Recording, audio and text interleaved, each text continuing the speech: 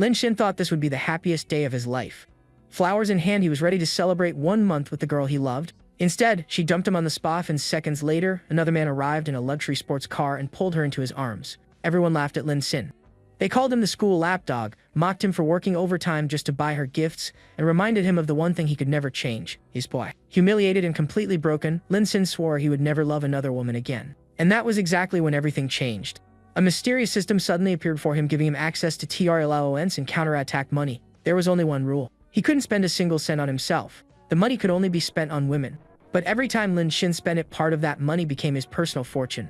The guy everyone mocked for being broke was about to become richer than anyone could imagine. And his first target was standing right in front of him. Our protagonist, Lin Xin, is excitedly holding a bouquet of flowers, eager to celebrate his 1-month anniversary with his girlfriend, Lu Cheng, whom he loves deeply. But just as he happily asks her where she wants to go for their anniversary, Lu Cheng coldly interrupts him, ready to drop a bombshell. Without a second thought, she brutally dumps him right on the spot, bringing his 1-month relationship to an abrupt and painful end. Heartbroken and confused, Lin Xin desperately reaches out toward her, begging Lu Cheng not to leave him like this. Before she can even answer, a sleek white luxury sports car comes screeching to a halt right beside them, pulling everyone's attention. The driver takes off his sunglasses with a smug grin, apologizing to Lu Cheng for being late to celebrate her birthday. She immediately wraps her arms around the wealthy guy, whining about how bored she was listening to Lin Xin's pathetic talk, while her new man offers to take her shopping and dining at a luxury mall. Looking back at Lin Xin, the rich guy mockingly reminds him that dating attractive girls requires serious money, something a broke guy like him clearly lacks. She arrogantly boasts that only a wealthy man like him deserves her, walking away hand in hand and leaving Lin Xin completely humiliated in the background. As he walks away with his head down, nearby students mockingly point at him, calling him the school's notorious simp who worked endless part-time jobs just to get dumped for a rich hair. Overwhelmed by humiliation and heartbreak, Lin Xin collapses to his knees right on the sidewalk, questioning why poverty forced him into such a pathetic role. He stares blankly at the ground, crushed by the realization that his genuine feelings were so easily trampled on simply because he didn't have money. Filled with bitter rage, he clenches his fist tightly and vows to himself that he will never waste his heart or play the hopeless simp for anyone ever again. Right at that moment, a mysterious divine system activates, binding directly to 22-year-old Lin Xin and granting him a mind-boggling counterattack fund of trillions of yuan. Stunned by the glowing digital screen appearing before him, Lin Xin can barely believe his eyes as he stares at the insane trillion yuan balance. The system presents him with a special card containing trillions, explaining that 1% of whatever counterattack funds he spends will instantly become his own personal cash. Although the system clarifies that this counterattack money must be spent on target women, Lin Xin quickly realizes that spending as much as possible is the fastest way to build his personal fortune. With newfound confidence and unlimited financial backing, he smirks as he officially declares the start of his ultimate counterattack strategy. He heads over to the bustling Yida commercial district, looking for a suitable opportunity to test out his new system funds while noticing a massive line at a popular milk tea shop. As he glances around the crowded area, his eyes suddenly catch sight of a gorgeous, elegantly dressed woman sitting alone near the counter. He immediately recognizes her as Lu Yaxi, his ex-girlfriend's stunning roommate, right as the system flags her as a high-level target for a counterattack mission. The system displays her status profile, informing Lin Xin that raising her favorability past 90% will net him a 10% rebate straight into his personal account. Lin Xin approaches her directly to ask for a moment of her time, but is greeted by a system warning showing her starting favorability toward him is sitting at negative 20%. Thinking he came to beg for help getting his ex back, Lu Yaxi cold-heartedly advises him to give up, pointing out that Lu Cheng has already moved on with a rich hair. Lin Xin chuckles and reassures her that he isn't here for his ex, simply offering to buy her a cup of milk tea as his first test subject. She casually declines his gesture, stating that they aren't close enough for him to buy her drinks. Pointing out the exclusive designer milk tea priced at nearly 200 yuan per cup, Lin Xin asks if she's sure, while Luo Yaxi mockingly wonders if he can even afford 10 days' worth of meals. Seeing him cut near the front, the impatient crowd behind them starts yelling at him to get in line, but Lin Xin smoothly asks everyone to hold on for just a moment. He walks up to the cashier and casually asks how many cups of the special milk tea are left for the day, learning there are 180 cups remaining. Without flinching, Lin Xin hands over his card to buy out all 180 cups, announcing to the entire crowd that everyone gets a free drink courtesy of Luo Yaxi. Lu Yaxi stands completely stunned, warning him that buying out the store costs tens of thousands, but Lin Xin ignores her doubt and tells the clerk to swipe his card immediately. The transaction for nearly 40,000 yuan goes through instantly, shocking the entire store as Lin Xin casually urges the staff to start packing drinks for the crowd. The crowd erupts into wild cheers over the grand gesture, causing Lu Yaxi to blush in embarrassment as her favorability toward Lin Xin ticks up twice. Turning back to the baffled beauty, Lin Xin leans in with a confident smile and asks if she would be willing to do him a small favor. She asks what he needs, only for Lin Xin to drop the ultimate request, asking her to spend all his money with him. The scene shifts to a high-end luxury shopping center, where top international designer brands line the multi-story storefronts. Inside one of the high-end boutiques, an exquisite pink designer handbag sits proudly on display, sporting a price tag of nearly 19,000 yuan. Lin Xin's ex-girlfriend, Lu Cheng, admires the bag, but her wealthy new boyfriend quickly makes up excuses about his mother complaining about his spending to avoid buying it for her. He pressures her to behave if she wants to impress his family, forcing Lu Cheng to swallow her disappointment despite inwardly complaining about his stinginess. Suddenly, a familiar voice echoes across the store asking Lin Xin what he thinks of a bag, instantly grabbing Lu Cheng's startled attention. To her absolute disbelief, she turns around to see her roommate Lu Yaxi holding an ultra-exclusive 380,000 yuan handbag and asking Lin Xin if he'd buy it for her. As Lin Xin nonchalantly considers the purchase, a stunned Lu Cheng stumps over and aggressively demands to know why the two of them are shopping together. She arrogantly accuses Lin Xin of stalking her, claiming he paid her roommate to put on a fake rich act, just to make her jealous after getting dumped. Lin Xin looks at her like she's completely crazy, calmly explaining that he isn't following anyone and is simply here to buy luxury bags for Lu Yaxi. Li Cheng loudly scoffs at his answer, refusing to believe a broke student could buy high-end designer goods. Just the system triggers a new counterattack mission targeting her. Her target status panel appears before Lin Xin, outlining similar favorability rebate rules for putting his arrogant ex-girlfriend back in her place. Lin Xin gives her a cold, dismissive smirk, reminding her that since they broke up, she has zero right to dictate his life or assume he's still the same helpless pushover. Her wealthy boyfriend bursts out laughing, mocking Lin Xin for pretending to be rich and daring him to actually buy the massive 380,000 yuan bag right now. When Lin Xin playfully rubs his chin and acts hesitant, the rich guy aggressively taunts him to get lost if he can't pay up. But instead of backing down, Lin Xin bursts out laughing and turns straight to the store manager, announcing that buying just one bag isn't nearly enough to satisfy him. With a dramatic sweep of his arm, he declares to the entire store that he's buying every single bag on display. The store manager is left completely speechless, and even Lu Yaxi stares in absolute disbelief at his ridiculously bold proclamation. Lu Cheng's jaw drops in shock, unable to comprehend what she's hearing. Lin Xin just stands there with a cool, confident smile, confirming his order to pack up every last item in the boutique. The manager, surrounded by fawning employees, nervously brings over the card machine, informing him that the grand total comes to a staggering 11.32 million yuan. Lu Cheng's rich boyfriend bursts into a fit of insane laughter, loudly promising to eat his own crap on the spot if Lin Xin can actually afford the purchase. Ignoring the pathetic display, Lin Xin calmly takes out his system card and swipes it through the machine without a single hint of hesitation. The 11 million yuan transaction is approved instantly, and Lin Xin turns to the humiliated boyfriend, sarcastically commenting on his impressive talent. Lu Yaxi covers her mouth, her eyes sparkling with admiration as she blushes, completely captivated by Lin Xin's overwhelming display of wealth and confidence. The rich boyfriend's face turns a sickly green, realizing the entire store just witnessed his humiliating promise, leaving Lu Cheng to stare in horror. The system lights up with notifications as both Lu Yaxi's and Lu Cheng's favorability skyrockets, prompting Lu Yaxi to hug Lin Xin and praise him for being so genuinely kind. Trying to salvage his wounded pride, Wang Shou whispers to Lu Cheng that they're different from classless, new money peasants who shamelessly show off. He arrogantly claims that a truly high-class, second-generation heir like himself always maintains a much more low-key profile. But his speech is cut short when a large, imposing woman storms into the shop, screaming his name, causing him to freeze in terror and stammer her name. She delivers a brutal slap across his face, furiously demanding to know why he's cheating on her after she bought him clothes, shoes, a watch, and even a car. The powerful blow sends the so-called Critch hair flying across the polished floor of the luxury boutique. He lands pathetically on his hands and knees, completely exposed in front of everyone. Scrambling over to the woman's feet, he desperately begs for forgiveness, pointing at Lu Cheng and claiming she was the one who seduced him first. Lu Cheng is left utterly speechless as the crowd begins to laugh, realizing her rich boyfriend wasn't an heir at all, but just a kept man. His sugar mama gives him an ultimatum: either he slaps the girl he was cheating with, or they're done for good. Without a moment's hesitation, the spineless man raises his hand, ready to prove his loyalty to his benefactor. He strikes Lu Cheng with full force, sending her crashing to the ground with a cry of pain and shock. To add insult to injury, he then violently rips the necklace from her neck, screaming that the gold digger doesn't deserve to wear things his real girlfriend bought for him. From the floor, a humiliated Lu Cheng looks up just in time to see Luo Yaxi standing comfortably beside Lin Xin. In a desperate move, she tries to grab onto Lin Xin for support, but he immediately pushes her away. He coldly shoves her hand off his arm, making it clear he wants nothing to do with her. As she lies defeated on the ground, Lin Xin turns his back and walks away without a single word of sympathy. As Li Cheng runs off sobbing, Lin Xin is baffled to see a system notification that his favorability with her actually went up by 1%. The scene ends with the sugar mama dragging her pathetic boy toy out of the store by his ear, leaving behind a trail of public humiliation. Lu Yaxi notes how pitiful Lu Cheng's situation is and subtly tests Lin Xin, wondering aloud if he feels sorry for his ex. But Lin Xin just smirks, coldly stating that a gold digger deserves no sympathy, and that they should get back to their shopping. Realizing he truly doesn't care about his ex, a visibly impressed Liu Yaxi coyly asks how she could ever repay him for his incredible kindness. Leaning in close, Lin Xin playfully suggests she could pay him back with her body, causing her to blush and call him a scoundrel while her favorability jumps to 62%. Not wanting the day to end, Liu Yaxi suggests they do some shopping for him now, an offer that catches Lin Xin by surprise.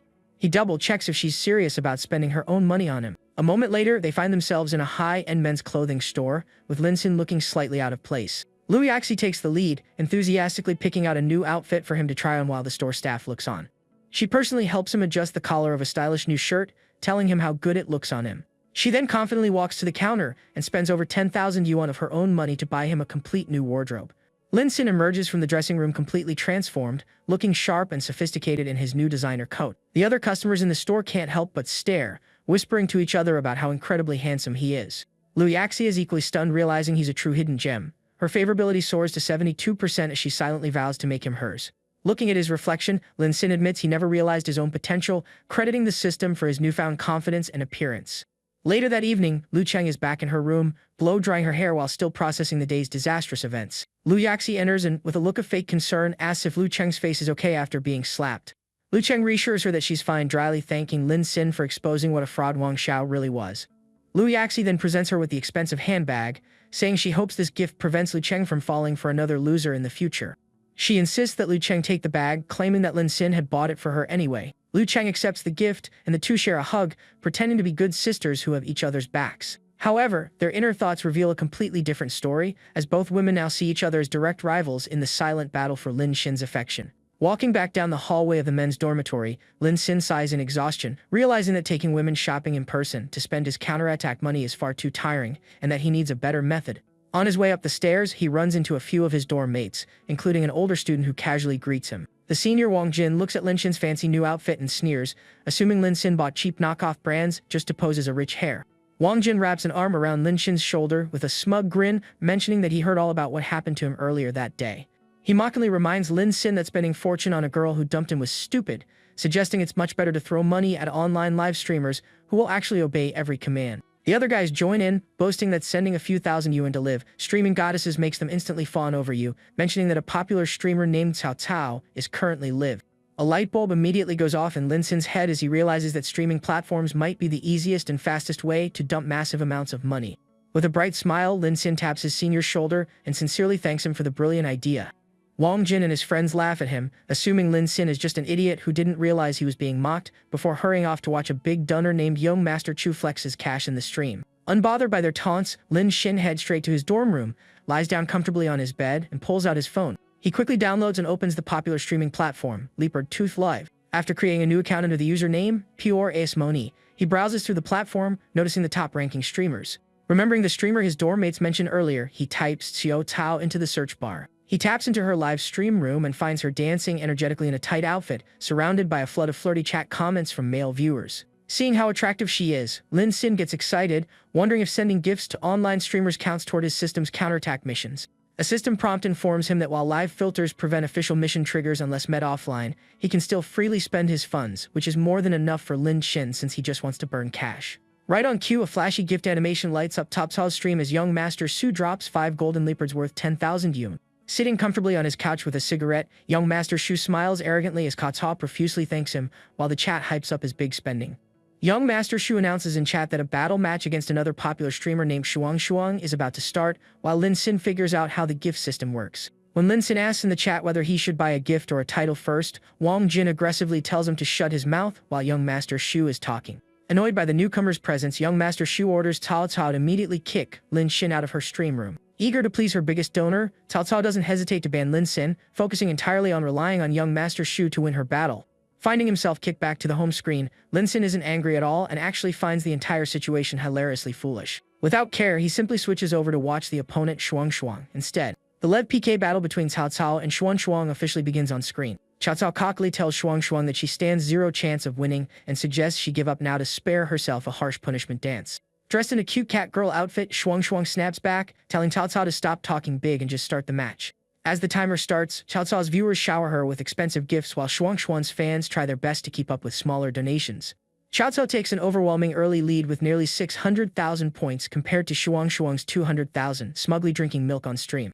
In the chat, Wang Jin and young Master Shu mockingly tell Shuang to stop struggling and prepare her humiliating defeat dance. Pouting in defeat, a dejected Shuang prepares to accept her loss and start the embarrassing punishment. But out of nowhere, a massive glowing golden dragon animation suddenly bursts across Shuang's screen as Puoras Muni drops a massive gift. Sitting on his couch, young Master Shu jumps up in total shock, stunned that someone just dropped a 15,000 yuan dragon out of nowhere. Shuang's eyes light up with joy as she makes a heart gesture, showering brother Puoras Muni with enthusiastic thanks. Over on the other side, Totso squints at the notification screen in horror, realizing that this mega donor is the exact same guy she just kicked out of her stream. Meanwhile, Lin Xin lies back on his bed, thrilled to discover that his system card can seamlessly top up his streaming account with unlimited funds. Having loaded millions into his balance, he smirks and taps his phone screen to unleash his real financial power.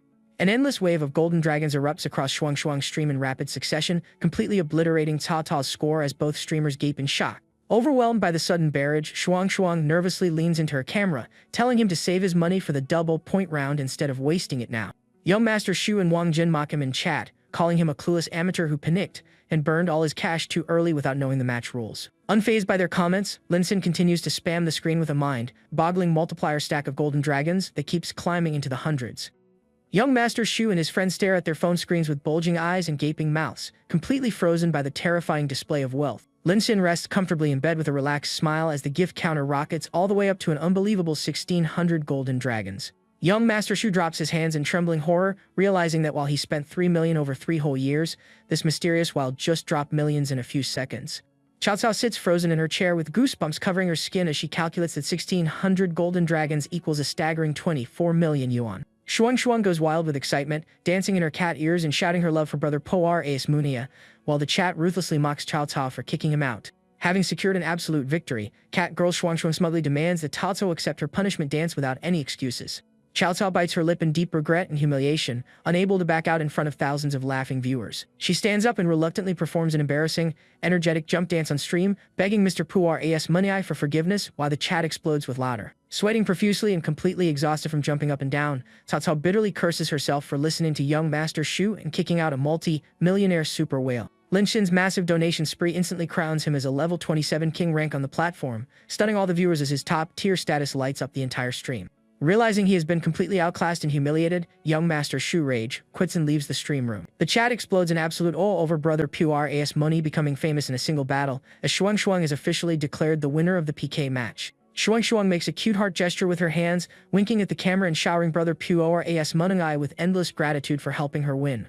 Back in his dorm room, Lin Xin lies on his bed as his phone continuously buzzes with dozens of new notification alerts. Opening his inbox, he finds humble apologies from Wang Jin, a private message from Shuang leaving her contact info, and desperate pleas for forgiveness from Cao Cao. Feeling regretful, Cao Cao checks his profile and notices he lives in Yanjiang City, immediately messaging him with an offer to treat him to dinner when she visits for a photo shoot. Lin Xin smiles as he reads her message, realizing that having attractive women seek him out offline is the perfect, effortless way to trigger more system cashback tasks. On the other end, Cao Cao blushes happily as she hugs her phone, eagerly anticipating her upcoming meeting with her mysterious multi-millionaire donor. The next morning dawns brightly over the university campus. Lin Xin wakes up with a satisfied stretch, feeling more refreshed and relaxed than he has in a long time. At 7:35 in the morning, his phone chimes with a new text message. As his roommates get ready to head out, one of them calls up to Lin Xin's bunk, inviting him to join them for breakfast. Lin Xin looks down at them with a relaxed smile, telling them to go ahead without him since a girl is already bringing him breakfast. His 3 roommates instantly freeze in their tracks, staring up at him with wide, shocked eyes. Assuming he's losing his mind from heartbreak, his buddies whisper among themselves, deciding they need to take him out for drinks tonight to let him cry his heart out. Meanwhile, a crowd of male students gathers near the entrance of the girls' dormitory. Several guys compare the breakfast bags in their hands, discovering that they're all waiting to deliver food to either Lu Cheng or Lu Yaxi. They discuss recent social media posts, noting that Lu Cheng declared herself single while Lu Yaxi posted a romantic message hinting that her ideal partner was right behind her all along. Wang Jin strode over holding a fancy gift box, arrogantly mocking the other guys for acting like cheap simps while bragging about his superior status. He proudly shows off an expensive 600 yuan gourmet macaron breakfast set from a luxury French restaurant, boasting that real big spenders can easily win a girl over in a week. Just then, Lu Cheng and Lu Yaxi walk down the outdoor staircase arm in arm, looking stunning in their elegant dresses. The crowd of simps immediately swarm them, offering up their breakfast bags while Wang Jin proudly presents his luxury macaron box to Lu Yaxi. But Lu Yaxi barely gives Wang Jin a glance, coldly pushing past him and announcing that her food is already on its way. Completely misunderstanding her words, Wang Jin assumes she accepted his gesture and smirks proudly while the other guys admire his confidence. Just then, Wang Jin spots Lin Xin arriving at the doorway steps alongside his 3 roommates. Smirking mockingly, Wang Jin calls out to Lin Xin in front of the entire crowd. He publicly taunts Lin Xin, asking if he came to deliver breakfast to Lu Cheng again despite getting dumped yesterday. Wang Jin sneers that Lu Cheng already ordered food, telling Lin Xin that he came too late and should try coming earlier tomorrow. Ignoring Wang Jin completely, Lu Yaxi walks right up to Lin Xin holding the fancy French macaron box, warmly asking if he's ready to eat the breakfast he asked her for. Lin Xin's 3 roommates stand behind him with their jaws dropped to the floor, completely unable to process that he was telling the truth. Wang Jin and the surrounding Sims freeze in horrifying shock, their faces turning pale with utter disbelief. Right at that moment, a delivery driver pulls up shouting out Lu Cheng's name, delivering the cheap takeout bag she ordered for herself. Lu Yaxi opens the luxury box with a sweet, blushing smile, presenting the high-end French macarons to Lin Xin as her favorability toward him ticks up by 7 points. Lin Xin looks pleasantly surprised by her gesture, secretly wondering why her favorability increased when she was the one buying him breakfast. Seeing this, a desperate Lu Cheng pushes forward and thrusts another expensive breakfast set into Lin Xin's hands, begging him to forgive her past behavior. She clings tightly to his arm, looking up at him remorsefully and claiming she was naive when she broke his heart. Lin Xin looks down at her with a cold, unyielding gaze, resolving never to become a foolish simp for her ever again. He calmly raises his hand and pushes her back, telling her to keep her distance so they don't draw unnecessary attention from the teachers. Misinterpreting his words as deep concern for her reputation, Lu Cheng's favorability skyrockets by 70%, while Lu Yaxi assumes he rejected her solely because of her own presence, raising her favorability by 10%. Lin Xin gets hilariously overwhelmed as system alerts pop up simultaneously, completely bewildered as to why both women's affections spiked at the exact same time. The surrounding male students and his roommates scream in pure envy, unable to comprehend why the 2 campus goddesses are fighting over a supposedly broke guy. Both girls immediately begin competing for his attention, shoving their food toward him and begging him to eat theirs first. Trying to get some space, Lin Xin backs away and takes a seat on a nearby park bench. Lu Cheng immediately bends down right in front of him to hand-feed him a bite, provoking a furious glare from Lu Yaxi. Wang Jin clutches his head in total mental devastation, screaming in agony over why these 2 top beauties are fighting over Lin Xin. Smirking to himself, Lin Xin holds up his middle finger, mentally noting that he's hamped from tapping his phone 1,600 times last night, so having someone feed him is actually pretty nice. Seeing his raised hand, Lu Yaxi quickly kneels close to check if his fingers are sore. Squatting right between his legs in her tight dress, Lu Yaxi holds up a macaron with a charming smile, softly telling Lin Xin to open wide. The crowd of guys nearly faints from jealousy as they watch both beauties take turns hand-feeding Lin Xin, cursing in envy at the incredible view and royal treatment he's getting. Leaning right against Lin Xin's ear while squatting between his legs, Lu Yaxi whispers an intimate suggestion that sends a surge of electricity through the air. Watching this ridiculously sensual sight, Wang Jin's jealousy explodes so violently that he literally vomits a fountain of blood on the spot, causing surrounding students to scream for a doctor. While paramedics rush Wang Jin away on a stretcher in the background, Lin Xin sits back like a king, enjoying being hand-fed delicious macarons by 2 campus goddesses at the same time. By noon, photos of the insane scene go viral on the university campus forum, sparking fierce debate over whether Lin Xin is a secret rich heir or just a god-tier strategist. Additional posts link Lin Xin to the recent online streaming scandal, speculating if he could be the mysterious multi-millionaire donor who dropped 24 million yuan on Leopard Tooth Live. Back in the dorm, his roommate bursts through the door holding his phone, warning Lin Xin that student journalists are on their way to interview him right now. Terrified of losing his low-key lifestyle, Lin Xin immediately bolts out of the building at full speed, leaving both Lu Cheng and Lu Yaxi calling after him in vain. Outdoors, Lu Cheng and Lu Yaxi turn in on a heated argument, blaming one another for creating such a public spectacle and driving Lin Xin away. Meanwhile, Lin Xin carefully peeks around the corner of a brick wall, relieved to see that no reporters managed to track him down. Checking his phone, he opens a message from streamer Tata containing a cute selfie and a request for him to pick her up at Yanjing Airport tonight. Lin Xin smirks with satisfaction, happy to have another attractive tool to help him spend system money and generate cash rebates. Later that evening, he arrives at the bustling airport lobby as travelers filter out from incoming flights. Standing among the waiting crowd, Lin Xin scans the area, wondering if he'll be able to recognize Cao Cao in person without her online beauty filters. Across the terminal, a pushy fan in a sweater grabs Cao Cao by the arm, aggressively trying to force her into taking a ride in his car. Spotting her distinct outfit and luggage in the distance, Lin Xin immediately zeroes in on her position. Lin Xin steps in firmly, grabbing the fan's wrist and telling him to back off since the lady clearly expressed that she isn't interested. Recognizing Lin Xin's outfit and phone screen from her messages, Cao Cao gasps in sheer excitement, realizing her savior is her top donor. Lin Xin gives a cool smile, confirming his identity, leaving the pushy fan stuttering in absolute terror upon realizing he just confronted a multi-millionaire. The fan bows repeatedly an apology before fleeing, while Cao Cao clings tightly to Lin Xin's arm, deeply relieved to be rescued. Walking together through the terminal, Cao Cao compliments his handsome looks, admitting she expected a wealthy donor like him to be an out-of-shape middle-aged man. A sudden system alert rings in Ling Xin's mind, signaling the official start of a new counterattack mission. The system panel displays Cao Cao's profile details, establishing her starting favorability at 30%. Before they can exit the building, a well-dressed man in a formal suit waves over to catch Cao Cao's attention. She introduces him as Mr. Zhao, another wealthy donor from her stream who showed up to pick her up in his private car. When Mr. Zhao smugly asks how Lin Xin planned to transport her, Lin Xin casually replies that he drove his electric scooter over. Mr. Zhao awkwardly offers to give them both a ride, leading to a hilarious solution for handling Lin Xin's humble vehicle. Out on the city highway, Mr. Zhou's multi-million yuan Rolls-Royce cruises through the night with Lin Xin's blue electric scooter securely strapped onto its roof. Driving the car, Mr. Zhou glares into his rearview mirror in confusion, unable to comprehend why a guy who spent over 20 million online drives a cheap scooter. Mr. Zhou tries to play it cool by claiming his luxury car is much more practical for luggage, to which Lin Xin casually agrees while admiring the city view. Sitting in the back seat, Cao Cao squints suspiciously at Lin Xin, secretly beginning to doubt if he's actually the real top donor. Shortly after, the Rolls-Royce pulls up outside the grand entrance of the ultra-luxurious Carlton Hotel. Entering the hotel's private VIP dining suite, Cao Cao warmly greets the room with Lin Xin following closely by her side. Around a massive banquet table sit several wealthy, middle-aged businessmen who eagerly rise to meet the legendary big spender who crushed Yu Xiao online. The older executives stare at Lin Xin in shock, marveling at how surprisingly young the mysterious donor turns out to be. Lin Xin narrows his eyes in sharp realization as he takes in the sight of the private banquet hall. He quickly deduces that Cao Cao didn't invite him out of personal gratitude, but rather to parade him around as a trophy guest at a dinner party for her top stream sponsors.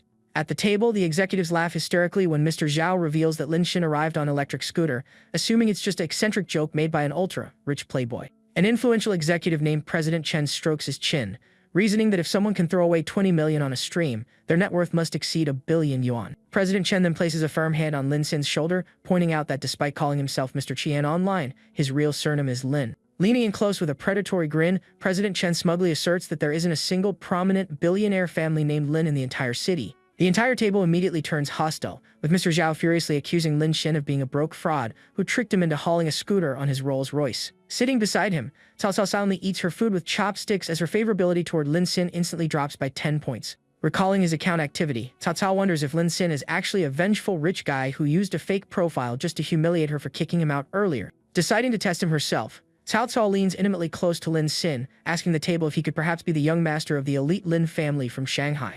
Lin Xin catches on to her subtle ploy immediately, smirking as he realizes she's trying to probe his true background while pretending to defend him.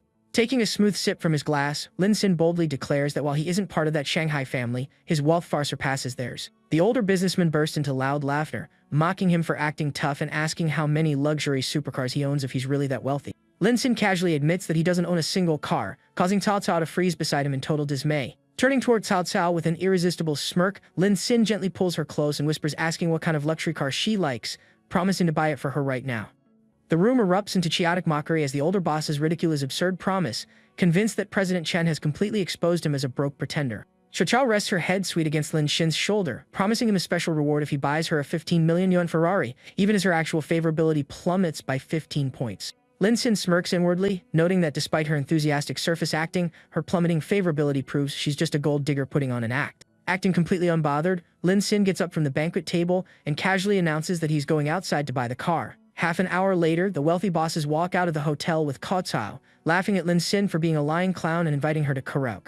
But before they can take a step, blinding headlights and golden light flash across the hotel driveway, stopping everyone dead in their tracks. Lin Xin steps out into the neon glow, standing calmly in front of a brand new roaring red supercar.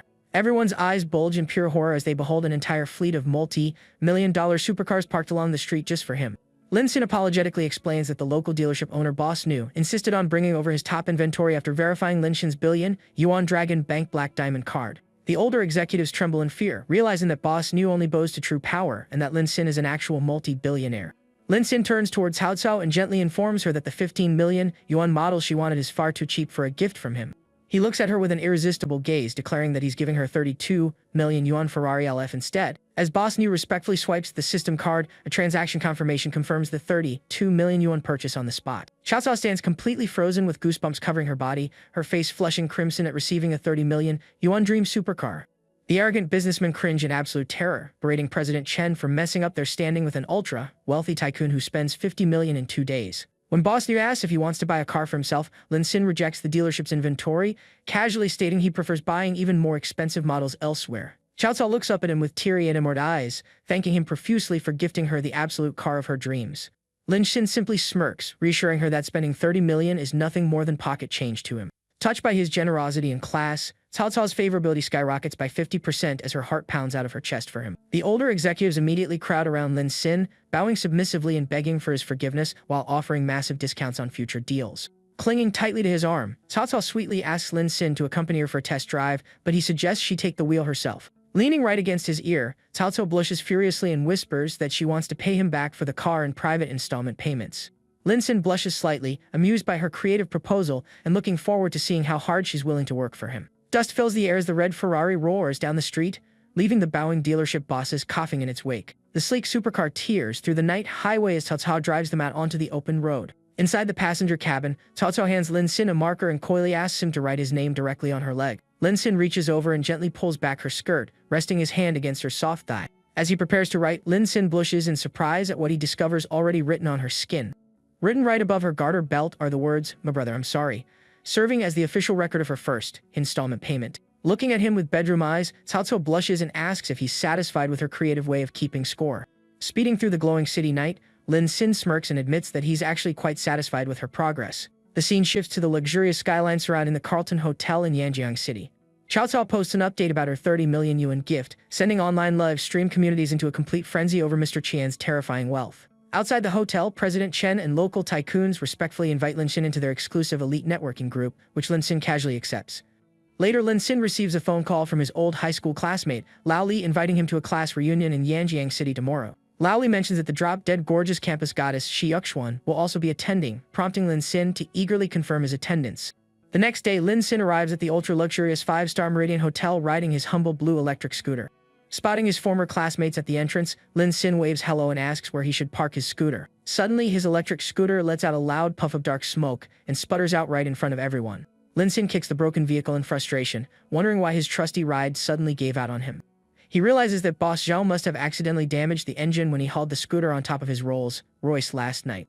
Lin Xin smirks angrily, resolving to make Boss Zhao pay for breaking his vehicle, while his classmate assumes he's talking about a cheap delivery guy. Just then, a roaring black Lamborghini convertible pulls up to the entrance, driven by a guy wearing expensive sunglasses. The driver takes off his glasses to reveal himself as their rich former classmate, Feng Billion, who mockingly asks if Lin Xin's scooter broke down. As Lin Xin tries to explain, Feng Billion dramatically facepalms and apologizes, sarcastically blaming himself for picking a luxury hotel with no scooter parking. Valets rush to take his keys while the surrounding classmates shower Feng Billion with praise, marveling at how his family owns the multi-million-dollar hotel. The classmates gush over how humble and considerate Feng Billion is, while Lin Xin nonchalantly tells them to go ahead while he parks his broken scooter. Meanwhile, back in her room, Lu Yaxi sits on her bed painting her toes, messaging Lin Xin to ask if he wants to grab a meal this Saturday.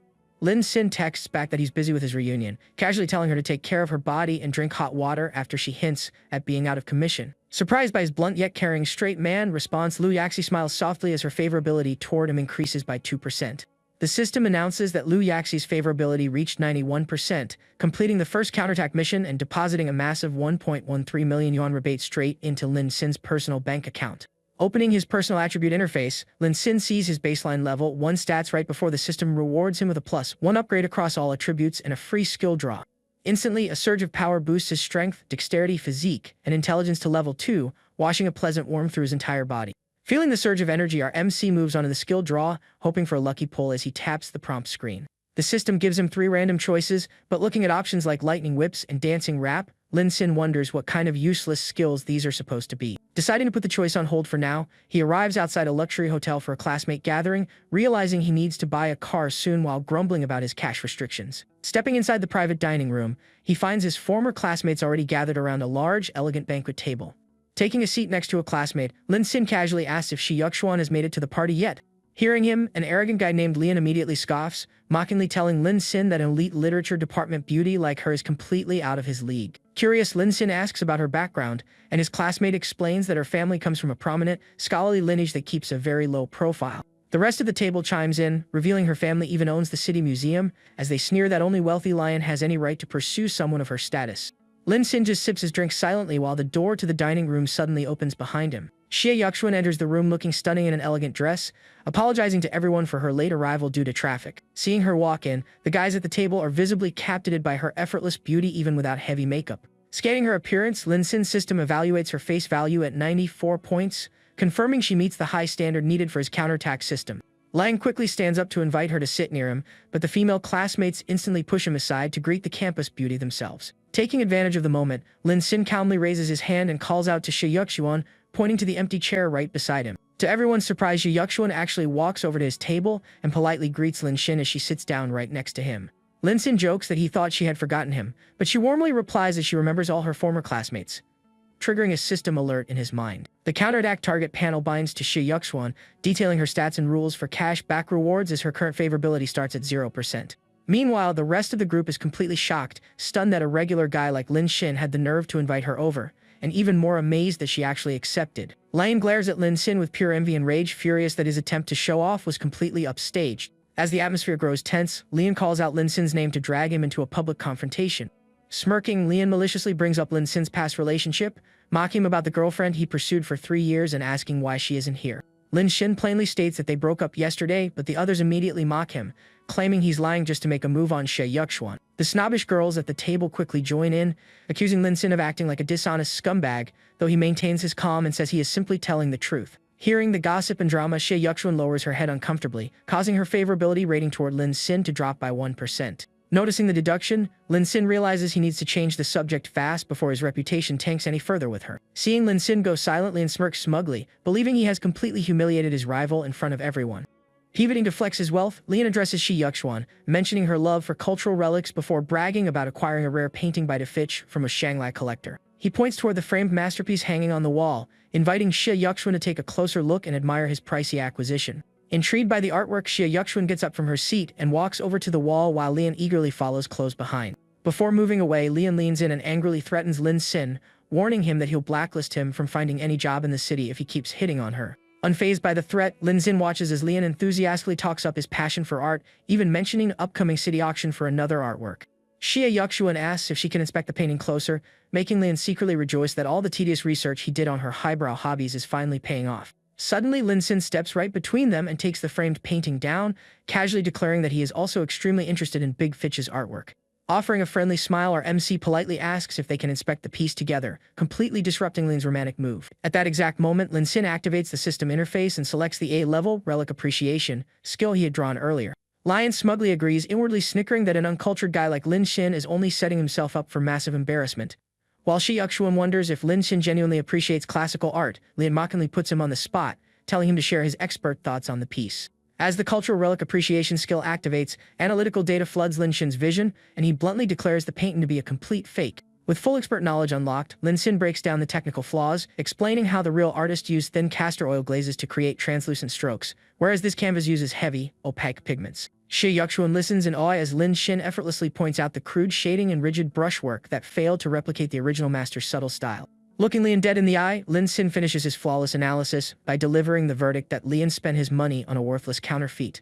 Shocked beyond belief, Lian stands there frozen with a frantic expression as his prize flex is utterly demolished in front of everyone. Desperate to save face, Lian stammers that Lin Sin is just parroting superficial internet trivia, while his sycophantic friends try to back him up. But Shi Yuxuan leans over to inspect the details herself and firmly validates Lin Sin, confirming that as an art scholar, she knows for a fact the painting is a high-quality imitation. The entire room gasps in utter disbelief as the museum heiress herself confirms that Lin Sin's harsh verdict was 100% accurate. Turning toward Lin Sin, Shi Yuxuan looks at him with newfound respect and admiration, blown away by his deep knowledge of art history. She warmly asks him how someone like him acquired such sophisticated, professional expertise on Renaissance art. Striking a patriotic pose, Lin Sin proudly claims he studied art since childhood because he hated seeing national treasures lost abroad, declaring his goal is to repurchase them all for his homeland. Lian bursts out laughing, sarcastically asking if money can really buy back stolen historical artifacts, but Lin Sin calmly replies that everything has a price if you have enough cash. The snobbish classmates join in on the laughter, ridiculing Lin Sin's statement and mocking him for sounding like a naive schoolboy with big dreams. However, Shi Yuxuan looks at him with sympathy and respect, admitting she had the same dream as a child, boosting her favorability toward him by 5%. The mocking crowd instantly falls silent as they realize the campus beauty actually agreed with Lin Sin instead of ridiculing him. Lin Sin offers a calm, confident smile, stating that to him, these aren't far-fetched dreams but concrete goals he fully intends to accomplish. To Lian's utter infuriation, Shi Yuxuan turns around and sits right back down next to Lin Sin at the dining table. Seething with humiliation, Lian vows to crush Lin Sin completely and showing the massive gap in wealth and power between them. Soon after, the waiter serves an elaborate, high-end course meal featuring luxury gourmet dishes from around the world. The classmates are blown away by the exquisite food, marveling at how every single person at the table received a completely different dish. Lian proudly explains that the dishes were custom, made by a former Michelin 3-star chef whose cooking depends entirely on his personal mood for each guest. However, everyone notices that Lin Xin was served a plain steamed bun in a tiny side dish, prompting comments that his luck must be terrible. Some classmates wonder if it's some kind of high-concept molecular cuisine secretly disguised as an ordinary ballsy. Examining the food, Lin Xin realizes it's literally just a basic steamed bun, instantly catching on to Lian's petty attempt to embarrass him. Lian feigns concern, offering to order a replacement dish while smugly warning that Michelin prep takes 2 hours, leaving Lin Xin to either eat his plain bun or starve. But when Lian turns around, his jaw drops as he sees Xu Yuxuan happily sharing her luxurious dish with Lin Xin while chatting away warmly. Our MC uses his art knowledge to discuss ancient golden mass with Xu Yuxuan, impressing her so much that her favorability jumps another 2% as she invites him to meet her mentor. Watching Lin Xin effortlessly win her over once again, Lian completely loses his mind in anger, feeling like an absolute clown. As he eats, Lin Xin gets a phone notification inviting him to an exclusive group chat for the city's elite, sent by the rich contact he made the night before. Opening the chat, he sees members freaking out over his alternate identity as the mystery billionaire Mr. Qian, leading Lin Xin to wonder if he should send a greeting gift. Knowing his system funds can only be spent on women, Lin Xin browses the member list to find a female user to transfer money to. He casually transfers 18.88 million yuan to a female member as team money for the group, completely blowing everyone's mind with his insane flex. When a member asks where he is, Lin Xin reveals he is currently at the hotel club, prompting the wealthy group members to immediately rush over to meet the legend in person. Unaware of who Mr. Qian actually is, Lian excitedly messages the chat, offering to pay for Mr. Qian's entire tab to suck up to him. Seeing Lian's desperate brow noozing in the chat, Lin Xin chuckles to himself at the hilarious coincidence. Lian smirks maliciously, convincing himself that once the super-rich Mr. Qian arrives, he will use his new connection to completely ruin Lin Xin. Lian imagines himself chatting up the billionaire, planning to casually mention how a pathetic loser at his table insulted him. He daydreams about the wealthy elite banding together to beat Lin Xin up and blacklist him from ever getting a job in the city. Standing up grandly, Lian announces he is taking everyone up to the top-floor VIP lounge to meet Yanjing's top-tier socialites, earning praise from his sycophants. Upstairs at the exclusive Golden Hall, Lian proudly introduces his classmates to high-society businessmen, making himself look like a big shot. Lian introduces Xu Yuxuan to a real estate tycoon named Mr. Xu, who immediately recognizes her prominent family name and nods politely. Xu Yuxuan greets him with cool elegance, receiving compliments from the tycoon for her stunning presence. Just as Lian is enjoying the spotlight, a venue waiter approaches him nervously to ask a question. The waiter explains that Lin Xin, who is sitting at the bar, wants to order a bottle of rare old sherry, asking if he should fulfill the order. Hearing that Lin Xin is trying to order high-end liquor, Lian is caught off guard and immediately suspicious. The nearby classmates express outrage, accusing Lin Xin of being wildly inconsiderate for ordering an insanely expensive bottle on Lian's tab. At the bar, Lin Xin casually confirms his order with a smile, unbothered since Lian promised to cover all expenses tonight. Lian grins evilly, realizing this is the perfect trap to saddle Lin Xin with a massive bill he can't afford. He orders the waiter to pop the bottle immediately, while the surrounding guests whisper about how much the ultra-rare vintage costs. Slamming the open bottle down, Lian cackles that this vintage costs 250,000 yuan, threatening that Lin Xin will have to dig coal to pay it off. Lin Xin acts oblivious, casually shrugging that he just assumed a longer name meant higher quality wine. Lian sneers, telling him to keep pretending to be cool, because he won't be smiling once the massive bill arrives. Turning to his group, Lian impatiently asks why the mysterious billionaire Mr. Qian hasn't arrived yet, as a classmate confirms he is already in the building. Suddenly, the entrance door swings open, revealing a shadowy silhouette that catches everyone's attention. It turns out to be Mr. Xi, who apologizes for being late, leaving everyone wondering where Mr. Xian could possibly be. But as soon as Mr. Xi scans the room, his eyes lock onto Lin Xin, and he immediately dashes past Lian straight toward the bar. Bowing deeply, Mr. Xi grabs Lin Xin's hand and respectfully greets him as Mr. Qian, begging for forgiveness for keeping him waiting. The entire room freezes in total disbelief as they watch the prominent VP bow down to a guy they thought was a nobody. Chaos erupts across the lounge as everyone realizes the legendary, ultra-wealthy Mr. Qian and their classmate Lin Xin are the exact same person. Even Xu Yuxuan looks on in silent confusion, having never paid attention to elite wealth circles or local internet gossip. Meanwhile, Lian's face completely twists in horror and panic as he realizes he just tried to threaten the most dangerous billionaire in town. Lin Xin turns around with a calm smile and casually admits that he is indeed Mr. Qian. The high society guests instantly crowd around him, showering him with compliments and eagerly offering to introduce him to their eligible sisters. His former classmates watch in utter awe, amazed at how all these powerful millionaires are kissing the feet of someone they treated as a nobody.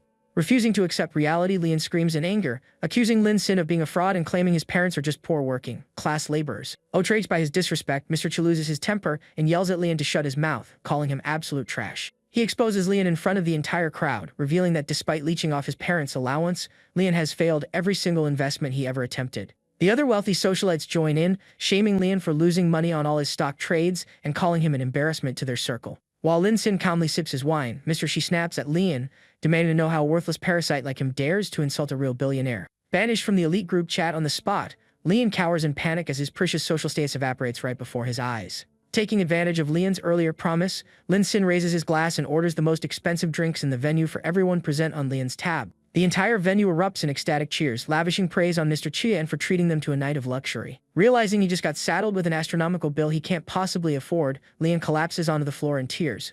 As the party wraps up, the wealthy crowd bows and sees Lin Sin off outside the luxury club. Shi Yuxuan also bids farewell to her former classmates before heading down the steps to her waiting private limousine. The classmates stare in envy at her extended Rolls Royce, marveling at how someone so immensely wealthy remains so modest and humble. Lin Sin notes that raised in high society, Shi Yuxuan wasn't impressed by his display of wealth at all, leaving her favorability unchanged. Still, our MC smiles excitedly, realizing that her high standards make her the perfect target for him to spend system funds on. Shortly after, Mr. Shi approaches him to offer an ultra-rare 80 million yuan hypercar, with only 10 existing in the world. Satisfied with the exclusive specs, Lin Sin gives him an easy nod of approval to secure the deal. Overjoyed to close the multi-million deal, Ms. Chi leaps into action while the surrounding elite look on in extreme envy. Checking his bank account later, Lin Sin reminds himself that he needs to keep spending system counterattack funds to convert them into real personal wealth. While walking back at night, he spots his gold-digging ex-girlfriend crying alone on a bench near campus. Noticing him, she looks up tearfully, relieved that Lin Sin has finally returned. She begs him for 800,000 yuan, claiming her father had a sudden heart attack and desperately needs surgery. But Lin Sin calls her out immediately, pointing out she used the exact same fake hospital excuse 5 times during their relationship just to buy designer items. Caught red-handed in her lie, the girl freezes in complete shock and embarrassment. Throwing a tantrum, she accuses him of being heartless for spending millions on streamers while refusing her, but Lin Sin reminds her it's his money to spend as he pleases. He casually turns his back on her, stating how much better his life has been since they broke up before walking away to prepare for his next dinner date. Desperate, she begs him not to be so cold, but her plummeting favorability triggers another system notification, dropping her rating by 20%. Lin Sin doesn't care in the slightest, resolving never to waste another single penny on an unrepentant leech like her. The next day arrives under a bright sunny sky as students walk across the bustling university grounds. Checking his notifications on campus, Lin Sin sees a dinner invite from Liu Yaxi, chuckling as he refuses to let anyone derail his system goals. Suddenly, his phone alerts him that streamer Chao has gone live, alongside a message from the platform assistant offering custom luxury gifts. Intrigued by the option of sending customized high-tier gifts, a sly smirk crosses Lin Sin's face. Entering Chao's stream, his arrival triggers a grand entrance announcement, prompting the attractive host to immediately offer him a personalized dance. Lin Sin drops a newly customized God of Wealth, gift worth 880,000 yuan each, eclipsing the platform's previous top gift record. Chao gasps in complete shock as Lin Sin begins rapidly spamming the massive 880,000 gift over and over again. The system gift counter rapidly skyrockets, accumulating to a mind-boggling 341 God of Wealth gifts in a matter of seconds. The entire stream platform crashes from the sheer value of 300 million yuan, instantly boosting Sako's favorability by 20%. Flustered and breathless from the insane 300 million flex, Chao eagerly whispers that she'll do absolutely anything he asks. But without saying a single word in chat, Lin Sin immediately logs off and leaves the broadcast room. Chao is left staring at her screen in total shock, dumbfounded that he dropped 300 million and vanished without demanding anything. Meanwhile, Lin Sin celebrates happily, knowing that spending 300 million system funds will yield a massive 30 million yuan cash back refund into his personal account. Chao blushes alone, frantically trying to figure out why a mysterious billionaire would gift her a supercar and 300 million yuan without even staying to watch her show. She slaps her cheeks to snap out of it, trying hard to keep her composure. Reminding herself that men are untrustworthy, she tries to convince herself that Lin Sin is just an automated cash machine and that she'll never fall for him. Yet, despite her words, she gazes softly at his picture on her smartphone screen, unable to stop thinking about him. Back near the university campus, Lin Sin is suddenly interrupted by hostile voices shouting behind him. He turns around to see a gang of aggressive thugs cornering his ex-girlfriend, forcefully ripping off her face mask as she struggles to escape. As the thugs corner her, the terrified girl looks directly at Lin Sin, desperately hoping he will step in to save her. Watching Lin Sin walk away, the ex-girlfriend realizes in despair that he truly won't come to her rescue this time. Surrounded by loan sharks, she frantically begs for 3 more days to pay off her debt, but they refuse to believe her anymore. The head thug scoffs, mocking her about the boyfriend she claimed would cover her debts after she broke his heart. They mockingly tell her to call her ex over so they can force him to pay up, while she cowers in shame. Losing their patience, the thugs grab her arms forcefully, ignoring her terrified screams as they pull her away. The loan shark brutally declares that they are going to force her into sex work to recoup their cash. One of the men slams his hand over her mouth to muffle her desperate cries for help as they haul her toward the vehicle. They pin her down in the dark alley, threatening her that no one in this city has ever dared to interfere with their operation. Tears streaming down her face, she is filled with deep regret for betraying Lin Xin and realizes her greed led directly to her ruin. Just as the van door slams shut and the driver prepares to speed away, her final apology fades into silence. Suddenly, a powerful fist shatters the driver's side window and punches the driver square in the face. Lin Xin rips the side door wide open, staring inside with cold eyes as he orders the thugs to get out immediately. The terrified girl gasps in total shock as she sees her ex standing there like a hero coming to her rescue. Furious at the interruption, two angry thugs leap out of the vehicle and charge straight at Lin Xin. Instead of fighting, Lin Xin pulls thick wads of cash out of his bag and slaps both thugs across the face with literal money. Bills rain down all over the pavement, leaving the thugs completely dazed and falling to their knees in shock. Lin Xin throws 800,000 yuan right at their feet, coldly telling them to take the cash and get lost. Scrambling to scoop up the scattered bills, the stunned loan sharks ask if he is the girl's boyfriend. Annoyed by their chatter, Lin Xin brushes his hair back and tells them to shut up, grab the cash, and vanish. The thug leader quickly retreats to his van, shouting a weak threat the debt is settled before speeding off. As the van disappears down the street, Lin Xin stands on the pavement, wiping his hands clean of the mess. Sitting on the ground in tears, she looks up at him with immense remorse and stammers out another sincere apology. Unmoved by her tears, Lin Xin coldly warns her that if she's truly sorry, she should never bother him ever again. Her favorability jumps by 10% as she watches his departing figure, silently swearing to earn back his respect through her future actions. Meanwhile, a sleek yellow sports car speeds down the city avenue. Inside a rideshare car, Lin Xin browses various live streaming apps on his smartphone as female hosts thank him for big gifts. The talkative driver asks which streaming platform he prefers, chatting about the recent viral news of the mystery billionaire spending hundreds of millions. Lin Xin casually replies that he's been following the news too, secretly tapping his phone to drop even more massive gifts on other apps. Suddenly, a news broadcast alert pops up on the car dashboard, announcing that the mysterious Miss Xian just gifted another 100 million yuan on Douyu Live. The driver glares at the news pop-up in total disbelief, flabbergasted that someone has so much money to burn across different streaming sites. Seeing Lin Xin switch apps again, the driver inwardly scoffs, assuming his passenger is just a penniless user grinding daily tasks for free virtual gifts. The driver proudly boasts that he never spends money on streamers, condescendingly advising Lin Xin not to waste his hard-earned money on online girls. Before he can even finish his sentence, another breaking news notification blares from the dashboard, announcing another 100 million gift. The driver breaks into a cold sweat as he notices the timing of the news pops matches the exact moments his passenger taps his smartphone screen. A third system alert confirms that Mr. Chuan dropped yet another 100 million yuan on Quaisha Live. In sheer shock, the driver swerves the car wildly across the road, forcing Lin Xin to ask him to keep his hands steady on the wheel. Step by step, Lin Xin steps out of the car, leaving the terrified driver gaping in utter shock as he connects the dots. Lin Xin smirks as he reflects on spending another 300 million yuan, realizing that casting a wide net across all platforms is the easiest way to farm cash backs. Looking around the bustling street, Lin Xin searches for the address his next target gave him. He realizes he has arrived at Nanting Village, an affordable student rental hub near campus, wondering why Lu Yaxi invited him to dinner here. As he arrives at the apartment door, Lu Yaxi opens it wearing an extraordinarily seductive black dress, welcoming him with a sweet smile. Lin Xin blushes instantly, caught off guard by her stunning, provocative appearance. Without giving him time to hesitate, she takes him by the arm and gently pulls him inside her private apartment. Stepping into her beautifully decorated apartment, Lin Xin feels a wave of tension in the intimate setting. Suddenly, she wraps her arms tightly around his neck, confessing how much she admires his loyalty and how he spent millions on her without expecting sexual favors in return. Blushing deeply, she whispers that despite past relationships, she preserved her purity, hinting at what she wants to give him tonight. As her lips drift closer to his in a passionate kiss, a sudden realization flashes through Lin Xin's mind.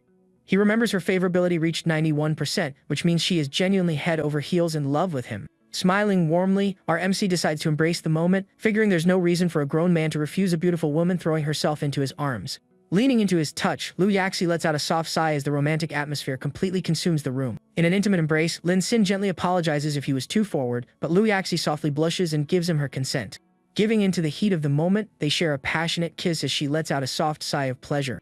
Just as things get intimate, desperate shouting from outside suddenly interrupts the romantic atmosphere in the room. Pausing instantly, Lin Xin recognizes the voice outside as his college friend and roommate Zhou Tong. Looking down from the window, Lin Xin sees Zhou Tong desperately chasing after his crying girlfriend on the sidewalk below. Before Zhou Tong can say another word, his girlfriend turns around and slaps him hard across the face, sending his glasses flying. Furious, the girl screams at him for making a public scene and embarrassing her in front of everyone on the street. She angrily storms off, warning him that his desperate behavior will make him a laughingstock across the entire university by tomorrow. Utterly humiliated, Zhou Tong drops to his knees on the pavement, pathetically searching around for his fallen glasses. Running downstairs, Linson picks up the glasses and hands them back to his shocked, tearful roommate. Adjusting his glasses, Zhou Tong dejectedly explains how he and Nana have been dating for 6 months until everything suddenly fell apart. Looking up, Zhou Tong gasps in disbelief when he sees the campus beauty Lu Yaxi standing right beside Lin Xin. Lin Xin casually brushes it off, explaining she invited him over for dinner before urging Zhou Tong to continue his story. Zhou Tong explains that Nana threw a fit and canceled their movie date simply because he couldn't afford an 8,000 yuan luxury skincare set. Hearing this, Lu Yaxi chimes in, revealing she heard rumors from her circle that Chen Nana secretly picked up a wealthy sponsor.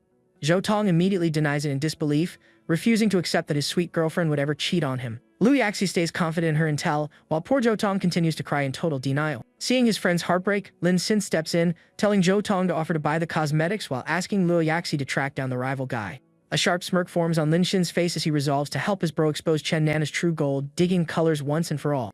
Meanwhile, in a hotel room, Lian sits on the bed smoking a cigarette with an anxious, miserable expression. A purple-haired woman beside him asks what's wrong, and Lian sighs that his social standing and personal life are in complete shambles. Remembering how close he came to total social exile, Lian realizes Lin Xin's tab covering saved him, though everyone in the elite group now ignores him.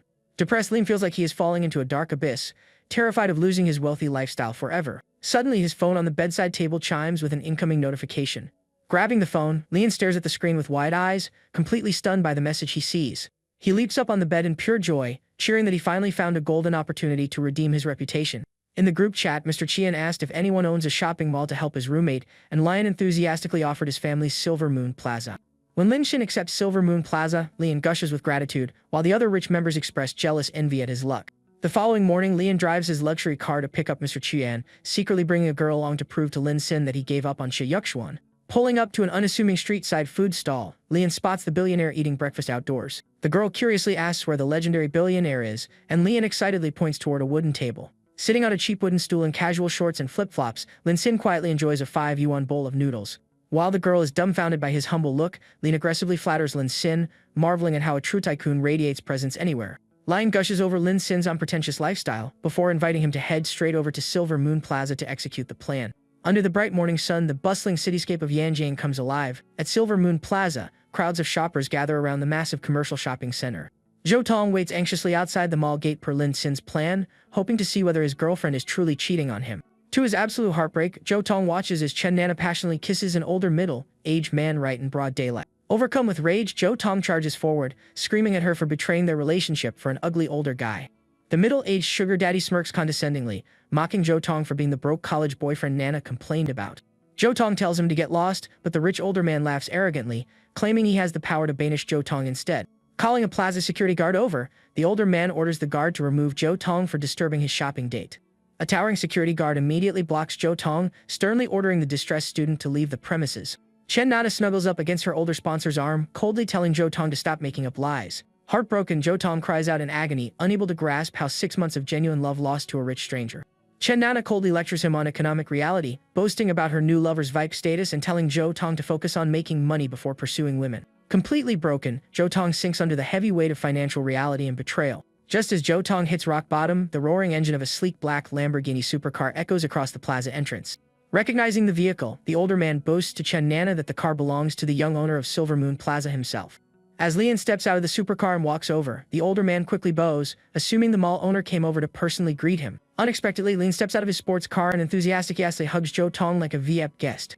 Lian dramatically addresses Zhou Tong as a key investor, begging him to consider funding their future shopping mall developments. Both the older sugar daddy and Chen Nana stand frozen in absolute horror, unable to comprehend what is happening. Adding to the drama, Lian's attractive female companion struts over, flirting playfully with Zhou Tong for keeping them waiting.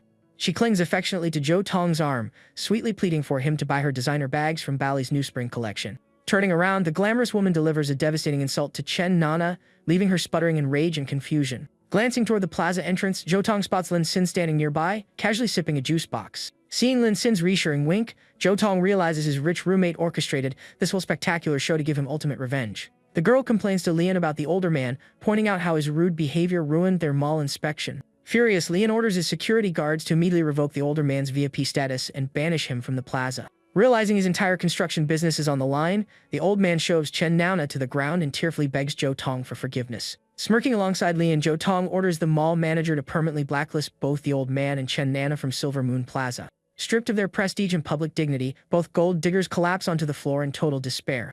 Looking down on his ex-girlfriend's sponsor, Joe Tong coldly tells the aging man to be careful, mocking his inability to bounce back at his age. While Chen Nana weeps over her ruined life, her sponsor furiously grits his teeth, vowing to rely on his other high society connections. But before he can even finish his sentence, a massive fleet of exotic supercars roars directly into the plaza parking lot. Yanjiang's most powerful young heirs step out of their luxury rides, bantering casually among themselves. The old man's eyes nearly pop out of his head as he recognizes the top power players of the entire city arriving together. The wealthy heirs surround Joe Tong, eagerly competing for his favor and complaining that Lian hogged all the prestige of helping him today. Surrounded by the city's top elite, Joe Tong feels like an absolute king, completely transformed from the broke student he was moments ago. The sight of all these billionaires treating Joe Tong like a boss strikes the old man like a bolt of thunder. Realizing he just offended someone connected to every major family in Yanjiang, the old man breaks down crying, knowing his business is dead. Joe Tong warmly shakes Lin Sin's hand, thanking him from the bottom of his heart for helping him reclaim his dignity. When Joe Tong asks how he knows so many billionaires, Lin Sin hilariously claims they were just paid actors from a theatrical troupe, and Joe Tong actually buys it. As Joe Tong leaves to grab cafeteria food, the watching multi-millionaires marvel at how grounded and humble Mr. Qian truly is. Among the wealthy crowd, a stunning teal-haired businesswoman gazes at Lin Xin with deep intrigue. Lin Sin turns to thank the group, casually offering to treat the crowd of elite millionaires to cheap street-side hot soup. Laughing at his joke, Lian invites everyone up to his 7th-floor VIP lounge, insisting that Mr. Qian cover the bill as promised. The group moves upstairs to the top level of Silver Moon Plaza for the private gathering. Lounging inside the plush VIP suite, the socialites continue discussing Mr. Qian's viral 100 million yuan spending spree on live streams. While they theorize that he must be the heir of a secret capital dynasty, someone asks the quiet teal-haired woman why she is silently drinking. A flashback reveals how everyone ridiculed her ambitious tech startup, urging her to abandon her chip program and just become a wealthy man's trophy wife.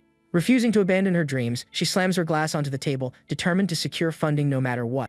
Declaring she will pitch her project directly to Mr. Qian, she walks over while the other heirs snicker that she is bound to fail. Nearby wealthy heirs shower Lin Sin with invitations to high-stakes poker, private yacht parties, and exclusive nightclubs. Sitting back with a relaxed look, Lin Sin swirls his wine as everyone clamors for his attention. He politely declines their party offers, casually stating that he prefers spending money on investments over mindless play. Hearing his response, Jiang Xian immediately steps forward and approaches the sofa. Leaning right over him, she places a hand on his chest and asks if he'd be willing to invest his money in her project. The other heirs panic, warning Lin Sin that Jiang Xian's project is a money pit that burns tens of millions without any return. Without turning around, she brutally knocks out one of the shouting heirs, commanding everyone else in the room to shut their mouths. As he looks at her, the system triggers a new mission notification, identifying Jiang Xian as a high-tier counterattack target. Reviewing her profile panel, Lin Xin sees her initial favorability starts at 10%, inwardly grinning at such a perfect spending opportunity, walking right up to him. With absolute seriousness in her eyes, she looks Lin Xin in the face and reveals that her team is developing advanced domestic industrial chips. The surrounding socialites plead with him not to be fooled, while Lin Xin stays calm and quietly digests her statement. She passionately defends her research, explaining that her team is on the verge of a breakthrough despite the naysayers mocking her multi-billion yuan budget. Losing her patience again, she kicks the doubting heir across the room, telling him to get lost. Turning back to Lin Xin, her confident facade softens as she vulnerably asks if he is going to laugh at her ambition too. Instead of mocking her, Lin Xin smiles brightly, praising the strategic importance of domestic chip technology and declaring that he will fund her project completely. The entire lounge gasps in sheer flabbergasted shock as a young billionaire commits to backing the most notoriously expensive tech project in the city. Stunned by his instant agreement, Jiang Xian asks if he's truly willing, warning him that her chip project is a massive gamble with a high risk of failure. Without hesitation, Lin Xin transfers 500 million yuan directly to her account, assuring her that he admires her passion and doesn't care if the money goes down the drain. Her eyes widen in sheer disbelief as she stares at him, her cheeks flushing with deep emotion. Glancing down at her phone, she sees the official notification confirming 500 million yuan deposited instantly, proving he wasn't joking. Overwhelmed that someone finally believes in her vision, Jiang Xian's favorability toward Lin Xin surges by another 20%. The surrounding heirs lose their minds, marveling at how Mr. Qian dropped $500 million on a whim, theorizing he must be madly in love with her. Having dumped $500 million system cash, Lin Xin casually bids everyone farewell and exits the VIP suite to handle his personal affairs. Holding her phone close to her chest, Jiang Xian watches him walk away, her heart thoroughly captured by his unmatched generosity. Back at the table, the group realizes Mr. Qian left without paying the small lounge tab, quickly making excuses that a multi-billionaire simply forgot such pocket change. Outside, our MC literally sprints away, hilariously admitting to himself that he dodged the bill because he can't use system money on personal club tabs. Later at the gym, Jiang Xian works out on an exercise bike while discussing her miracle 500 million yuan investment over video chat. Her video caller turns out to be Shi Yuxuan, who congratulates her on securing the funding while acknowledging how unique Mr. Qian truly is. Softening her gaze, Jiang Xia nods softly, reflecting on how Lin Xin stood by her when everyone else turned their backs. She remembers how her own family froze her bank accounts and refused to support her business, trying to force her into living an obedient life. Her elders dismissed her ambitions simply because she was a woman, telling her to abandon technology and find a husband instead. Shaking off the painful memories, she raises her fist with fierce determination, swearing to prove her family wrong with Shi Yuxuan's support. Jiang Xian shifts the topic to Shi Yuxuan's recent class reunion, and Shi Yuxuan shares how impressed she was by a classmate's art expertise. Teasing her friend, Jiang Xian jokes that hell must have frozen over for the icy campus goddess to finally praise a guy. Shi Yuxuan immediately fires back, teasing Jiang Xian about the mysterious tycoon who gave her 500 million yuan without asking questions. Their conversation is interrupted when Shi Yuxuan's mother knocks on her door, telling her it's time to head out. Softly hanging up her call, Shi Yuxuan prepares herself to meet her family's guests. Her mother sternly reminds her that Mr. Cao is a vital future shareholder for their private museum, ordering her to stay close to him. With a solemn gaze, Shi Yuxuan quietly obeys her mother's demand, hiding her inner reluctance. Meanwhile, back at his college dorm, Lin Xin opens the door after returning from his morning walk. Inside, he finds his roommate Wu Zhi shivering in bed with a high fever, begging Lin Xin to cover his part-time shift for 150 yuan. Lin Xin refuses the money and tells his sick friend to rest up, grabbing Wu Zhi's work uniform to cover for him. Dressing in the smart gray uniform, Lin Xin recalls that Wu Zhi works part-time at the Wuxi Museum, deciding to handle the shift himself.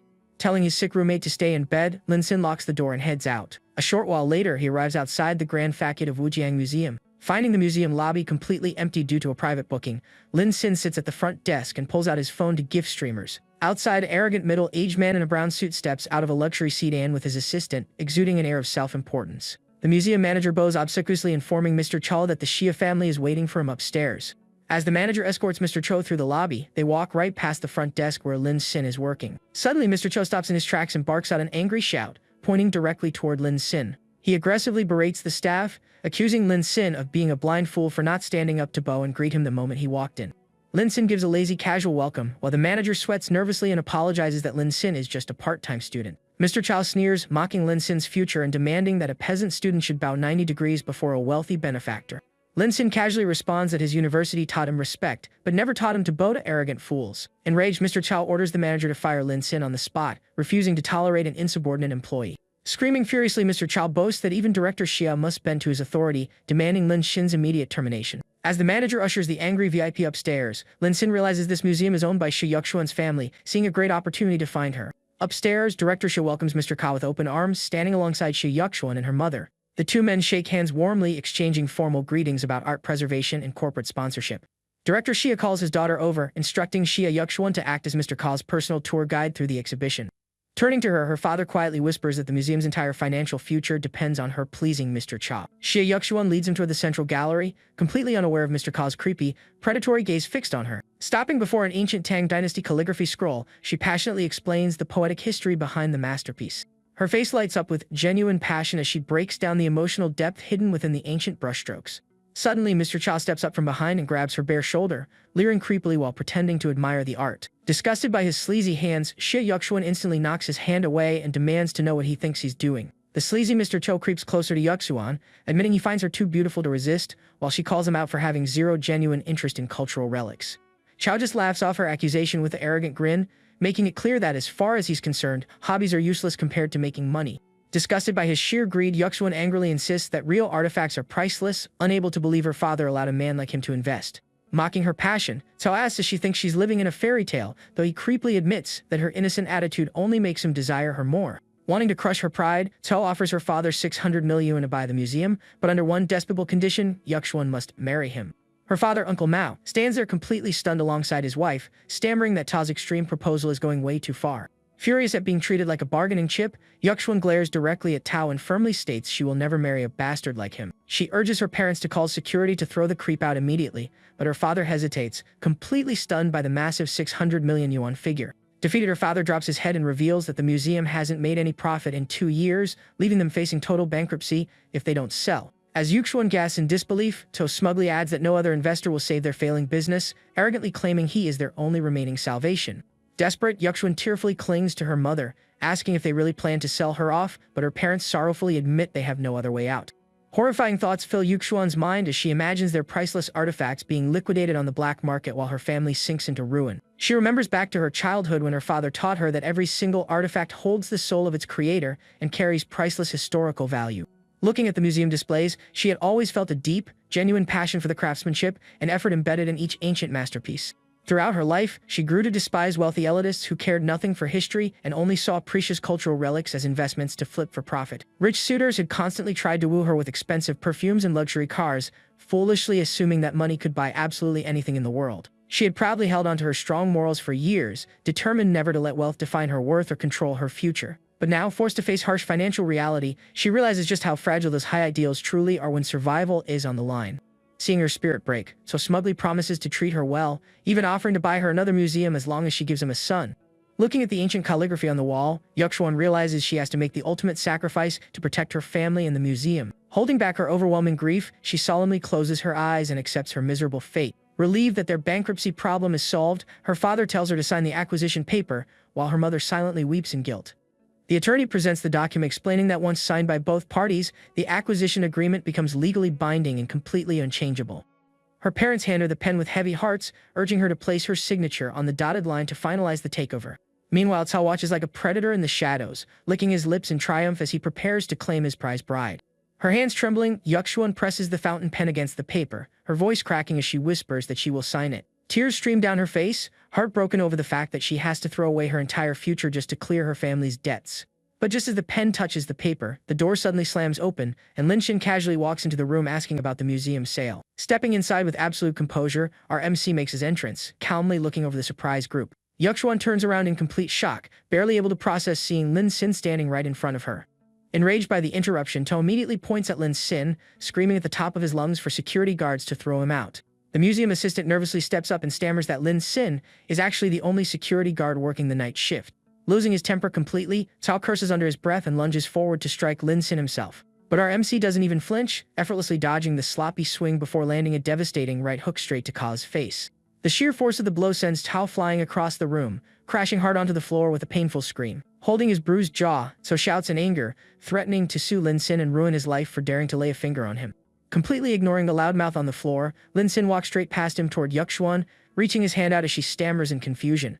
With surprising gentleness, our hero softly wipes away the tear running down her cheek. Caught completely off guard by his sudden tenderness, Yuxuan's heart skips a beat as a deep blush spreads across her cheeks. Her parents watch the intimate scene in disbelief, hurriedly asking their daughter if she actually knows this security guard. Yuxuan mentions he was her high school classmate, prompting her father to scold Linxin for wasting his life and demanding he apologize to Cao before he ruins the deal. Instead of apologizing, Linxin calmly grabs the takeover contract right out of the father's hands and rips it into tiny pieces.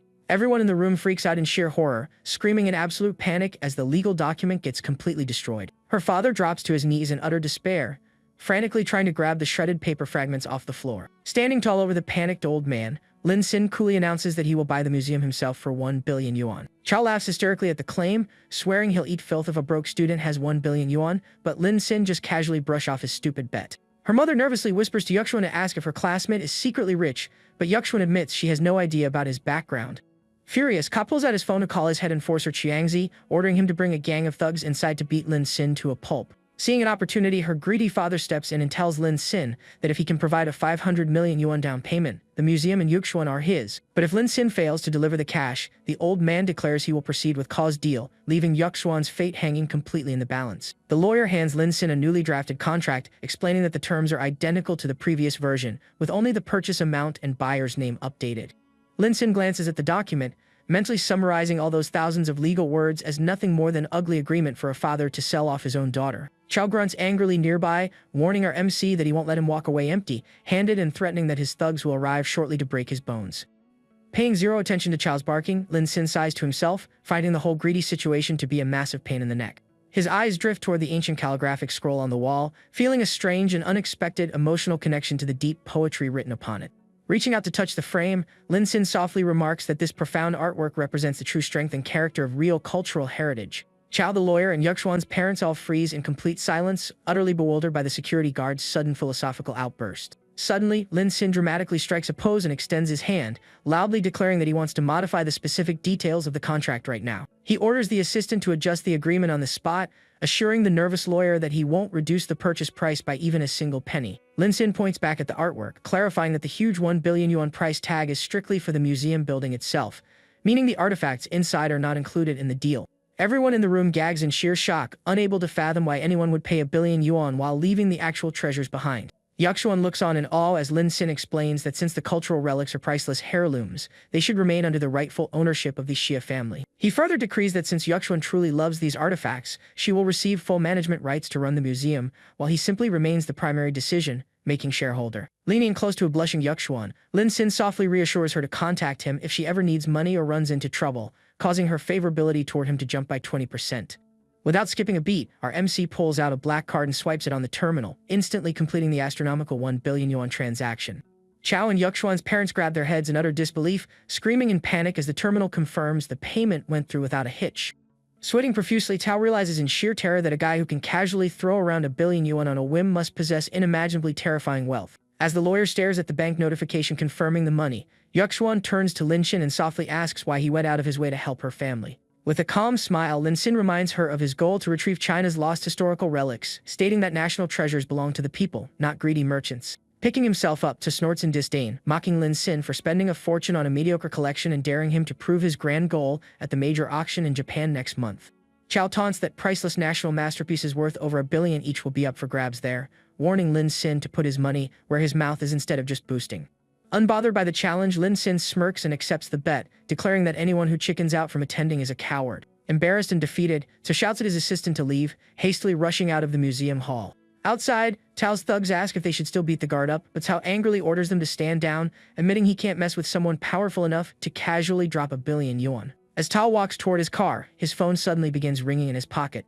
On the line is Mr. Kometa from the powerful Japanese Kometa Zaibatsu, asking if the museum purchase was successful for their program, forcing a sweating Tao to admit a brat ruined the deal.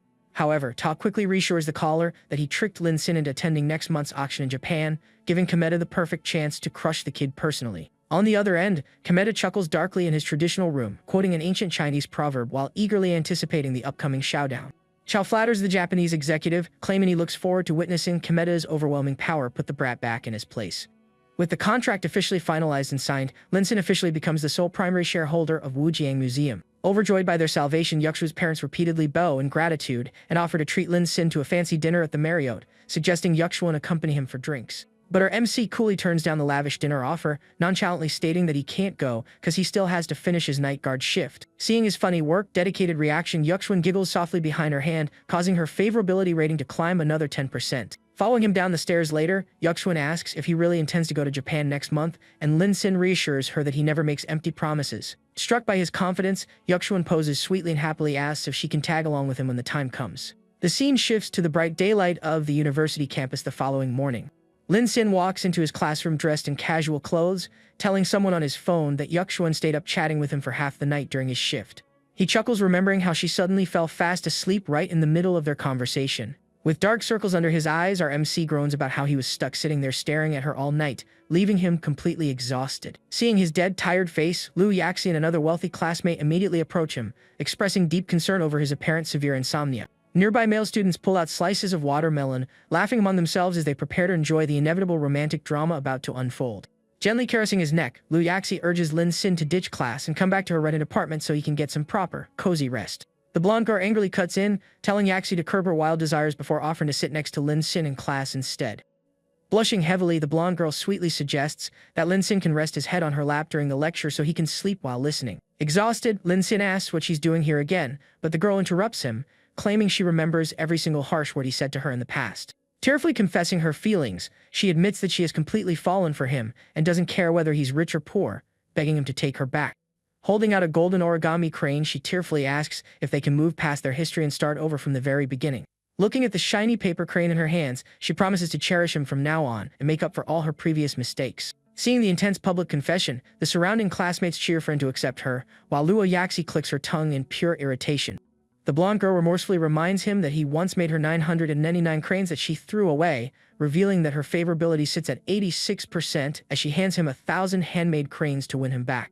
Lin Xin sees right through her act, mockingly thinking that he won't fall for her lies when the system clearly shows her favorability is only at 86%. Knowing Lu Cheng is an ungrateful gold digger who manipulates men, our MC walks away, realizing she's only chasing him now out of petty, bruised pride. Before their confrontation escalates any further, the professor enters the room and orders everyone back to their seats as class begins. As soon as the lecture ends, students pack up their bags and filter out into the hallway. Lu Yaxi immediately hooks her arm around Lin Sin's, sweetly inviting him back to her private apartment so he can sleep without any interruptions. Lu Cheng quickly intervenes, calling out Yaxi for taking a guy who isn't even her boyfriend back to her house. Unfazed, Yaxi smirks and points out that Lin Sin is single, teasingly telling the ex-girlfriend to step aside so she can take good care of him. As both girls cling tightly to Lin Shin's arms, Yaxi sarcastically remarks that good men don't go back to their exes, making Lin Sin sweat in discomfort. Refusing to back down, Lu Cheng fires back with her own proverbs, leaving our overwhelmed MC trapped right in the middle of their heated argument. Lin Sin makes a comedic face, wishing they would leave him out of their petty drama so he doesn't become the talk of the entire university campus. Suddenly, a flashy red Ferrari sports car screeches onto the campus walkways at full speed. Surrounding students gasp and leap out of the way in pure panic as the luxury vehicle zooms straight past them. Before he can react, Lin Sin gets pulled in the open convertible, landing flat on his back in complete bewilderment. Looking up, he realizes the driver is Cao Cao, who warmly asks if he got hurt during her sudden rescue stunt. As the Ferrari speeds away, Lin Sin offers to sit up, but Cao Cao happily tells him to stay put and rest his head on her lap. Resting comfortably on her thighs, our MC smiles in relief, genuinely thanking her for showing up at the absolute perfect moment. Cao Cao affectionately asks if saving him was worth her trouble, and Lin Sin enthusiastically agrees, prompting her to tease that he belongs to her now. Back on campus, Lu Cheng fumes in utter disbelief as she watches the mystery woman speed off with Lin Xin right before her eyes. Surrounding male students whisper in envy, identifying the car as a 30 million yuan Ferrari and assuming Lin Xin hooked up with a rich Harris. Furious, Lu Cheng grits her teeth, realizing that all these attractive, wealthy girls are now aggressively competing to claim Lin Xin for themselves. Lu Yaxi smugly taunts her, pointing out that Lu Cheng threw away his love back when he was poor and now can't even afford to stand near him.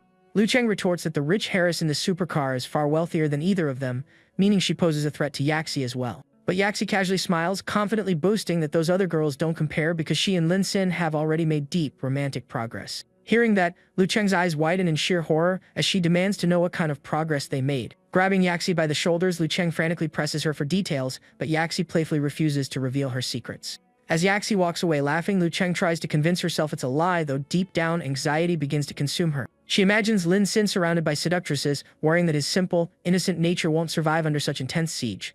Realizing she can no longer afford to hesitate, Lu Cheng firmly stomps her heel against the pavement. Striking a seductive pose, she vows to use her insider knowledge as his ex-girlfriend to win him back, causing her favorability rating to tick up by 4%. System notifications suddenly pop up in Lin Xin's view, revealing Lu Cheng's favorability hit 90%, completing a counterattack milestone and adding 80,000 yuan to his bank account. Another system prompt awards him a level 3 stat upgrade, boosting his strength, agility, physical endurance, and intelligence all at once. The system then presents him with a limited time choice between 3 bonus skills: running mastery, swimming mastery, or dancing proficiency. Choosing swimming mastery, Lin Xin instantly feels a flood of expert aquatic knowledge enter his brain while his upper body muscles visibly strengthen. High above the campus, someone peers through a pair of binoculars, keeping a close eye on the red Ferrari parked below. The observer turns out to be a sharp-looking student council chairman standing by a high-rise glass window. His secretary approaches from behind, informing the chairman that all the student representatives are gathered and ready for the meeting. Inside the conference room, board members gossip about the recent drama involving Lin Xin, Lu Cheng, Yaxi, and the mystery girl in the supercar. Hearing Lin Xin's name again, the chairman grits his teeth in deep envy and resentment. Addressing the room, the chairman sternly calls out the recent chaotic love triangle and high-speed campus driving for ruining the university's reputation. He questions Representative Zhou from the literature department, who nervously confirms that the male student causing all the trouble is indeed Lin Xin. Zhou promises to immediately issue a harsh disciplinary punishment against Lin Xin to maintain the student council's strict standards. Smirking slyly, the chairman instructs Zhou to frame the punishment as a chance for Lin Xin to repent, ordering him to execute the plan right away. The next afternoon, Lin Xin finds himself forced to clean the school's massive outdoor swimming pool alongside a fellow male classmate as punishment. His friend complains about the harsh penalty, but our MC casually brushes it off, admitting that speeding on campus was indeed a rule violation. Looking over at the pool, Lin Xin mentally admits the punishment isn't bad at all as he admires the crowd of attractive girls in swimsuits. Among them, a beautiful pink-haired girl named Xiaoyu splashes water playfully while her friend compliments her stunning figure. Her friend points out a male admirer staring at her, but Xiaoyu dismisses him, stating she has extremely high standards for the guy she dates. Xiaoyu declares that any potential boyfriend must be able to swim faster than her, which her friend calls impossible since Xiaoyu is a state-level swimmer. Her friend then points out Lin Xin mopping by the poolside, noting that he's currently the most popular topic among the students. Diving gracefully beneath the water, Xiaoyu glances up at Lin Xin and dismisses him as just another boring guy. Underwater, Xiaoyu suddenly feels a sharp muscle cramp in her leg, panicking in confusion since she made sure to stretch before jumping in. High above the surface, her oblivious friends mistake her desperate flailing for another impressive display of her advanced diving techniques. As her lungs burn for air, Xiaoyu sinks deeper into the pool, hopelessly reaching her hand upward as water fills her mouth. From the poolside, Lin Xin immediately notices the abnormal splashing and realizes that the pink-haired swimmer is drowning. Without a second thought, our MC leaps off the edge and executes a flawless dive straight into the deep water. Activated by his new swimming mastery skill, Lin Xin cuts through the water like a human torpedo with unbelievable speed. Reaching her in a split second, he securely wraps his arm around Xiaoyu's waist and scoops her up from the bottom. As she frantically struggles in panic, Lin Xin firmly tells her to calm down and take a deep breath as he breaks the surface. Supporting her weight effortlessly with just one arm, Lin Xin powers toward the pool edge so quickly that Xiaoyu is left completely speechless. Pressed snugly against his broad chest, Xiaoyu's face turns beet red as she realizes this is the closest she's ever been to a boy. Reaching the side, Lin Xin carefully lifts her out of the water and onto the deck while both of them catch their breath. Standing up, our MC casually pulls up his damp shirt to wipe his face, casually telling her to be more careful next time while flexing his shredded abs. Her friends finally realize what happened and rush over in a panic, surrounding the dripping Xiaoyu to make sure she's unhurt. As Lin Xin walks away, the surrounding girls chatter excitedly, showing off viral video clips they recorded of the handsome hero swimming like a lightning bolt. Her friend notes that despite his bad reputation, Lin Xin saved her life and matches her high standard of being an insanely fast swimmer. Looking over at Xiaoyu, her friend playfully points out how her face is burning red, making her clutch her chest in embarrassment. Watching from across the pool, the jealous Yang fumes in pure anger as he sees Xiaoyu falling for another man. Within hours, news of the heroic rescue explodes all over campus social media, with students marveling at Lin Xin's world record speed. In his office, the student council chairman Wei Zhengtang angrily slams his desk, cursing Lin Xin's name as he stares at the viral post. Gripping a marker until his knuckles turn white, the corrupt chairman vows to personally ruin Lin Xin at the upcoming event. A few days later, the grand campus dance party hosted by the student council begins, with everyone gossiping about the famous love triangle surrounding Lin Xin. The crowd gasps as Lu Cheng in a dark blue gown and Luo Yaxi in a sleek white dress walk into the ballroom side by side like stunning runway models. Yaxi softly taunts her rival, mocking Lu Cheng's outfit and confidently asserting that Lin Xin will choose her tonight. But Lu Cheng smirks back with absolute confidence, warning Yaxi to enjoy the evening while she can because everything will change after tonight. Watching Lu Cheng strut past, Yaxi narrows her eyes, nervously wondering what dirty scheme her rival is plotting. While Yaxi plans to prepare drinks to seduce Lin Xin, Lu Cheng innerly mocks her rival for thinking sweet gentleness can control a man. Confident in her feminine charm, Lu Cheng believes men are creatures of primal instinct who can't resist a bolder approach. Before putting her plan into motion, Lu Cheng spots Xiaoyu dressed casually nearby, nervously waiting around to thank Lin Xin for saving her life. Sipping her soda, Xiaoyu blushes as she remembers how heroically Lin Xin rescued her from drowning in the pool. Suddenly, a dark shadow looms over her as Lu Cheng creeps up behind the girl, viewing her as just another opportunistic rival. Getting right into Xiaoyu's personal space, Lu Cheng aggressively introduces herself as Lin Xin's girlfriend. As Xiaoyu gasps in shock, Lu Cheng fabricates a story, claiming Lin Xin only saved her because he's an overly enthusiastic guy who loves helping people.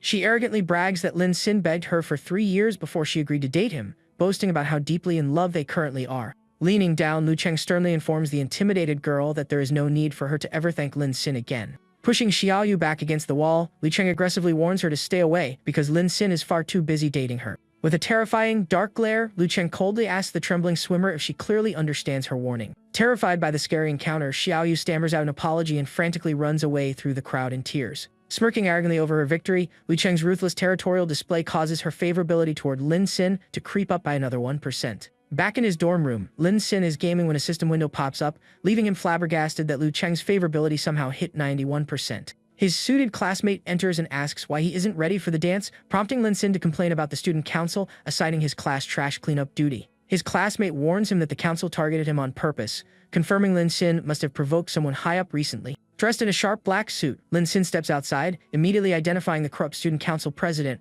Wei Zhengtang, as the mastermind. His phone buzzes with a text from his squad leader, claiming the president wants him at the dance immediately for a special public awards ceremony. Realizing the ceremony is just a cheap trap to embarrass him, Lin Xin smirks in his suit, fully prepared to take down the corrupt president tonight. As our MC walks up the stairs, the jealous Yang Li hides in the shadows holding a heavy brick, blaming Lin Xin for stealing his chance to be Xiaoyu's hero. Clutching the brick, the bitter stalker vows to knock Lin Xin out from behind and break both of his legs.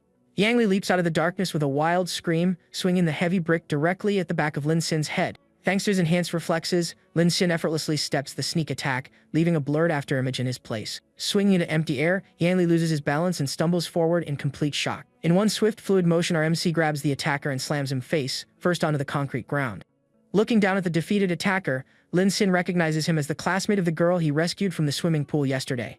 Lin Xin asks why he launched a sneak attack, but Yang Li bitterly accuses our MC of stealing both the fame and the girl he loves. Flying into a rage, Yang Li screams that Xiaoyu ignored him for years but blushed for Lin Xin, spouting disgusting threats about forcing himself on her. Before the creep can say another filthy word, Lin Xin brutally stomps his shoe right onto Yang Li's face to shut him up for good. Cleaning his ear, our MC casually walks away, stating that human garbage like Yang Li belongs right next to the dumpster. Inside the Grand University Ballroom, the lively school dance party is already in full swing. Turning around, Lu Yaxi gasps as she spots Lin Xin making his entrance in a tailored black suit.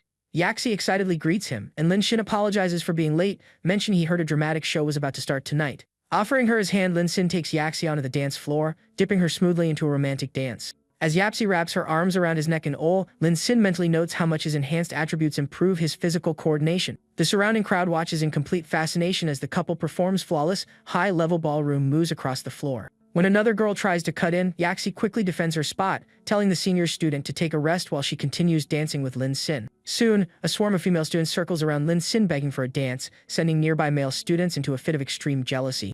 Bitter guys in the crowd grumble amongst themselves, questioning why the student council president plans to reward a former dog, liquor like Lin Xin.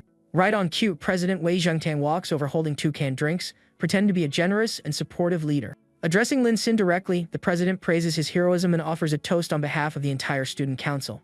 Lin Xin stares down at the offered drink in silence, instantly sensing that something fishy is going on. The surrounding crowd begins whispering pressure, accusing Lin Xin of being rude for hesitating to accept the president's polite toast. Smirking, Lin Xin accepts the challenge, declaring he wouldn't dare refuse a drink personally brought by the student council president. He chugs the drink in one gulp while Wei Zhengtang watches with a hidden, gleeful grin, waiting for his trap to spring. While female students cheer at his cool gesture, Yaxi looks concerned, asking Lin Xin if he's feeling alright after downing the beverage. Evil delight fills Wei Zhengtang's eyes, thrilled that the arrogant security guard fell straight into his sinister plot. The president gestures for Lin Xin to follow him away from the crowd, claiming they need to discuss important student council business in private. He leads him down a quiet hallway and into the empty, darkened student council meeting room. Stepping inside, Lin Xin's eyes widen in surprise as he notices someone lying on the couch in the dark. It turns out to be Xiaoyu, who is unconscious and squirming on the sofa with a heavily flushed face and labored breathing. Kneeling down to check her temperature, Lin Xin notices she has a high fever, but suddenly feels a wave of intense dizziness wash over his own mind. As the potent drug takes effect, Lin Xin loses his balance and collapses directly onto Xiaoyu's body. Watching through the dark, Wei Zhengtang smirks at the hidden security camera, delighted to capture damning footage that will destroy Lin Xin's reputation forever. Locking the heavy door from the outside, the corrupt president chuckles maliciously, convinced that Lin Xin is completely ruined this time. Back in the main hall, students murmur in confusion, wondering why the promised award presentation hasn't started yet. Taking the stage with a microphone, Wei Zhengtang calms the audience down, inwardly gloating that his powerful aphrodisiac drug has taken full effect by now. He announces in the mic that Lin Xin will address the school via a special video feed on the projector screen, directing everyone's attention upward. The entire audience turns toward the massive screen, eagerly waiting to see what message will be displayed. Shocking video footage appears on screen showing a man intimately tangled on the couch with a pink-haired girl, making Yaxi gasp in sheer horror. Acting fake horrified, Wei Zhengtang points at the screen while students scream out in shock at Lin Xin's apparent scandalous behavior. The corrupt president dramatically shouts through the microphone, pretending to condemn Lin Xin while inciting the crowd to storm the meeting room. Influenced by the footage, the audience erupts into outrage, hurling insults and labeling Lin Xin as a fake hero and corrupt scumbag. Enraged male students chant in unison, demanding justice and declaring that Yanjing University cannot tolerate such a disgusting person. Feigning deep sorrow, Wei Zhengtang covers his face, publicly expressing how deeply disappointed he is by Lin Xin's actions. The furious crowd raises their fists in the air, loudly chanting for the university to expel Lin Xin immediately. Under his hand, Wei Zhengtang flashes a terrifying dark grin, savoring the absolute success of his scheme. Standing on stage with open arms, the president revels in the power of manipulating the masses, thrilled by the sensation of crushing his rival. Suddenly, a heavy footstep echoes across the stage as a calm voice asks if something exciting was missed, freezing Wei Zhengtang in his tracks. The president's eyes bulge in pure shock and horror as he turns around to face the speaker. Dressed in his pristine suit, Lin Xin casually walks out onto the stage, coolly asking why the crowd is making such a massive fuss about expelling someone. Seeing him completely fine, Lin Xin mocks the president for looking at him like he just saw a ghost, leaving the audience utterly bewildered. Sweating in sheer panic, the president stammers out, desperately asking how Lin Xin is standing here, and who is actually in the broadcast. Smirking knowingly, Lin Xin points up at the display, sarcastically asking if this whole presentation wasn't set up by the president himself. The live camera feed on the projector screen finally focuses, exposing the man in the video as Yang Li rather than Lin Xin, turning the entire room upside down. On the big screen, the video reveals Yan Li kissing a plastic mannequin wearing a wig while muttering creepy threats, leaving the entire audience in utter confusion. A flashback to 10 minutes earlier reveals how Lin Xin managed to completely outsmart the student council president's scheme. After drinking the laced beverage, Lin Sin's level 3 passive detoxification skill immediately activated, completely purging the love potion from his system. Standing up unaffected in the dark meeting room, our MC instantly analyzed the setup, spotting the comatose girl, hidden cameras, and locked doors.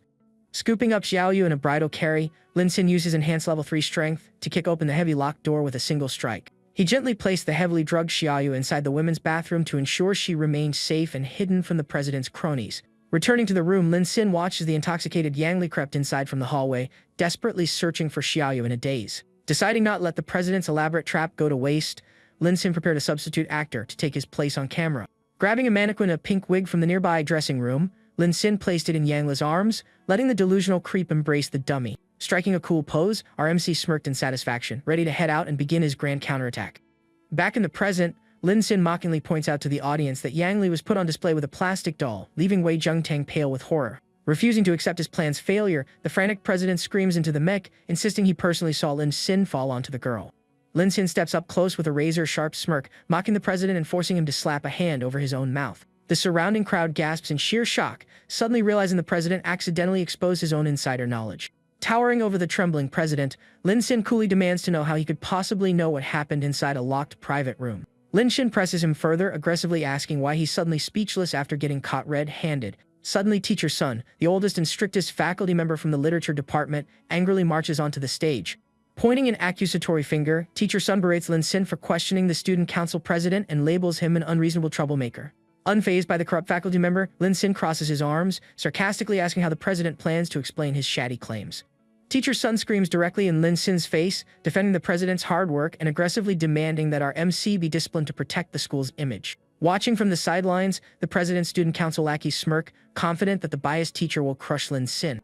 The lackeys incite the crowd, shouting that simple discipline is enough and demanding that Lin Sin be expelled immediately.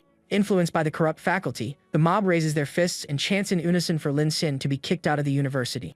Liu Yaxi steps forward furiously, shouting at the crowd that the president is clearly hiding something, but her voice gets drowned out by the angry mob. Behind Lin Sin, Wei Zhengtang sneers evilly, gloating that Teacher Sun is his pawn and that no student can win against his absolute authority. Claiming Lin Sin is trying to run away, the president orders his student council enforcement team to restrain him by force. Two enforcers grab Lin Sin's arms, but our MC stands like an immovable mountain, not budging even a single millimeter. Seeing his guards hold him, Wei Zhengtang charges forward with a raised fist, thrilled at the chance to personally beat Lin Sin up. But before the punch can land, Lin Sin's hand shoots out like lightning, clamping tightly around the president's jaw. Lifting the president off his feet by his face with one hand, while holding off the guards with the other, Lin Sin coolly announces that the main event is starting.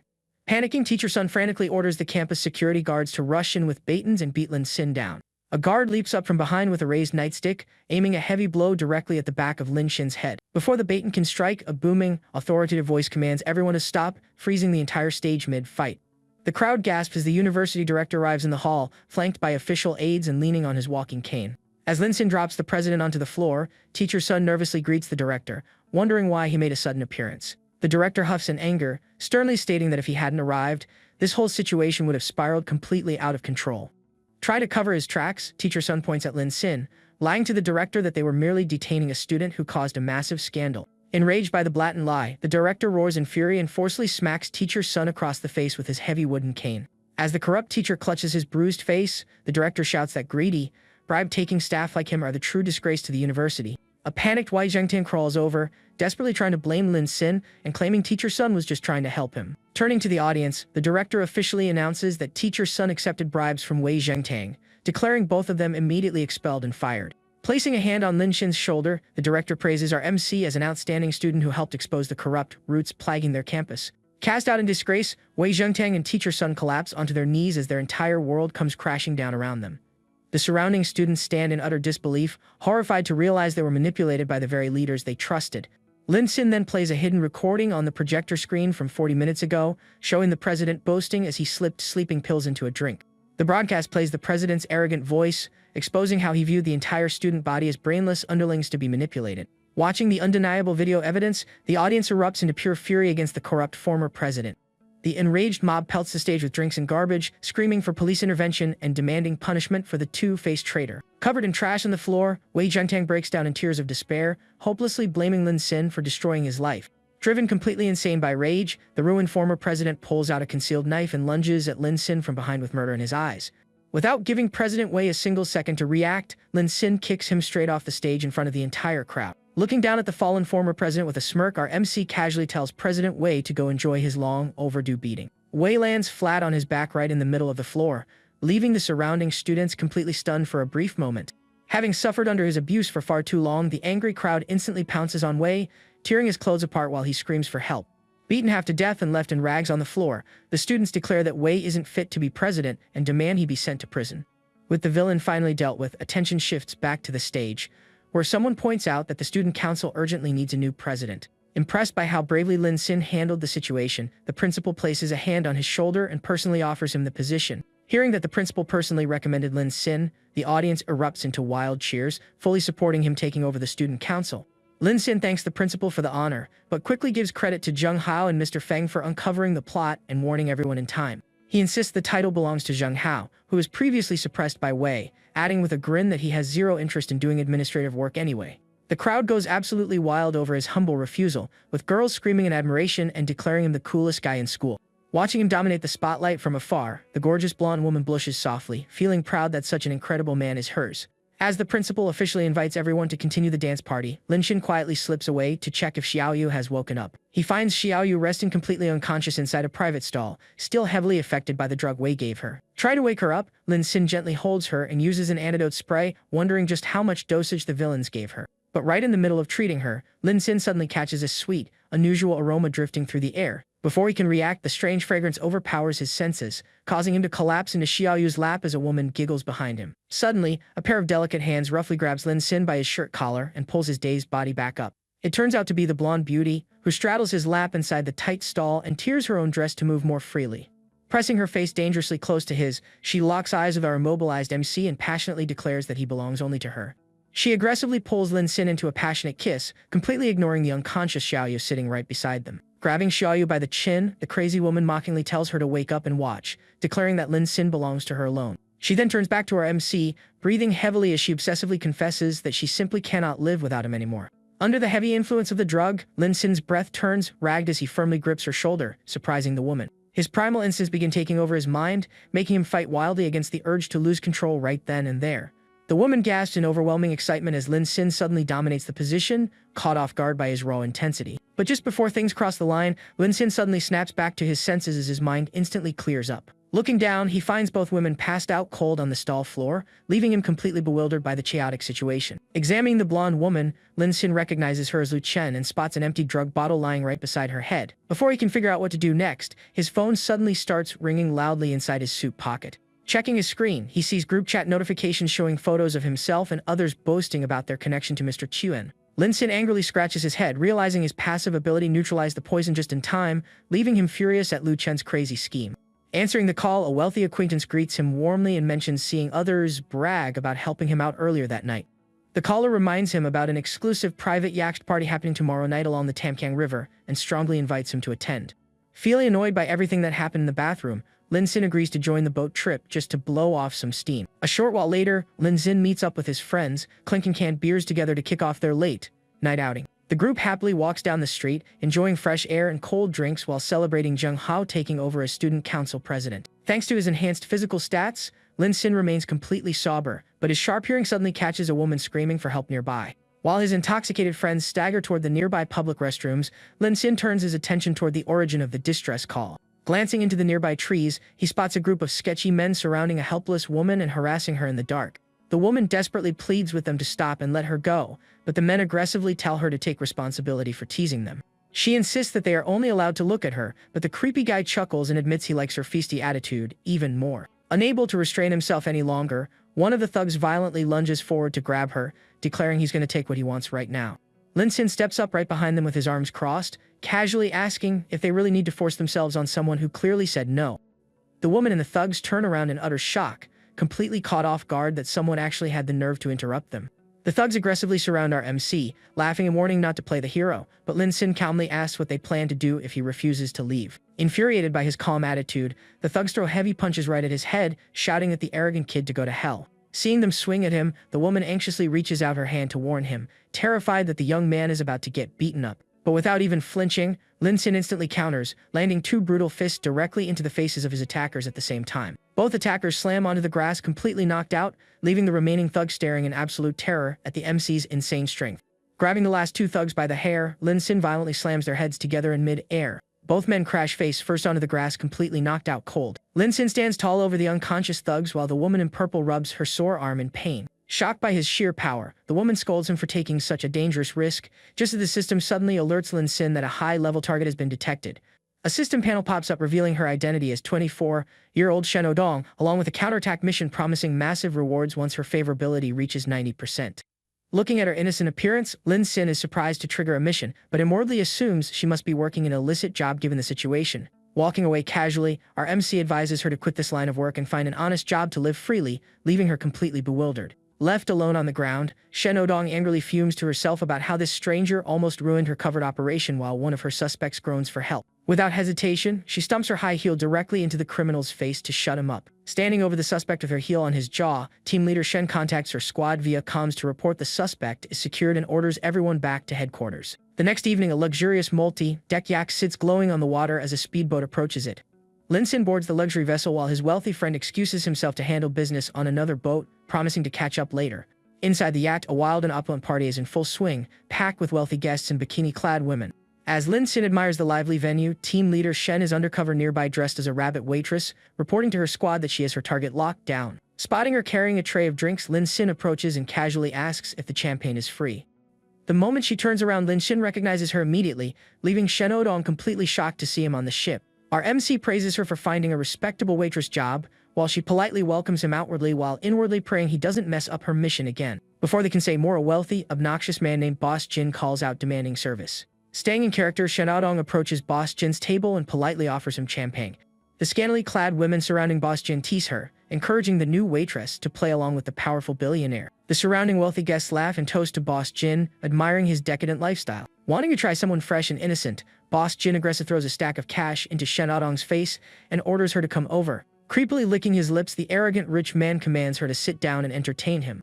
Shen Odong clenches her fists and suppresses her fury, reminding herself that she has to stay silent for the sake of her undercover mission. Seeing this, Lin Sin immediately steps in front of Boss Jin, pointing a finger and declaring that special legal services aren't provided here. Boss Jin explodes in rage, furious that a simple waiter dares to stand up and lecture him. Lin Sin casually clarifies that he isn't a waiter and claims he was personally invited by the ship's captain. The arrogant crowd sneers at his plain attire, demanding he show an official invitation letter if he's truly a guest. Popping a grape into his mouth, Lin Sin calmly explains that he doesn't carry an invitation letter since the captain invited him directly. The wealthy guest burst out laughing, calling him a shameless liar who snuck onto the $100,000 ticket ship and demanding he be thrown off. Boss Jin threatens to break his legs and throw him into the ocean unless he kneels, while also demanding the waitress kneel and apologize. Several large bodyguards surround Lin Sin and Shen Odong, preparing to teach the youngster a harsh lesson about the rich man's world. Shen Odong panics internally, knowing she will blow her operation if she acts, but worrying Lin Sin won't survive against so many men. With a confident smirk, Lin Sin pulls out his phone and remarks that money seems to be the only rule here, offering to call the owner directly. Boss Jin and his companions watch in disbelief as the young man actually makes the call. However, as the call dials across the lounge, the line returns an automated busy signal. The entire crowd bursts into hilarious laughter at his expense, while Lin Sin awkwardly excuses that the boss must be in a meeting. Mocking him relentlessly, Boss Jin dares him to buy the entire ship if he's so rich, promising to kneel to him if he actually pulls it off. Lin Sin simply smiles slyly and agrees to take him up on that offer. Our MC orders a nearby waitress to bring the ship's acting captain over, while Boss Jin laughs along, eager to watch the beggar embarrass himself further. A uniformed captain named Xiao Zhang quickly arrives and respectfully greets Boss Jin. Boss Jin mockingly tells Captain Xiao Zhang that this youngster wants to buy the ship, but the captain chuckles that the vessel is far too expensive for anyone to buy easily. Glancing at Lin Sin's casual outfit, Captain Xiao Zhang openly doubts that he has the funds to make such a purchase. Without wasting any time, Lin Sin pulls out an exquisite, glowing golden bank card and tells him to state the price. The surrounding guests recognize it as an upgraded black card from Dragon Bank, though some snicker that it must be a fake. Fearing he is making things worse, Shen Odong grabs his arm and begs him to stop embarrassing himself for her sake. Turning back with a warm and reassuring smile, Lin Sin calmly tells her that everything is fine. Moved by his unshakable composure, Shen Odong's heart skips a beat as her favorability toward him increases by 5%. Seeing the card, Captain Xiao Zhang presents the payment terminal and states that the ship costs 700 million, plus an urgent fee bringing the total to 800 million. Boss Jin mocks him to swipe the card immediately, boasting he'll swim home if the payment goes through, while the captain holds out the machine demanding proof or immediate expulsion. When handed the paperwork, Lin Sin bluntly refuses to sign, causing the mocking crowd to sneer that his rich act is finally falling apart. But before anyone can mock him further, he puts his arm around Shen Aodong and declares that she will be the one signing the contract. The surrounding crowd drops their jaws in utter disbelief at his ridiculous statement. Lin Sin smiles warmly at the stunned woman, casually announcing that he will pay for the ship and register the entire $800 million boat under her name. Leaning close to her ear, he asks for her name, causing a heavily blushing Shen Aodong to quietly introduce herself. The card reader chimes with a successful $800 million transaction, officially confirming the luxury yacht as a personal gift to Shen Aodong. The entire lounge erupts into chaotic shock over his terrifying financial power, with Boss Jin choking on his drink in absolute terror. Captain Xiaozhang and the entire ship's crew immediately bow down to Miss Shen, pledging to serve her as their new owner. Lin Sin approaches Boss Jin and the women, reminding them of their earlier claim that the waitresses now belong to him, causing the women to instantly cling to our rich MC. Seeing the tables turn, the opportunistic crowd immediately turns on Boss Jin to flatter Lin Sin, while Shen Aodong stands in the background completely baffled by who he really is. Feeling humiliated, Boss Jin approaches Boss Han, promising to hand over all his Myanmar business operations if Han Biao helps him get revenge on Lin Sin. Boss Han grins evilly, eager to sink his teeth into such a wealthy target and take full advantage of the situation. Walking over to the main room, Boss Han loudly remarks on how much bravado the young master possesses. Han Biao introduces himself as the leader of the Black Tiger Gang, while Shen Aodong instantly recognizes him as the high-profile criminal her department has been targeting. Remembering his dossier, she knows Han Biao runs illegal casinos and smuggling rings across Southeast Asia, making him the primary target of her secret operation tonight. Han Biao invites Lin Sin to join him for a few rounds of gambling, but our MC casually declines, stating he dislikes illegal gambling. Han Biao mockingly questions if someone who spent $800 million is suddenly scared, taunting him that he might have spent his entire life savings on the ship. He aggressively gets into Lin Sin's face, provoking him by asking if having money makes him a coward. Hearing the provocation, Lin Sin's eyes sharpen as a subtle smile forms on his face. As Boss Jin joins in the mockery, Lin Sin calmly changes his mind and agrees to play a few games with them. Shen Aodong pulls him aside, desperately warning him that Han Biao is a master cheater who will easily drain billions from him. But instead of being worried, Lin Sin's eyes sparkle with excitement at the thought of losing billions of dollars. To everyone's delight, Lin Sin calls back out to Boss Han and eagerly announces that he's ready to jump right into the game.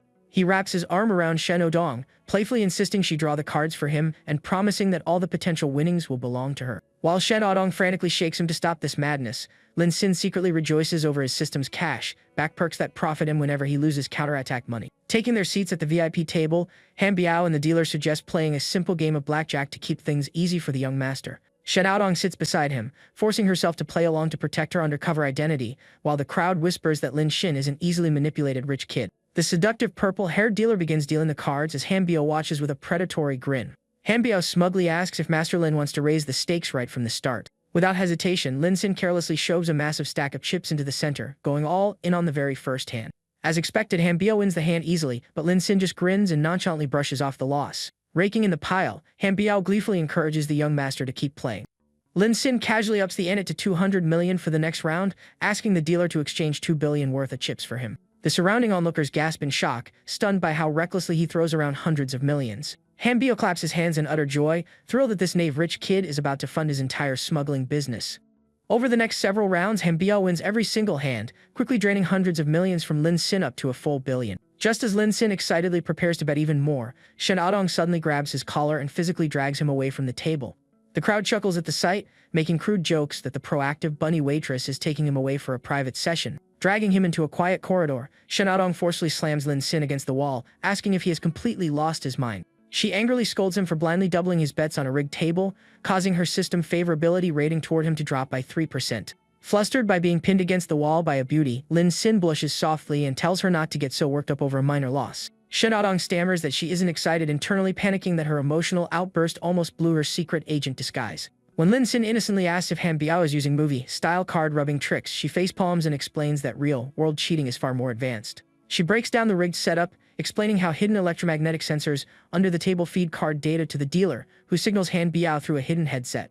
Hearing her detailed breakdown of the rigged table, Lin Sin nods in agreement and agrees that gambling is truly a dangerous habit. But then he smirks and grabs her waist, confidently declaring that since they know how the cheat works, he's going to teach the criminals a lesson. Striding back in the casino lounge, Lin Sin loudly demands to inspect the gambling table for full play. Han Bio and Boss Jin grin mockingly, happily agreeing to let him inspect whatever he wants just to crush his spirit completely. The crowd whispers amongst themselves, believing Lin Sin has lost all his money and is desperately searching for excuses. The attractive dealer temptingly offers to let him inspect the table or even her clothes, but Lin Sin calmly steps up to examine the electronic table first. Placing his hand on the table, Lin Sin quietly uses his level 3 strength to destroy the hidden sensors underneath. He pulls his hand back and scratches his head, feigning innocence by claiming he found no issues with the table. Spreading his hands, our MC tauntingly remarks that playing against Han Biao gets more boring by the second.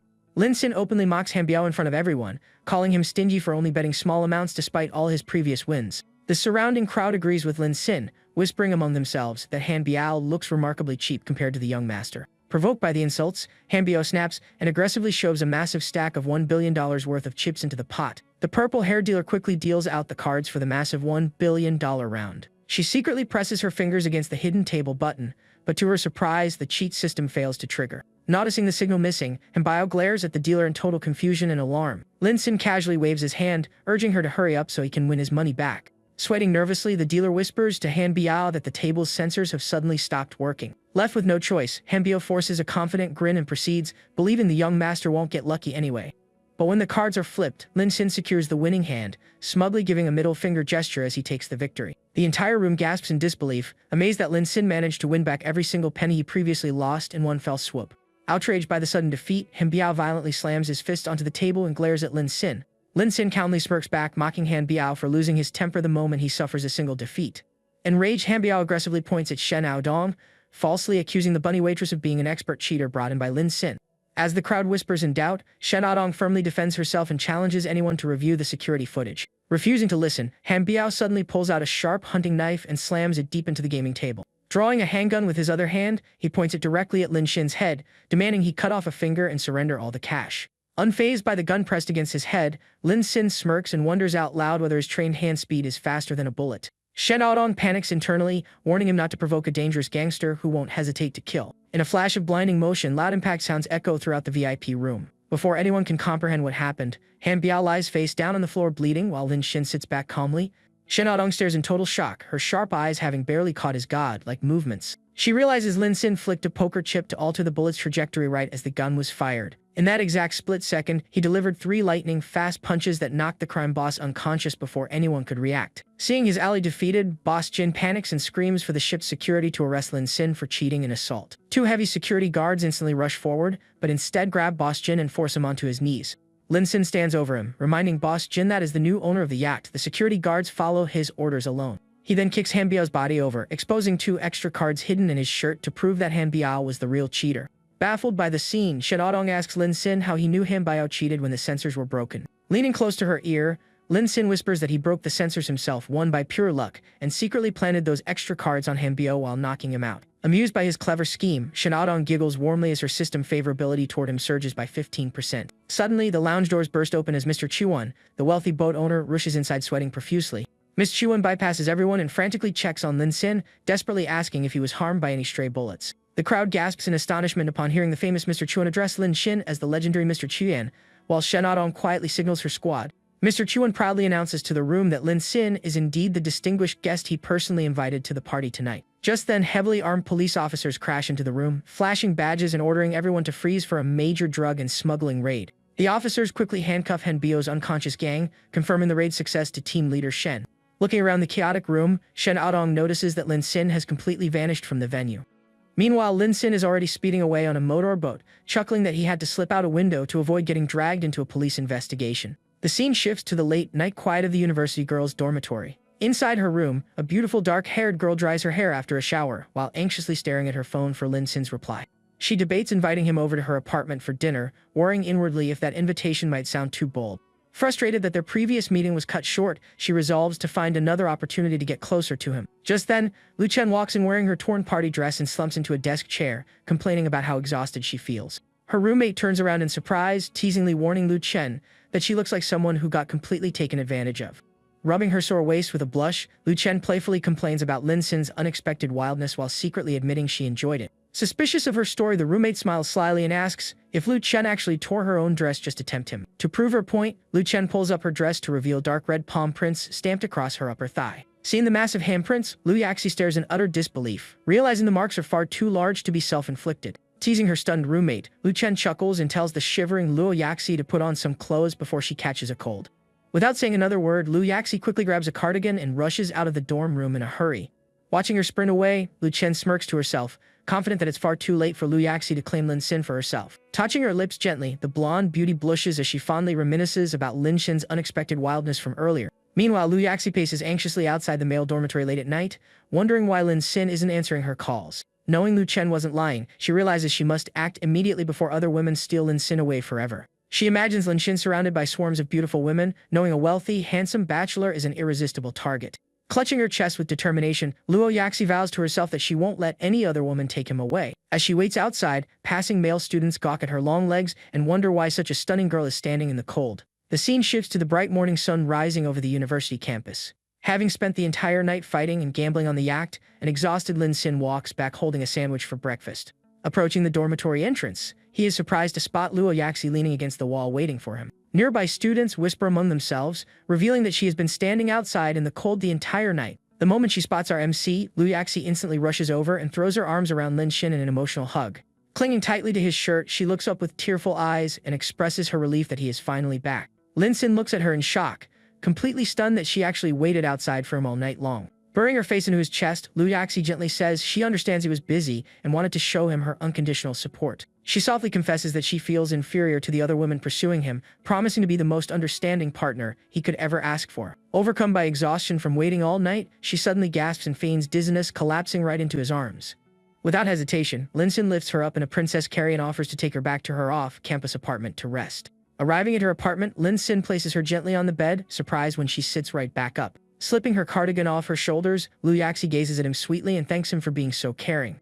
She moves close behind him, offering to give him a relaxing massage to wash away his tiredness from the night before. Surprised by her devotion, Lin Xin blushes with a smirk, happily agreeing to let her massage his back. Lying face down on the bed, our MC rests comfortably while Luo Yaxi straddles his back and begins rubbing his shoulders. Under her gentle touch, Lin Xin sighs in pure bliss, thoroughly enjoying the soothing massage. Seeing how relaxed he is, Lin Xin takes the opportunity to promise her a brand new house located closer to the university campus. Overjoyed by the offer, Luo Yaxi wraps her arms around his neck and plants a sweet kiss on his cheek, boosting her favorability rating to 95%. Snuggling on top of his back, she happily promises to give him a shoulder massage every single day from now on. Exhausted from his long night, Lin Xin quickly drifts off to sleep, snoring softly on the bed. While he slumbers, Lu Yaxi pulls out her phone and sends a humble brag text to Lu Chen about Lin Xin buying her a new house. Back in her room, Lu Chen reads the text and bawls with rage, furious that Lin Xin is splurging on her rival. Hiding her anger, Lu Chen types back a venomous reply, claiming she doesn't care since Lin Xin's money is meaningless to her. The two roomies engage in a fierce catfight via group chat, hurling insults back and forth over who truly holds Lin Xin's heart. Lying back in bed with a triumphant grin, Lu Yaxi resolves to send a couple selfie the moment the deed to the house is signed. By the afternoon, the bright sunlight fills Lin Xin's quiet bedroom. Fresh out of the shower, Lin Xin wipes his hair with a towel, feeling completely revitalized after his nap and massage. Hearing his phone chime repeatedly, he picks it up to check his incoming notifications. Opening his lock screen, he finds unread texts from both Lu Yaxi and Lu Chen asking to meet up again. Scrolling further, he sees a flood of unread messages from business partners, museum curators, and actresses all vying for his attention. Lin Xin scratches his head in amusement, marveling at how drastically his life changed now that women are constantly chasing after him. Among the texts, he notices a message from the dealership manager informing him that his custom-ordered luxury car has arrived. Realizing he forgot about the order, Lin Xin replies that he will personally visit the auto show to pick up the vehicle himself. With a free afternoon ahead, our MC smiles in anticipation, eager to inspect his brand new ride in person. Soon after, he arrives at the Grand Yanjiang Auto Show conference venue. The massive exhibition hall is buzzing with crowd activity, featuring dozens of high-end sports cars and glamour models. Professional hostesses in crisp blue suits greet high-net-worth guests at the entrance. Walking through the venue, Lin Xin chuckles upon discovering that the dealer put his newly arrived supercar on display as a centerpiece attraction. Arriving inside the venue, Lin Xin notices several foreign businessmen in luxury suits browsing the auto show. Hearing nearby attendees whisper that boss Steven has arrived, Lin Xin turns his gaze toward the VIP entrance. Steven, the foreign executive, strides in accompanied by his manager Chu Kun and the stunning purple-haired beauty Chu Menjin. Su Kun desperately tries to fawn over Shi Menjin by offering her food and water, but she coldly rejects all his advances. A server offers Steven a drink which he declines, prompting Lin Xin to step up and grab a beverage for himself. Gulping down the drink, Lin Xin happily remarks on how generous the venue is for serving free refreshments. He then spots a booth giving away free luxury ice cream cups that usually cost $30 each outside. Approaching the counter with a smile, Lin Sin politely asks the sales hostesses for a cup of ice cream. Sizing up his casual clothes, the snobbish hostess claims the ice cream is sold out, secretly judging him as a pauper. Lin Sin scratches his head to leave, but notices a foreign man step up to the exact same counter asking for ice cream. To his surprise, the hostess instantly hands the foreigner a cup of ice cream with a sweet and bowing smile. When a local Chinese girl asks for one right after, the hostess coldly lies again, claiming none are left. As the disappointed girl walks away, the hostesses exchange smug, condescending smirks behind her back. Disgusted by their obvious discrimination, Lin Sin stops in his tracks and loudly calls them out. RMC confronts the hostesses directly, demanding to know why foreigners receive ice cream while local citizens are lied to. Hearing his words, the surrounding crowd notices the foreigners holding ice cream and begins murmuring in anger. Flustered by the backlash, the hostess nervously makes up an excuse that the ice cream is reserved for special VPs. Lin Sin glares at her, calling out her prejudice by asking if special customers simply means anyone who is in Chinese. As the crowd's anger mounts, manager Shu Kun assures boss Steven that he will personally deal with the troublemaker. Chimenjin rolls her eyes in annoyance as Shu Kun walks off, deeply disliking his arrogant and clingy personality. Shu Kun arrives at the counter with an authoritative aura, demanding to know what the disturbance is about. Getting right into Lin Sin's face, Shu Kun arrogantly defends the hostesses and tells the broke youngster to scram. Lin Sin calmly states he came to pick up his vehicle, causing Shu Kun and the hostesses to erupt in mocking laughter. Shu Kun sneers that every vehicle at this auto show costs at least $1 million, accusing Lin Sin of being a liar. Turning to the gathered crowd, Shu Kun yells that this beggar snuck in for free food and orders security to throw him out. Ignoring the insults, Lin Sin casually digs in his pocket and pulls out a sleek card given to him by boss Shi. The moment he flashes the card, the entire crowd gasps in shock upon recognizing the ultra-rare 5-fire diamond VIP card. Holding the prestigious card, Lin Sin coolly tells Shu Kun to shut his mouth and listen for once. Realizing they insulted a billionaire, the terrified hostesses instantly bow down and stammer out an apology. But Lin Sin refuses to accept it, demanding they apologize to all the local visitors they discriminated against. The crowd breaks into thunderous applause, cheering for Lin Sin and the brave girl who stood up against the bias. Smiling warmly, Lin Sin gives the girl a thumbs up while Shu Kun stands frozen in utter humiliation. Suddenly, Chimenjin runs over and excitedly wraps her arms around Lin Sin from behind. She instantly hugs his waist, gushing that he is their most important VIP guest for the upcoming ribbon-cutting ceremony. Introducing herself as boss Shi's younger sister, she clings to his chest and admits how much she admires him. Seeing his crush embrace another man, Shu Kun bowls with insane jealousy and rage. Chimenjin sharply orders Shu Kun to resolve the staff situation immediately before it damages their company's sales. Desperate to save face, Shu Kun publicly fires both hostesses on the spot, screaming at them to shut up. When Chimenjin asks Lin Sin if he wants security to punish them further, Lin Sin casually tells her to ignore them. Relieved to escape further consequences, the disgraced hostesses bow repeatedly in gratitude before scurrying away. The crowd bursts into laughter as the two hostesses trip and stumble while fleeing the exhibition hall. Shu Kun grinds his teeth, recognizing Lin Sin as the famous internet tycoon who humiliated him previously on a livestream. Recognizing him as the legendary Mr. Cheon, the surrounding guests swarm Lin Sin to hand him business cards. Seeking revenge, Shu Kun secretly whispers to Steven, framing Lin Sin as a fake rich troublemaker intent on hurting their sales. Shu Kun points out Lin Sin to Steven, urging his foreign boss to step in and confront him. Steven walks up behind Lin Sin with a stern expression, calling out his name. Steven arrogantly introduces himself, claiming Lin Sin's lavish spending smells like a classic Ponzi scheme scam. Lin Sin scratches his head in genuine ignorance, innocently asking what a Ponzi scheme actually is. Chimenjin explains that it's an investment fraud invented by a foreign scammer, prompting Lin Sin to smirk at Steven. Pointing an accusing finger at Lin Sin, Steven insists high-profile fraudsters spend lavishly just to lure wealthy investors into fake schemes. Whispering among themselves, the swayed spectators fall for Steven's words, believing that Mr. Chuyan is just an elaborate fraudster. Chimenjin steps forward and angrily demands Steven show solid proof before making such serious accusations against Lin Sin. Completely unbothered by the drama, Lin Sin openly yawns and excuses himself to get a glass of water. Furious, Steven points an accusing finger at the local girls, claiming they are co-conspirators helping Lin Sin scam the wealthy. Steven threatens to call security on the girls, prompting Lin Sin to turn around with an icy glare. Stepping in front of the girls, Lin Sin tells Steven he successfully crossed the line and made him angry. Steven proposes a wager, challenging Lin Sin to prove he has more money or publicly admit to all of Yanjiang City that he's a scammer. The crowd whispers that Steven is a top Shanghai car mogul, believing a fake rich kid couldn't possibly beat his vast fortune. Lin Sin smirks and accepts the bet, adding a condition that if Steven loses, he must publicly confess to exploiting Chinese consumers. Steven's face contorts in fury as the high-stakes challenge is officially locked in. To initiate the flex war, Steven points at a random bystander and gifts him a $10 million luxury car for free. Steven smugly asks if Lin Sin dares to compete, while Chimenjin protests that gifting company stock is an unfair advantage. Steven scoffs that the cars are paid inventory, taunting Lin Sin for lacking the funds to match him. Gently patting Chimenjin's head to calm her down, Lin Sin reassures her that everything is under control. Lin Sin steps up and buys 3 $20 million supercars on the spot, gifting one to each of the slandered girls for a total of $60 million. The crowd gasps in shock as the multi-million-dollar transaction instantly goes through without a hitch. The emotional girls bow in deep gratitude while Chi-Menjin swoons over Lin Shin's heroic generosity. The two engage in an escalation war, with Steven gifting $10 million cars while Lin Shin retaliates by giving away vehicles worth $15 to $32 million. Panicking, manager Shu Kun whispers to Steven that their dealership has run out of high-end cars after losing tens of millions to Lin Sin. Lin Sin smirks at the sweating executive, teasingly asking why he stopped buying vehicles so suddenly. Desperate, Steven places his hands on a rare $40 million limited edition Lamborghini, challenging Lin Sin to match its exclusivity. Looking over at the luxury vehicle, Lin Sin remains entirely unfazed by the threat. Steven mockingly claims victory if Lin Sin cannot produce a vehicle of equal status, while Chi-Menjin berates Steven's shameless tactics. Doubting spectators mutter that no fraudster could possibly secure a rare limited edition vehicle on such short notice. Lin Sin turns his gaze toward a magnificent hypercar sitting atop a rotating golden pedestal in the center of the hall. The crowd gasps upon recognizing the Rolls-Royce concept Phantom, shouting that the display model is strictly not for sale. Coldly staring down Steven, Lin Sin remarks how amusing it is to watch a corner dog desperately jump over a wall. Steven sneers arrogance, demanding Lin Sin drop to his knees and confess his fraud immediately. Suddenly, Boss Shi rushes into the hall with open arms, shoving Steven out of the way to greet the legendary Mr. Qian. Boss Shi hands over the keys, revealing that the $80 million concept Rolls-Royce is the exact car Lin Sin pre-ordered. Steven literally spits out blood in shock as the crowd realizes the concept car belongs to Lin Sin. Without missing a beat, Lin Sin hands his card to Boss Shi and announces he is gifting the $80 million concept car to Chi-Menjin.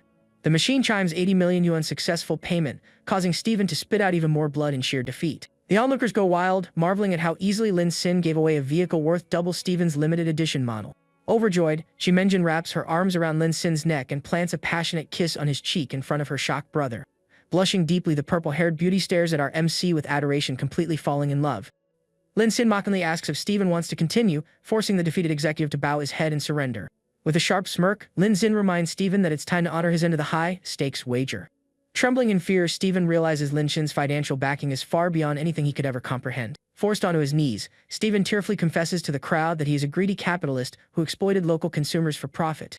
Furious at his admission, the local attendees raise their fists and demand full refunds while boycotting his brand. Lin Sin casually waves his hand and orders the humiliated executive to get out of his sight. An angry mob chases Steven and Shu Kun out of the building, demanding financial compensation for his predatory practices.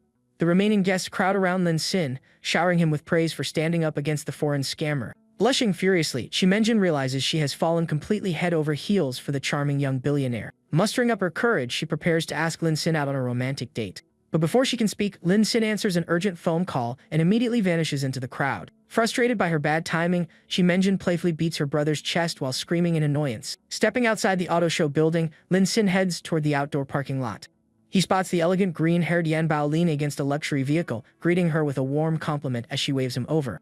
Blushing softly, Yan Bao realizes that while other men disgust her, she secretly feels happy whenever Lin Sin compliments her beauty. Lin Sin asks Yan Bao for help landing a senior year internship, while Yan Bao assumes he's simply avoiding his own family business. Lin Sin laughs embarrassedly, admitting he just desperately needs college credits to graduate on time. As Yan Bao drives him home, she offers him a high-paying executive job, but Lin Sin insists on starting as a low-profile worker. The scene transitions to the sleek skyscraper headquarters of Yan Bao's corporation the next morning. Inside the bustling office, employees gossip excitedly about a new intern personally appointed by the company president.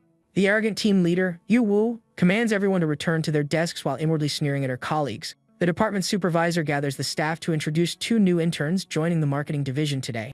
The first intern, Ju Wen, arrogantly flicks his hair and shows off his golden Rolex watch to make an impression. Lin Sin steps up next, politely introducing himself as a senior student from Yanjiang University. Observing them, Yu Wu immediately assumes the Rolex, wearing Xu Wen is the connected intern favored by executive management. In reality, the supervisor is secretly Xu Wen's father, who rigged the department placement to guarantee his son the full-time promotion.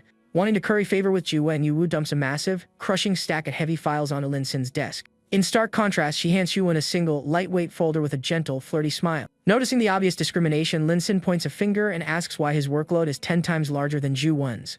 Yu Wu crosses her arms arrogantly, warning Lin Sin that as a subordinate, he has no right to question her orders. Lin Sin sighs and gets to work, while Yu Wu inwardly scoffs at him for being an impoverished student unworthy of her attention. Yu Wu approaches Xu Wen's desk, flirtatiously offering one-on-one guidance whenever he encounters difficulties.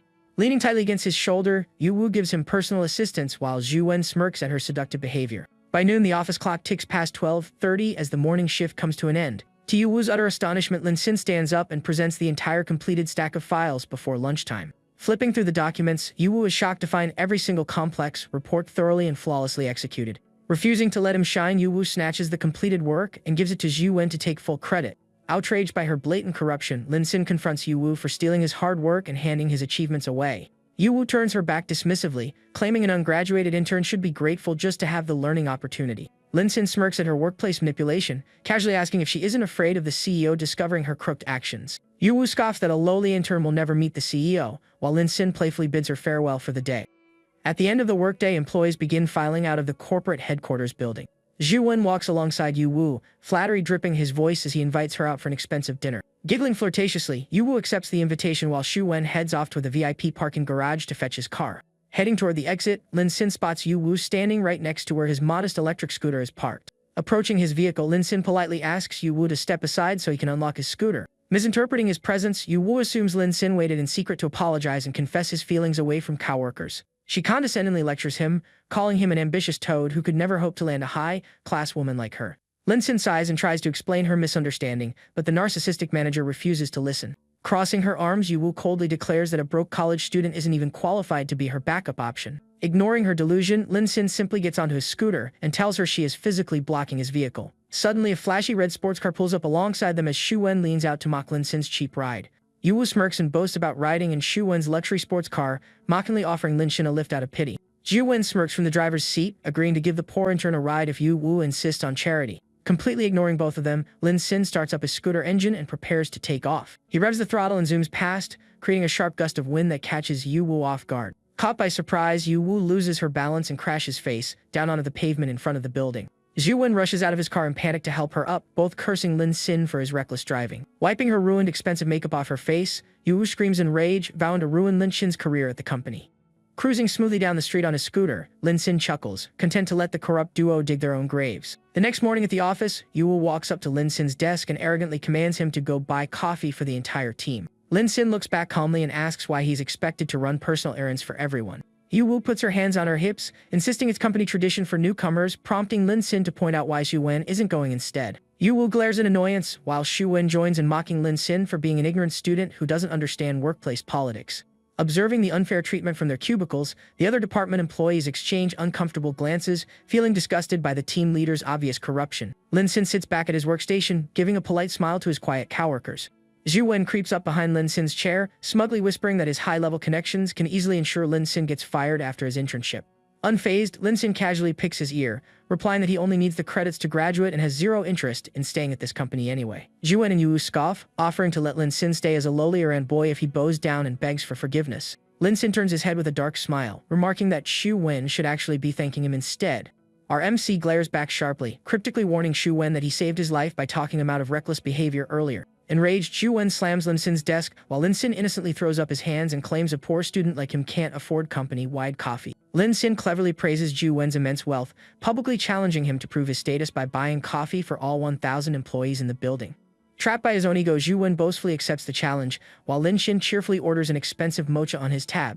Yu Wu loudly applauds Zhu Wen for his generosity, while the rest of the staff sarcastically thanks the rich intern for the free drinks. Zhu Wen forces a polite smile, but turns pale when Lin Xin remarks that he looks forward to Zhu Wen buying coffee for them every single day. Watching from his office, the corrupt department supervisor, who is secretly Zhu Wen's father, notices his son glaring at Lin Xin in frustration. Father and son exchange a sinister glance, silently agreeing to sabotage the newcomer at the next opportunity. The supervisor steps out and commands the room to gather for an urgent department announcement. He reveals an $80 million proposal due in 3 days, promising an $800,000 bonus to whichever group secures the client's approval. As teams quickly form around the room, Yu Wu and Zhu Wen team up while deliberately isolating Lin Xin, so no one works with him. Lin Xin simply grins, completely content to handle the entire project solo without any dead weight dragging him down.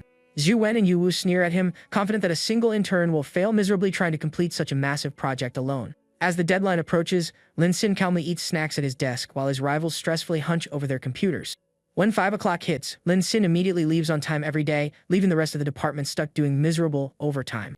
3 days later, Lin Xin finishes the complete City Park proposal in minutes, thanks to his level 3 intelligence boost. Yu Wu and Zhu Wen glare in disbelief as Lin Xin happily hums at his desk without having worked a single hour of overtime. The moment Lin Xin steps out to use the restroom, Yu Wu decides to sneak a peek at his computer screen. Looking closely at his monitor, Yu Wu gasps in total shock at what she sees. Calling Zhu Wen over, Yu Wu realizes Lin Xin created an exceptionally brilliant, world-class business proposal all on his own. Zhu Wen panics, realizing Lin Xin's solo work completely outshines all 3 official group presentations combined. Determined to crush him, Yu Wu maliciously decides to steal his proposal and present it as Xu Wen's original work in the upcoming client meeting.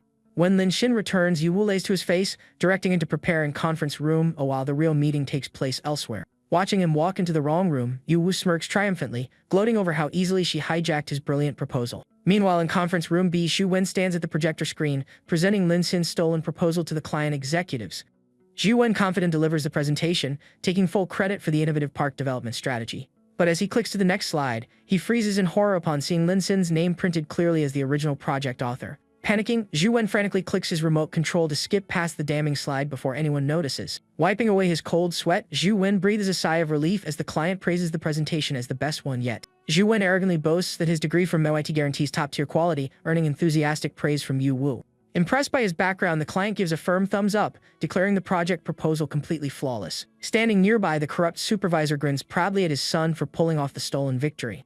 The client hands over the contract binder, offering to sign the official $80 million deal on the spot. The supervisor grins greedily, knowing this massive contract guarantees his upcoming promotion to executive director. As Xu Wen signs the papers, he and Yu Wu privately gloat about how they will split the $800,000 bonus. Suddenly, the doors burst open as Lin Xin strolls into conference room B, coolly calling them out for stealing his work. Terrified of being exposed, Xu Wen screams at his father to throw Lin Xin out of the room immediately. The supervisor slams the table and berates Lin Xin for interrupting, but Lin Xin exposes that they deliberately tricked him into going to the wrong room. Staring down the duo, Lin Xin directly accuses Yu Wu and Xu Wen of plagiarizing his entire presentation. The supervisor shouts angrily to cover for his son, threatening to fire Lin Xin on the spot for slandering senior colleagues. Unfazed, Lin Xin dares Xu Wen to turn to page 11 of the contract and show everyone the digital watermark signature at the bottom. Backed into a corner, Yu Wu steps up and fabricates a lie, claiming she merely credited Lin Xin for giving a tiny suggestion during brainstorming. The surrounding colleagues side with the supervisor, accusing Lin Xin of being a lazy intern who is trying to steal credit from hard-working staff. Lin Xin smiles calmly at her ridiculous excuse, knowing the original rough drafts and timestamps are still sitting safely on his workstation computer.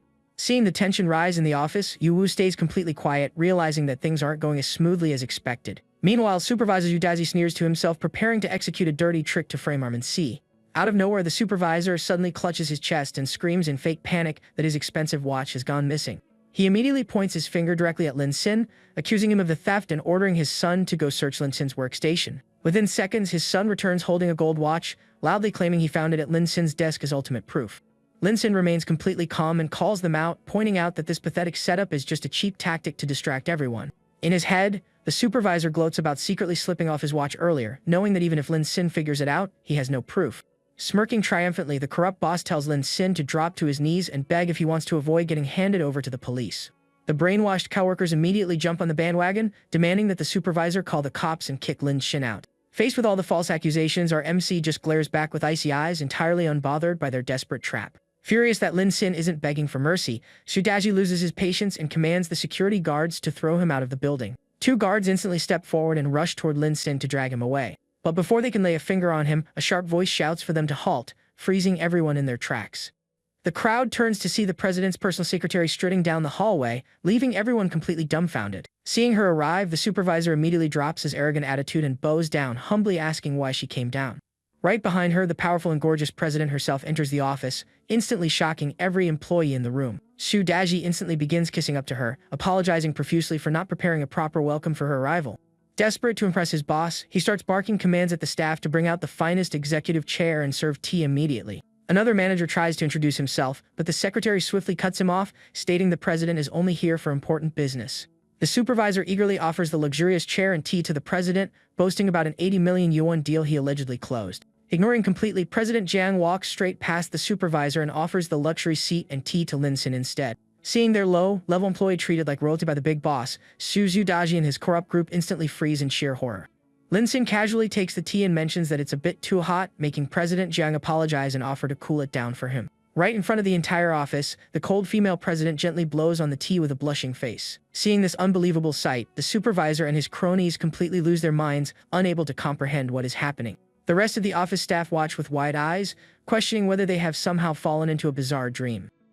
After carefully checking that the tea is at the perfect temperature, President Jiang sweetly tells Lin Xin to relax and let her handle the rest. Turning back toward the supervisor, her warm expression instantly disappears, replaced by an icy glare as she signals her secretary. The secretary steps forward and sternly confronts Su Dazi, asking if he realizes the massive mistake he has just made. Right on cue, an assistant hands over a file containing the actual original project documents found at Lin Sin's workstation. The secretary slams the draft directly against Shu Daji's chest, telling the foolish supervisor to take a good look at his own corruption.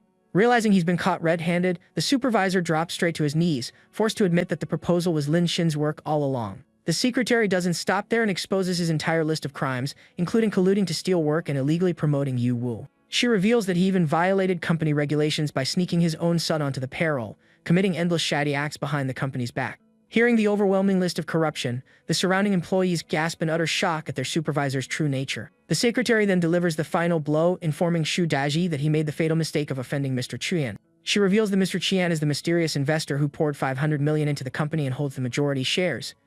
And that man is Lin Sin. Upon learning that the humble employee they tried to ruin is actually the supreme owner of the company, the corrupt trio turns completely pale. Screaming in utter despair, Shu Daji clutches his head as the secretary officially fires him, his son and Yu Wu on the spot. Realizing his entire life is ruined, the supervisor's son turns his rage toward Yu Wu, blaming her for all of his father's mess. He grabs her by the collar in fury, while Yu Wu screams back, exposing that he's just the son of a fraud who pretended to be a rich heir. A chaotic brawl breaks out between the three of them as they slap each other, shout insults, and threaten to expose their scandalous affairs to the boss's wife. Annoyed by the pathetic circus, the secretary orders the security guards to clean the floor and throw the screaming trio out of the building. With the bullies gone, the brown-nosing coworkers immediately bow to Lin Sin, desperately trying to apologize and kiss up to the company's real owner.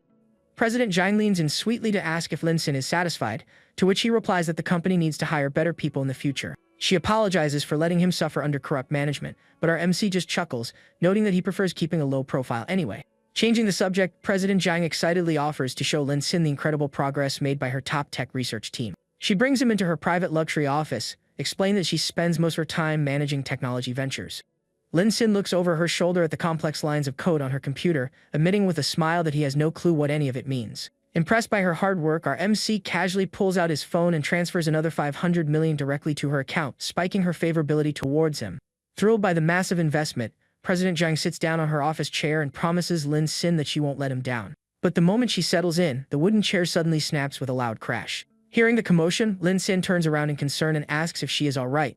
To his complete surprise, President Zhang ended up slithering through the chair, getting her lower body awkwardly wedged inside the frame. Staring at her stuck position, Lin Sin's mind instantly flashes to classic internet tropes of stepsisters getting stuck in washing machines. He chuckles to himself, imagining a blonde girl getting trapped headfirst while trying to do her daily laundry. Pushing the ridiculous thought out of his head, our MC wonders why such absurd scenarios keep popping into his brain at the worst times. Snapping back to reality, Lin Sin looks at his gorgeous boss helplessly trapped, realizing he needs to help her out immediately. He grabs her hands and tries to pull her out, but President Zhang groans in pain, telling him that pulling directly isn't working. Meanwhile, outside the office, the secretary opens the door slightly after hearing suspicious noises, only to gasp in shock. Trying to keep her composure, the secretary knocks on the door and asks if everything is fine, making President Jiang yell out that she's totally okay. Terrified of losing her dignified image if anyone sees her like this, President Jiang begs Lin Sin to move her over to the sofa so they can untangle her. Without hesitation, Lin Sin scoops her up along with the chair, carefully carrying her toward the couch while making sure not to hurt her. Once on the sofa, he instructs her to lie back and lift her waist, gently attempting to slide the tight wooden frame off her legs. Hearing all the gasps, groans, and intense commands through the thin door, the secretary blushes red, desperately trying to stop her filthy thoughts. With one final careful push, Lin Sin finally manages to pry the chair off, freeing his boss at last. Exhausted, President Zhang catches her breath on the couch, thanking him profusely while rubbing her numb legs. Pointing out that her designer dress got ripped during the struggle, Lin Sin suggests she change into a fresh outfit in her private cloakroom. Walking into her walk-in closet, our MC is blown away by the sheer size of the room, realizing just how filthy rich she actually is. As she browses through her wardrobe, Lin Sin points toward a stylish dress on display and mentions that it looks great. President Zhang smiles and steps behind the translucent changing door, telling him to wait just a moment while she slips into it. Sitting outside, Lin Sin accidentally catches a glimpse of her seductive silhouette through the foggy glass, causing him to blush instantly. Watching her curves as she gets dressed, our MC finds it impossible to look away from such a gorgeous view. Placing his hands together like a refined gentleman, he jokingly justifies to himself that watching carefully is the polite thing to do. When she calls out to check if he's still waiting, Lin Sin panics and frantically denies that he was peeking at her. From behind the door, President Zhang sincerely thanks him, admitting that her own family doubted her startup and only Lin Sin believed in her vision without limits. Swearing to herself, she promises that she will work tirelessly to ensure his massive investment reaps incredible profits. Lin Sin secretly hopes she actually loses money so he can keep spending more, but out loud, he smoothly tells her to spend as much as she needs. Misinterpreting his words as grand encouragement to fund national chip research, President Jiang is deeply moved by his vision, causing her favorability to surge to 52%. Noticing another massive boost in system points, Lin Sin smirks to himself, realizing that unconditional financial support really is the ultimate romance. President Jiang then steps out wearing the exact cut, outdressed Lin Sin pointed at earlier, asking if he's ready to head out for dinner. Seeing how breathtaking she looks in the outfit he picked, Lin Sin is left completely stunned. Admiring her stunning beauty, our hero realizes that his choice was absolutely spot on. Together, the two walk out of the office side by side, with President Jiang ordering her secretary to arrange a table at the Jilongshan Hotel. The entire office staff can only watch in disbelief, gossiping wildly about how the icy president changed into a sexy dress after spending private time with Lin Sin. As they leave, President Jiang promises to show him her proudest tech achievements after dinner, while the heartbroken male employees weep on the floor. Soon, they arrive at an upscale restaurant, enjoying a romantic dinner while discussing the impressive programming software Lin Xin developed. Humbling himself, Lin Xin casually replies that the project was actually pretty simple for someone with his skill set.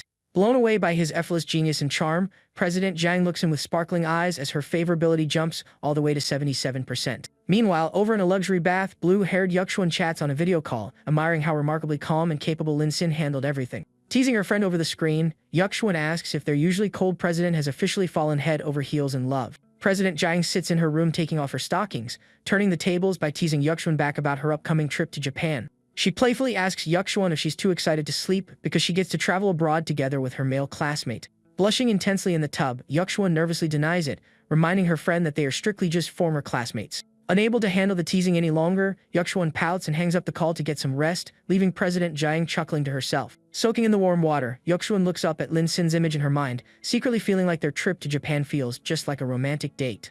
The scene then shifts across the sea to a towering skyscraper located in the heart of Japan. Inside a traditional Japanese room, the corrupt chairman Kameda relaxes in his kimono while his subordinate reports that all auction funds have been prepared. The bow-tied henchman assures the chairman that they have more than enough capital to buy out whatever they want at next week's auction. Swirling his wine glass, the chairman sneers maliciously, eager for that arrogant young Chinese guy to land in Japan so he can crush him completely. The Japanese Yakuza bodyguards vow that if the young man dares to offend their Kameda consortium, they will first humiliate him at the auction and then ensure he never leaves Japan alive. 10 days pass and an international flight cuts through the sky, carrying our MC toward his destination. On the phone, a breaking news alert pops up announcing that the prestigious Appodo auction, held only once every 4 years, is about to officially open in Japan. Sitting in economy class, Lin Xin mentions to Yuxuan that he almost missed the flight due to last-minute booking, noticing how nervous she looks. Yuxuan admits she is excited to see China's lost cultural relics but worries that Cao Jun and the powerful Kameda consortium might plot against him if he loses the bid. Lin Xin gives her a reassuring smile, declaring that regardless of any bets, he's determined to bring those national treasures back home where they belong. Suddenly, the quiet cabin is disrupted by a spoiled brat running wildly down the aisle, yelling and playing superhero games.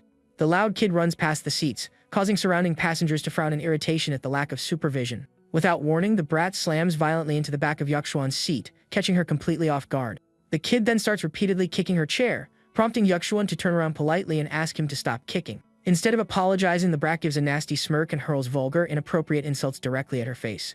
Shocked by his disgusting language, Yuxuan gasps in disbelief that a young child could say something so offensive. The brat aggressively grabs at her belongings, knocking her phone onto the floor as Yuxuan cries out in surprise. Losing his temper, Lin Xin stands up to confront the brat, but Yuxuan gently holds him back, insisting that kids just don't know any better. Lin Xin sighs at her endless kindness, warning her that if spoiled kids like this aren't taught a proper lesson, they will grow up to be even worse. Seconds later, the unmanageable brat comes running back down the aisle, resuming his obnoxious game once again. As he passes by, the brat deliberately reaches out and yanks Yuxuan's dress upward, exposing her legs to the entire cabin.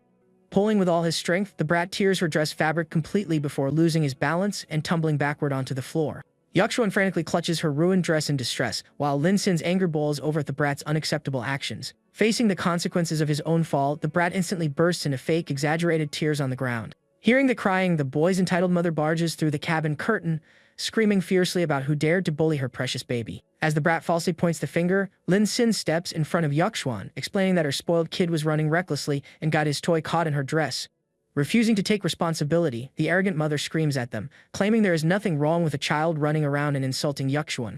Yuxuan defends herself by noting that planes aren't playgrounds, but the toxic mother and her brat double down, spewing vile insults about Yuxuan's clothes. Speechless at the mother's outrageous behavior, Yuxuan glares back in utter disbelief.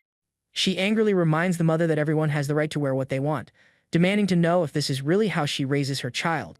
The entitled mother smugly claims her child is well behaved, while the brat chimes in with another inappropriate comment about Yuxuan's underwear. Covering her son's eyes, the mother continues her hypocritical rant, attacking women who wear stylish dresses. She puts on a crazy, twisted smile and blames them for ruining her child's mental health with their presence. Shaking with anger at the absurdity of the situation, Yuxuan struggles to find the words to respond to such shameless people. Stepping firmly in front of her, Lin Xin takes over the fight, calling out the mother and son as uncultured fools who are publicly embarrassing their own country. Outraged that someone called her out, the mother threatens to call the flight attendant and have them thrown off the plane. Lin Xin smirks and encourages her to do so, listing all the brat's actual offenses and warning her that the airline staff will hold them accountable for harassment and property damage. Realizing they are in serious trouble, the brat panics and clings to his mother, while the mother's confident facade completely shatters. Turning to Yuxuan, Lin Xin asks if she's alright, making her favorability rise as she admires how effortlessly he stood up to the bully. Desperate to save face, the entitled mother shouts at the entire economy class, boasting about her wealth and claiming they will never afford first-class seats. Fed up with her snobbery, the surrounding passengers immediately unite and shout back, putting the arrogant woman right in her place.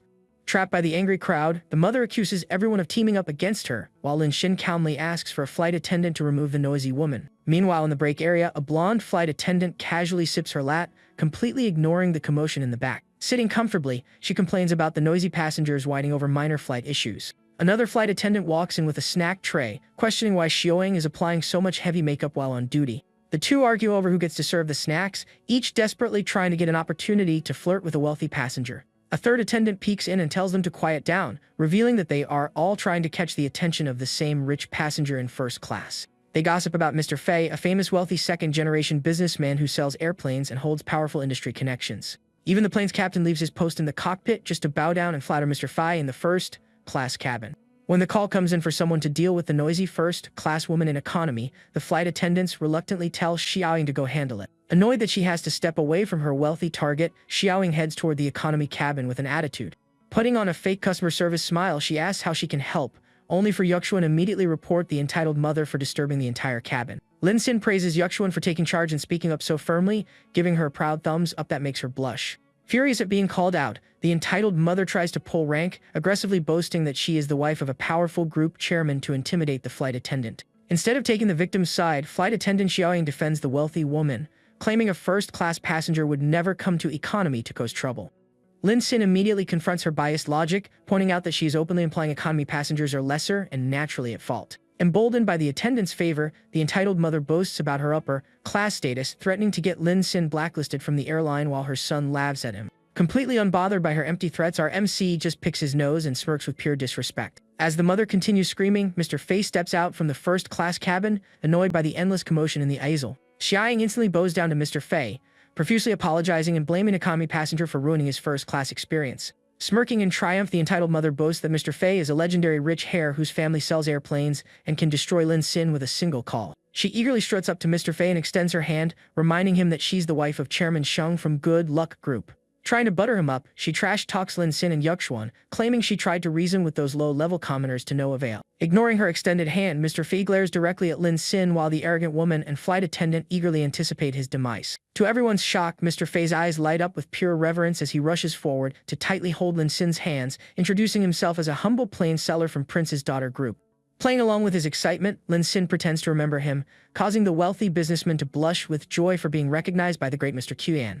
The entitled mother, her brat, and the snobbish flight attendant freeze in utter horror, unable to process why a powerful billionaire is bowing down to an economy passenger. When the brat shouts another insult at Lin Xin, his mother instantly slaps him across the face, terrified of offending someone Mr. Fei respects so deeply. Wanting to curry favor with our MC, Mr. Fei orders the staff to immediately upgrade Lin Xin and Yuxuan to first class on his Premier Gold card. Hearing that the people they try to ruin are getting a free first-class upgrade, the corrupt group screams in utter disbelief. However, Lin Xin casually turns down the offer, stating that seeing the entitled woman's face in first class would completely ruin his good mood. Eager to solve the problem, Mr. Fei promises to call his close friend who owns Spring Airlines to have the entitled mother permanently blacklisted, leaving her in absolute panic. Realizing her entire status is on the line, the arrogant woman drops to her knees, fake fainting and begging Lin Xin to take pity on a helpless mother and son. Lin Xin glares down at her without a trace of mercy, declaring that she cannot escape consequences after how horribly her brat treated Yuxuan. Throwing a full-blown tantrum on the floor with her son, the mother screams hysterically that rich people are viciously picking on the weak. Mr. Fei roars at her to shut up, warning that her public disturbance will result in police detention the second the plane lands. The whole economy cabin breaks into wild applause, while passengers expose the snobbish flight attendant Xiaoying for posting hateful comments online about her customers. As furious passengers threaten to make her viral scandal blow up, Xiaoying collapses to the floor, realizing her career in aviation is completely ruined. Soon after, the flight lands safely at Japan Neo Airport, where police officers drag away the crying mother and son while Lin Xin and Yuxuan walk out freely. Walking through the terminal, Mr. Fei asks about his business in Japan, and Lin Xin proudly answers that he came to buy back all of China's stolen cultural relics at the upcoming auction. Impressed by his patriotism, Mr. Fei lowers his voice to warn Lin Xin to be extremely cautious of a dangerous tycoon named Kimeda Kento. He explains that Kimeda is a ruthless Japanese chaebol who uses his endless fortune and undercover ninjas to severely injure anyone who bids against him. Realizing that Cao Jun intentionally set a trap to pit Lin Xin against such a dangerous monster, Yuxuan nervously begs him to cancel the trip and return home. But Lin Xin clenches his fist with unshakable resolve, declaring he will never let China's treasures fall into enemy hands, especially when he can farm system points from the confrontation. Astounded by his bravery, Mr. Fei cheers him on while Yuxuan gazes at him with deep affection, boosting her favorability even higher. Unbeknownst to them, a pink-haired female assassin clad in black tactical gear and a face mask blends into the airport crowd behind them. Locking her sharp gaze onto our MC, Iris Sato silently identifies Lin Xin as her assigned target. In a flashback, Chairman Kimeda personally instructs his top operative, Iris Sato, to track down the wealthy Chinese man at the airport.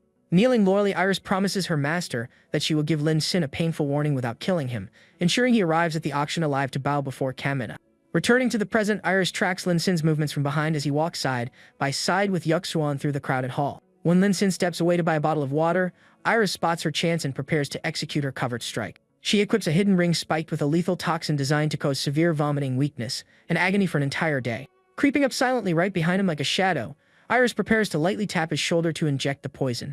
But just as she strikes, Lin Xin suddenly stops at the vending machine and freaks out over an 80 yuan bottle of water, leaving the assassin frozen in mid-air shock. Complaining that water in China only costs 2 yuan, our MC refuses to get ripped off and spots a public drinking fountain nearby. Lin Xin walks over and starts gulping water straight from the tap, leaving the deadliest assassin in Japan standing there completely speechless.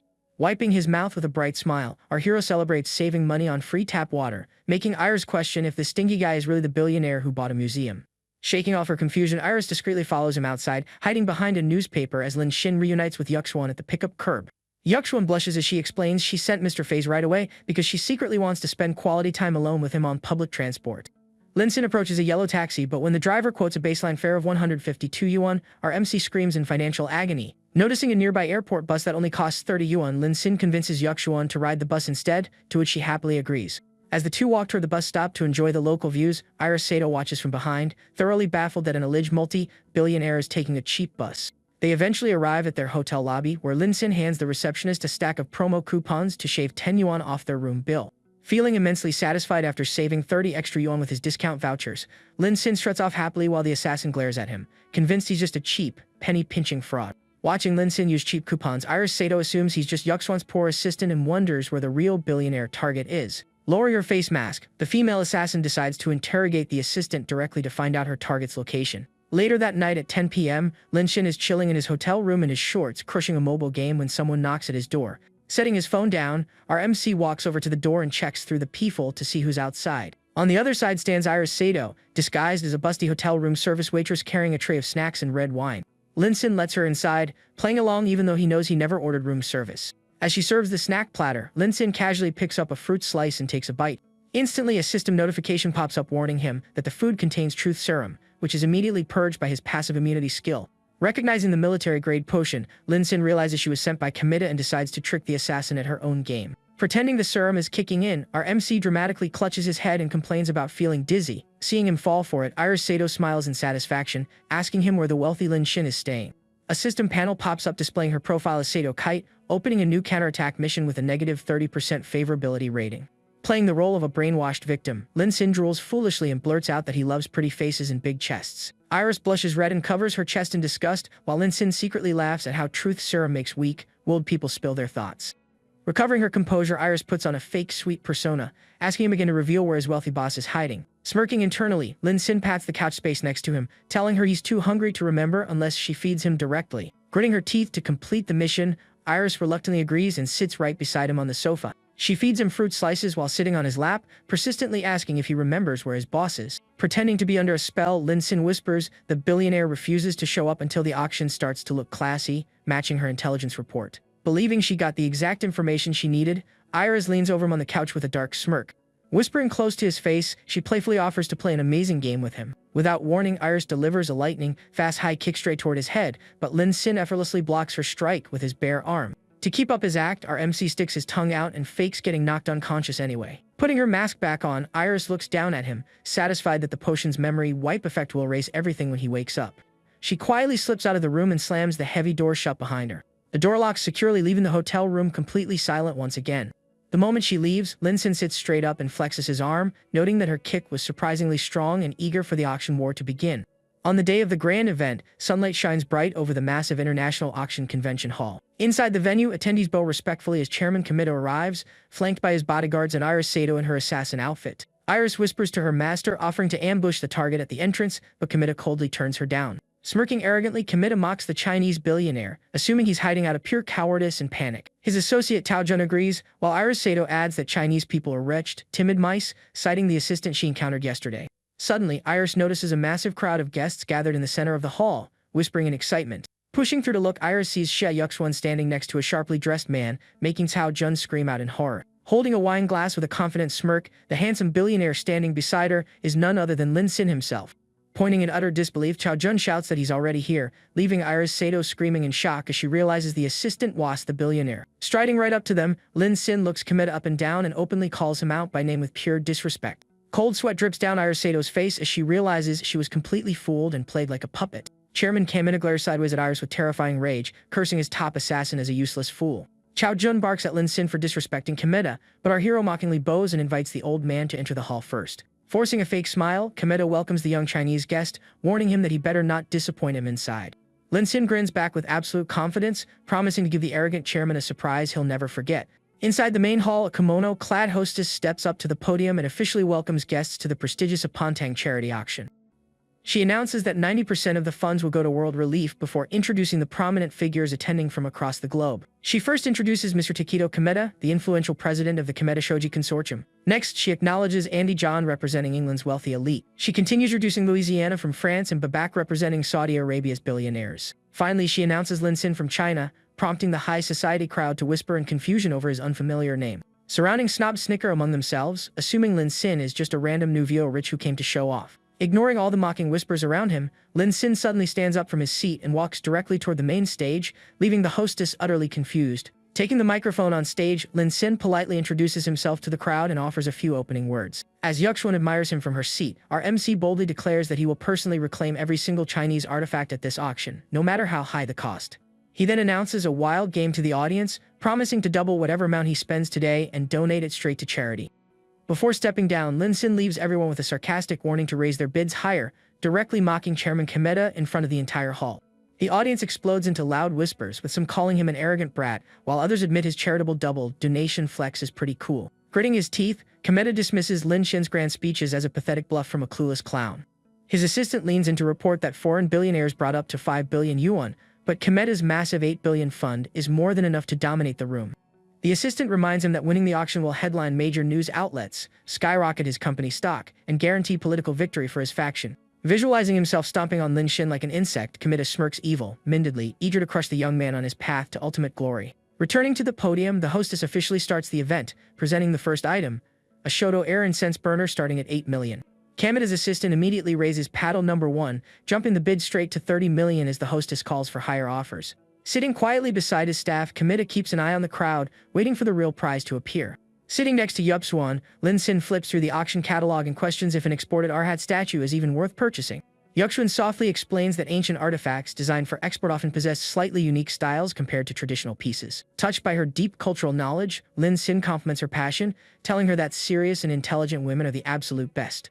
Yuxuan blushes crimson at his sweet words, boosting her system favorability rating even higher. Floating heart effects surround the flirtatious duo, leaving the surrounding wealthy bidders completely baffled by their sudden romance. Glaring over at them, Kamita sneers to himself, preparing to unleash a relentless financial attack once Chinese relics come up. The hostess brings out the second item, a rare Qing Dynasty blue and white peacock plate starting at 10 million. Without wasting a single second, Lin Sin raises paddle number 8 to enter the race. Bidders from England, France, and Saudi Arabia smirk alongside Kamita, eager to watch the young man get outbid. But Lin Sin casually opens with an absurd jump bid of 300 million yuan. The international billionaires freeze in absolute terror, utterly stunned by such an unhinged opening bid for a 10 million item. Komeda scoffs at the bid, assuming the kid is just desperately overpaying to prove his worth. When his assistant asks if they should counter, Komeda orders him to stand down, claiming the plate isn't worth going over 300 million. With no one daring to challenge the insane price, the hostess slams her gavel and awards the peacock plate to Lin Sin. Taking Yuxuan's hand gently, Lin Sin whispers that he bought the 300 million relic purely as a gift to match her beauty. Surrounding guests gasp at his lavish generosity, whispering that spending hundreds of millions just to impress a girl is total madness. Yuxuan blushes brightly and thanks him from the bottom of her heart, deeply touched by his grand gesture. Seeing the couple flaunt their romance right in front of them, jealous male attendees clench their fists in pure rage. Next, the hostess presents the third item, a Japanese 8-foot magatama jewel starting at 8 million.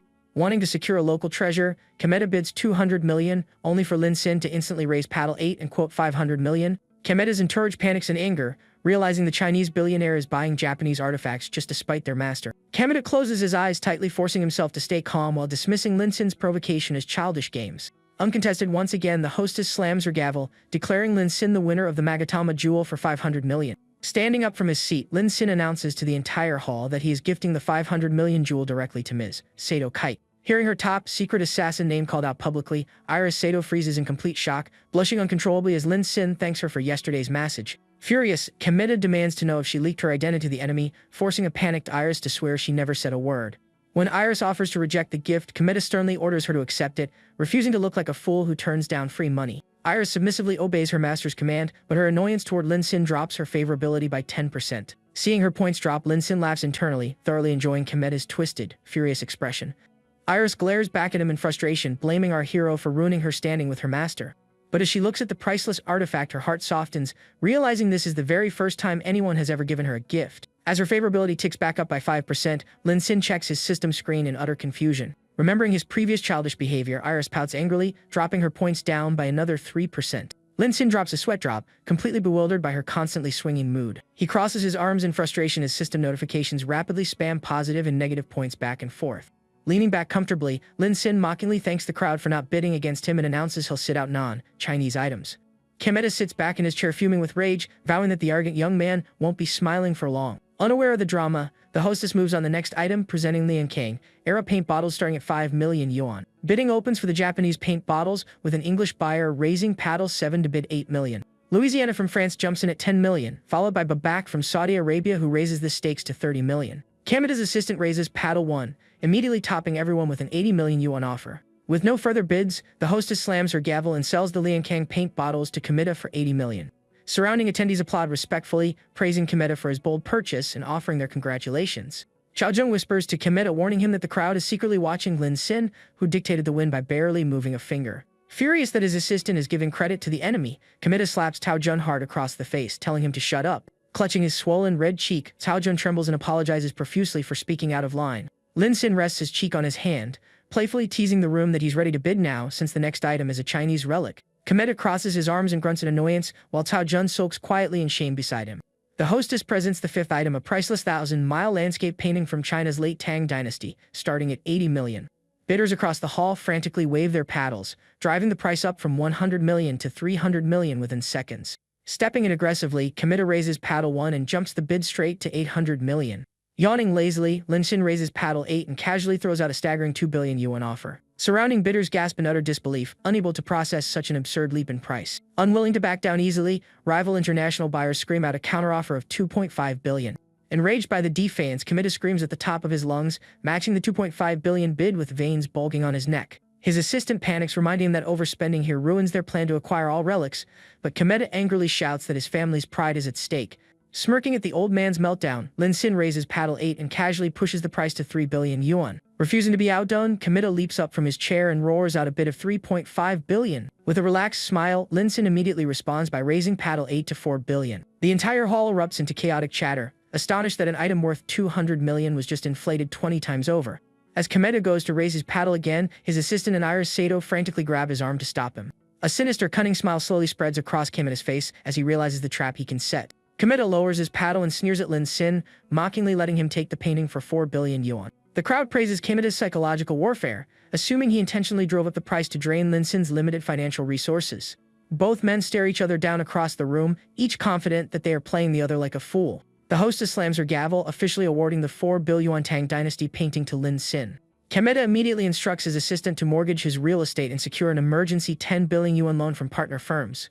He calculates that draining Lin Xin's funds early will force the young man to gamble everything on the final lot, the glazed guanyin. Kameda visualizes holding Lin Xin in his palm, convinced that failing to complete his promise will destroy the Chinese billionaire's entire reputation. Clenching his fist, Kameda vows to secure the glazed guanyin at all costs to gain absolute leverage over Lin Xin. His assistant agrees, speculating that Lin Xin is backed by a patriotic Chinese syndicate, making this an ideological war. The assistant declares his battle must be won, while Iris Sato quietly processes the high-stakes conflict between both nations. Realizing Lin Xin is fighting to restore China's national pride, Iris Sato blushes softly, viewing him in a surprisingly heroic light. Despite her growing admiration, Iris reminds herself that as Kameda's assassin, Lin Xin is still her sworn enemy, boosting her favorability by 5%. Lin Xin clutches his head in utter frustration as system favorability notifications randomly spike up and down again. Moving along, the hostess introduces the 6th item, a Song Dynasty Buddha head starting at 100 million yuan. Lin Xin opens with 500 million, but Kameda instantly counters with 1 billion as their fierce bidding war resumes. Lin Xin bumps it to 1.5 billion,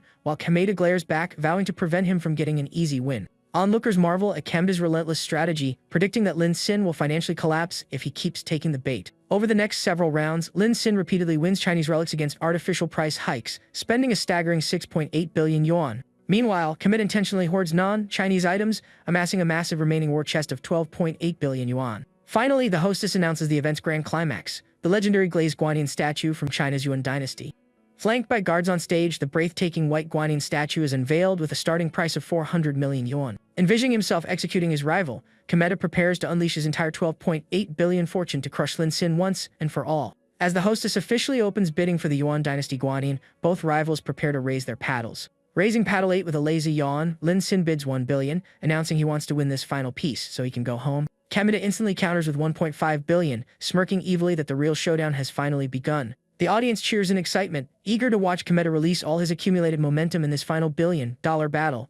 As the intense bidding war continues, the auction crowd described the clash as a fierce battle between a dragon and an eagle, noting that the young man from China seems to be in serious trouble. Meanwhile, Lin Xin sits calmly beside his companion and mockingly hopes that Kameda can maintain his composure, teasing him for hiding in the crowd like a shrinking coward. With a smug grin, Lin Xin mockingly asks if Kameda is terrified of losing at the last second and never being able to hold his head high in his own country again. Without showing an ounce of hesitation, Lin Xin casually raises his paddle and bids 3 billion. Annoyed by his confidence, Kameda snaps back, claiming Lin Xin has already spent 8.3 billion and couldn't possibly have more funds left than him. Driven by anger, Kameda immediately raises paddle number 1 to push the bid up to 4 billion. Unfazed by the massive increase, Lin Xin simply smirks, amused by Kameda's absolute confidence in his remaining budget. Irritated by his opponent's calm reaction, Kameda glares with popping veins and angrily dares him to keep bidding. Lin Xin smoothly raises the price to 5 billion, but Kameda counters right away with 6 billion. Lin Xin instantly pushes it to 7 billion, forcing a heavily sweating Kameda to jump all the way to 9 billion. When Lin Xin casually jumps to 12 billion, an enraged Kameda completely loses his mind and screams out 16 billion. Seeing the price reach astronomical heights, the blue-haired girl beside Lin Xin grows worried and warns him that the amount is getting way out of hand. Kameda's assistant panics, reminding him that their actual funds are only 12.8 billion, but Kameda furiously insists his pride is on the line and he can liquidate his manors and stocks.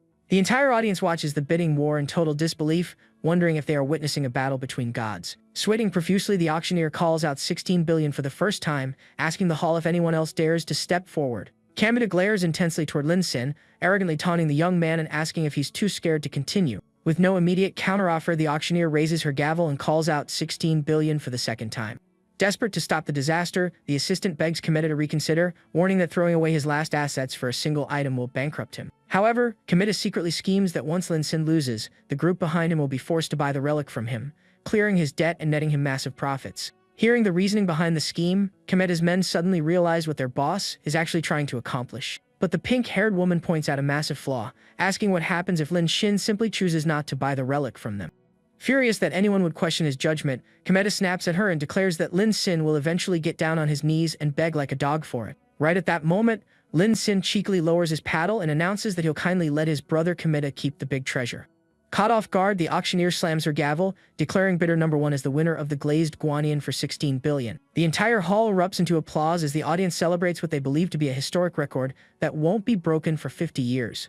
With a strained expression, the assistant nervously turns to Kameda to break the news that he actually won the auction. Kameda sits completely frozen in his chair with a blank gaze, trembling as he tries to digest the horrifying reality that he won. A moment later, the sound of calm footsteps echoes across the hall as someone slowly walks toward Kameda's seat. Trying desperately to save face, Kameda stands up and mockingly asks Lin Xin why he brought so little money after claiming he would reclaim all Chinese relics. He continues to taunt the young man, loudly declaring that his supposed sense of patriotism is completely worthless. The pink-haired assistant then steps forward and presents a ceremonial samurai katana to her master. Unscrewing the blade slightly, Kameda arrogantly preaches about samurai honor and how disgraceful losers like Lin Xin ought to feel. He throws the katana directly at Lin Xin's feet, claiming that the only honorable path left for a failure is to commit seppuku. Remaining completely unfazed by the threat, Lin Xin reaches down and casually picks up the sword. Kameda smugly adds that he knows a coward like him would never dare perform seppuku, so he's generously offering him another way out. Gesturing to the glazed Guanyin statue, Kameda offers to resell it to Lin Xin right now for 19.9 billion. With a sly grin, Kameda tells him this is his last chance to complete his mission and avoid dying of total shame. Unbothered by the pressure, Lin Xin points a finger at Kameda and mockingly remarks on how pathetically cowardly he looks. Enraged by his calm posture, Kameda and his associate yell at him, warning that acting arrogant won't lower the price by a single penny. Without arguing back, Lin Xin slowly pushes himself up from his chair. Standing directly in front of Kameda, he smoothly adjusts his tie with a calm, subtle smile. Leaning closer, Lin Xin looks down at Kameda and flatly tells him that he really is a bad dog. He doubles down on the insult by calling him a bad fat dog, leaving Kameda thoroughly bewildered by his words. Lin Xin then asks if Tao Jun was the one who told him that he came here to buy back every Chinese relic, while Kameda wonders if he's just terrified and looking for an excuse. Crouching beside the statue, Lin Xin tells Kameda to think very carefully about his exact words, giving him a big hint regarding ancient Chinese export cultural relics. A sudden wave of realization strikes Kameda, leaving his eyes wide in absolute horror. Realizing he was completely played, an enraged Kameda turns around and delivers a violent slap straight across his informant's face. The brutal force of the strike sends the man flying through the air before he crashes hard onto the floor. Holding his swollen cheek, the informant lies on the floor in total confusion, wondering why he was suddenly struck. Hyperventilating in pure panic, Kameda finally realizes that Lin Xin only intended to reclaim relics that were stolen by Japan, not exported trade goods like this statue. Lin Xin points out that the glazed Guanyin was actually a commodity exported to Japan in ancient China, meaning it holds no real historical weight as a stolen relic despite having basic cultural value. Pointing at the statue's facial features, he adds that this specific style went out of fashion back in the Tang dynasty, proving it was created purely as an export item. He then gives Kameda a smug look, teasingly asking if he went completely bankrupt just to buy a piece he can't even handle. Realizing the massive financial trap he walked into, Kameda stands frozen in pure horror as his face turns completely pale. Enraged by the betrayal, Kameda orders his men to grab the informant Tao Jun and drag him away while the man desperately begs for mercy. The blue-haired girl sighs in relief, admitting she was terrified he was actually bidding, but Lin Xin playfully reminds her that to trick an enemy, you must first deceive your own allies. Immediately after, a large crowd of foreign museum representatives and eager admirers surrounds Lin Xin, showering him with praises and invitations. The spectators burst into hysterical laughter, mocking Kameda for spending a mind-boggling 16 billion on a common export statue. Overwhelmed by sheer rage and humiliation, Kameda screams out in pain as he clutches his chest and collapses to the floor. His eyes bulge in agony as the shock of losing his entire fortune physically overwhelms his body. Trembling uncontrollably, he grips his chest tightly in a desperate attempt to catch his breath. Unable to stay upright, he collapses hard onto his knees before the eyes of the entire room. As Kameda lies panting on the ground, Lin Xin calmly steps right in front of his face. Looking down at the broken man, Lin Xin mockingly tells Kameda that he really ought to take better care of his health. Watching Lin Xin calmly walk away, Kameda glares with eyes filled with burning hatred. He reaches into his robes and pulls out a hidden cell phone. Barking into the receiver, Kameda orders all of his hired samurais and ninjas to mobilize at once. He demands that they recover every single relic Lin Xin bought and eliminate the young man before the next morning's sun rises. Shortly after, the scene shifts to the Chinese embassy in Japan. Inside, an official warmly thanks Lin Xin on behalf of the embassy for spending his own money to secure China's lost cultural treasures. Aware of Kameda's ruthless reputation, the official promises that the embassy will do everything in its power to guarantee Lin Xin's protection. Lin Xin expresses his gratitude but asks to borrow a vehicle, surprising the official who realizes Lin Xin plans to leave the safe compound. Terrified for his safety, the blue-haired girl grabs his arm and begs him not to venture outside where danger awaits. Gently holding her hands, Lin Xin reassures her with a warm smile, promising that everything will turn out fine. Reluctantly accepting his word, she nods softly, tears glistening in her eyes as she trusts him. Arriving alone in the underground parking garage, Lin Xin reflects that hiding away is simply not his style after Kameda tried to push him around. Clicking the car remote, he resolves that he cannot leave Japan without permanently settling his score with Kameda. Suddenly, two sharp shurikens slice through the air straight toward him. With lightning-fast reflexes, Lin Xin effortlessly tilts his head back to dodge the incoming projectiles. Out from the shadows steps the pink-haired ninja, wielding twin swords and wearing a tight black assassin outfit. Lin Sin turns around calmly and notes she arrived earlier than expected, playfully asking why she isn't wearing the Magatama ornament he gifted her earlier. Flustered by his flirty remark, she stammers back while Lin Sin casually insists the piece matches her eyes perfectly. Regaining her composure, she sternly warns him that Seido ninjas strictly execute their employer's orders and cannot be bribed. Hearing that it's purely business, Lin Sin smiles and offers to hire her entire clan on the spot for double whatever Kometa paid. She takes offense, insisting her clan never breaks contracts, but Lin Sin shrewdly points out that a contract naturally terminates if the employer fails their end. Refusing to debate any longer, she yells at him to shut up and leaps into the air with a vicious downward strike. Lin Sin calmly sways back, allowing the twin blades to slice harmlessly past his face. As she lands, the ninja grows frustrated, wondering how a guy with no obvious martial arts training keeps dodging every attack. Deciding to stop holding back, her eyes narrow as she prepares to execute a far more dangerous technique. She swiftly shifts her grip on the hilts, preparing a lethal martial arts maneuver. Sensing the sudden change in her momentum, Lin Sin looks slightly surprised. A massive shockwave erupts as her strike impacts the ground, forcing Lin Sin to take a defensive stance. Thick white smoke fills the parking garage, momentarily blinding visibility across the entire area.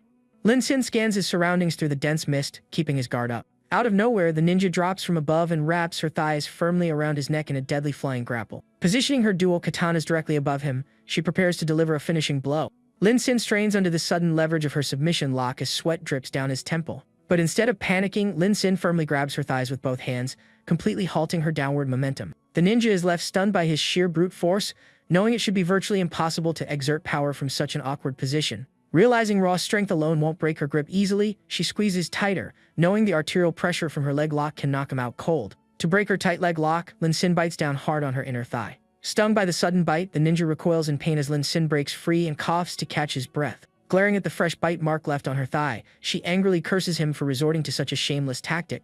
Lin Sin nonchalantly adjusts his tie, pointing out that since she's a trained killer, any dirty trick is fair game as long as it gets him the win. Dropping low into a crouched stance, Lin Sin coldly announces that it's now his turn to attack. In the blink of an eye, he bursts forward with tremendous speed straight toward her. The ninja's eyes widen in sheer panic as she fails to track his sudden burst of speed. She desperately raises both of her katanas in an attempt to block his incoming strike. Before she can even react, Lin Sin grabs her arms and instantly disarms her twin blades. Pinning her securely against the SUV, Lin Sin smirks as he announces that he finally caught her. When she tries to sneak a knee strike between his legs, Lin Sin casually blocks it with his own leg while teasing her reaction. Without holding back, he delivers a sharp headbutt straight to her forehead to completely daze her. Her twin katanas slip from her hands and clatter harmlessly onto the concrete floor. Panting slightly, Lin Sin rubs his forehead, noting internally that defeating a level 3 attribute ninja takes quite an effort.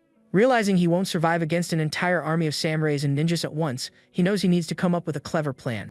He binds her securely to the front of his vehicle and inspects all the gear confiscated from her gear pouch. Inspecting a small vial found hidden in her attire, Lin Sin playfully identifies it as a truth serum. Pulling down her mask slightly, he forces the serum into her mouth, telling her it's time to spill everything she knows. As she slowly regains consciousness, Lin Sin urges her to wake up since he's on a tight schedule.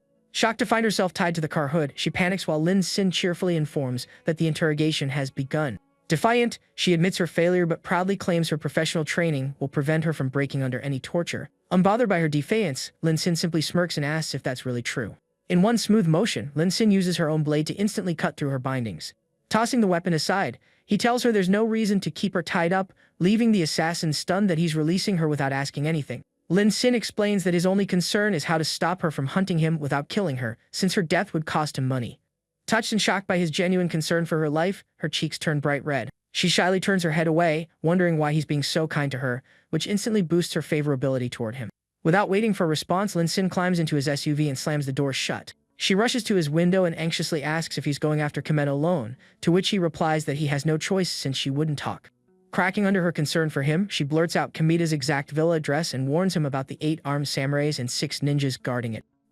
Lin Sin warmly thanks her for the detailed intel, while she flustily stammers that she only told him so he'd realize he's walking into his death. She reflects on how cruel Kometa is to everyone and how much she wishes to escape, though her clan's strict rules bind her. Placing a gentle hand on her shoulder, Lin Sin promises that after his upcoming talk with Kometa, the old man will grant whatever request he makes. He softly advises her to go find a safe place to hide while he takes care of business. With that, Lin Sin drives his SUV up the ramp and leaves the parking garage while she watches him depart. Watching his car disappear, her heart flutters as she realizes she's never met anyone like him, causing her favorability to shoot up even higher. Suddenly, her romantic train of thought is broken when she senses a hostile presence drawing close. Other masked ninjas surround her as their commander reports into his radio that Sado Kite has failed her mission and appears to have turned traitor. Realizing her own clan now views her as a traitor, Kite stands frozen in horror. Meanwhile, out on a private island, Komeda's fortified ocean villa sits heavily guarded under the night sky. Inside the mansion, Komeda screams into his radio after his ambush team reports that they lost track of Lin Shin's vehicle. Furious at their incompetence, Komeda orders all ninjas near the embassy to redirect their search and hunt Lin Shin down immediately. Back inside his villa room, Komeda stands over Sato Kite, who has been captured and wired up to an electric shock device. Komeda violently grabs her hair and demands to know Lin Shin's whereabouts, but Kite tearfully insists she was disarmed and knows nothing. Refusing to believe that Lin Shin let her go unharmed, Komeda cold-bloodedly presses the button on the shock remote. Massive electrical currents course through her body, causing her to scream out in agonizing pain. She slumps in the chair, trembling uncontrollably as smoke rises from the harsh electrical torture. Grabbing her chin, Komeda sickeningly admits he won't scar her body so he can sell her off at a high price later, leaving her horrified. Suddenly, loud explosions and gunshots echo from outside the mansion, and guards report that a lone intruder has breached the island's defenses. Hearing that the attacker is using ninja weapons to kill guards, Komeda realizes Lin Shin has arrived and orders all searchlights turned on to hunt him down. Bullets hit the grass around Lin Shin's feet as he agilely dodges the gunfire. Moving like a shadow, Lin Shin slashes the guard's neck before the shooter can even react. Spotlights instantly lock onto him from above as guards alert the entire island to his location. A squad of masked ninjas leaps down from the trees and rooftops to surround him. In mid-air, the assassins unleash a heavy barrage of shuriken and kunai directly at his position. The weapons impale the dirt right where he stood, but Lin Shin smoothly leaps back into the air. Without hesitation, Lin Shin dives straight off the high cliff edge toward the ocean below. He plunges in the dark sea water, and 6 elite ninjas immediately dive in right after him. Hearing that Lin Shin jumped into the water, Komeda sneers in victory, confident that his clan's top underwater assassins will gut him. Under the dark waves, the 6 masked ninjas quickly close in around Lin Shin from all directions. As the lethal underwater ambush unfolds beneath the ocean surface, the trap tightens around him. One of the assassins strikes first, lunging forward with his blade underwater. But Lin Shin glides through the water with terrifying speed, easily dodging the strike. Appearing instantly behind his attacker, Lin Shin draws his sword before the ninja can even turn around. With a single swift slash, Lin Shin kills the ninja, sending a cloud of red drifting into the water. He then accelerates through the current like a dolphin, moving far faster than normal humans should be able to.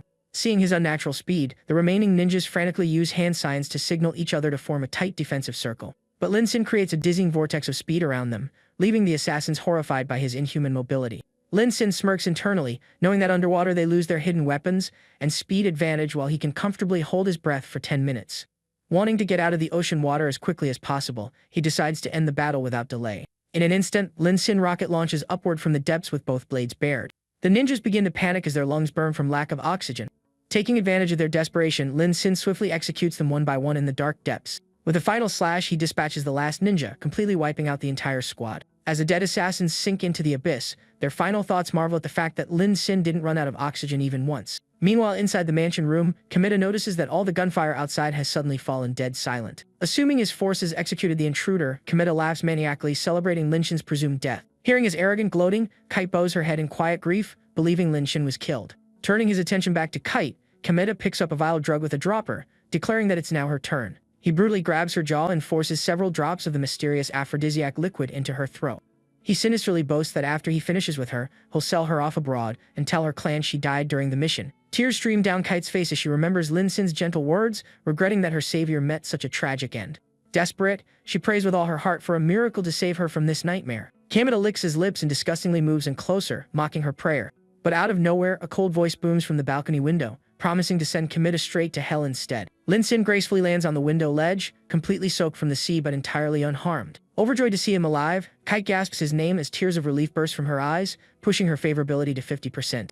Wiping water from his hair, Lin Shin smirks softly and apologizes for being late due to those annoying underwater ninjas.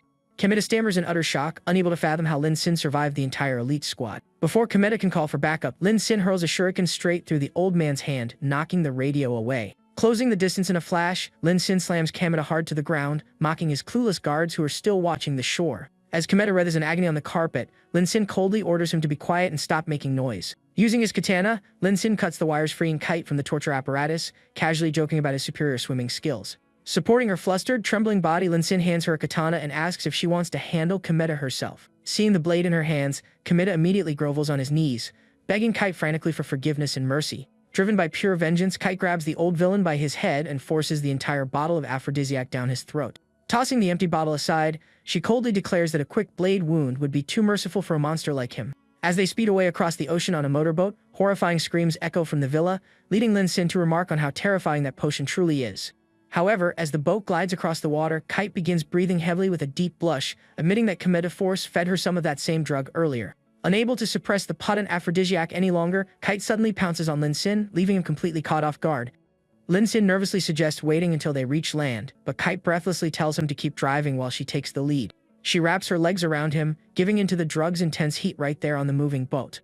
Embracing her warmly, Lin Xin lets her lean against him as the passion unfolds under the starry night sky. Noticing how bumpy the ride is, a flustered Lin Xin apologizes and offers to slow the boat down. But Kite softly whispers for him to keep driving just as it is, boosting her favorability towards him even further. Throwing caution to the wind, the two spend a passionate night together aboard the speeding vessel. By the time morning comes, the sun rises peacefully over the calm ocean waves.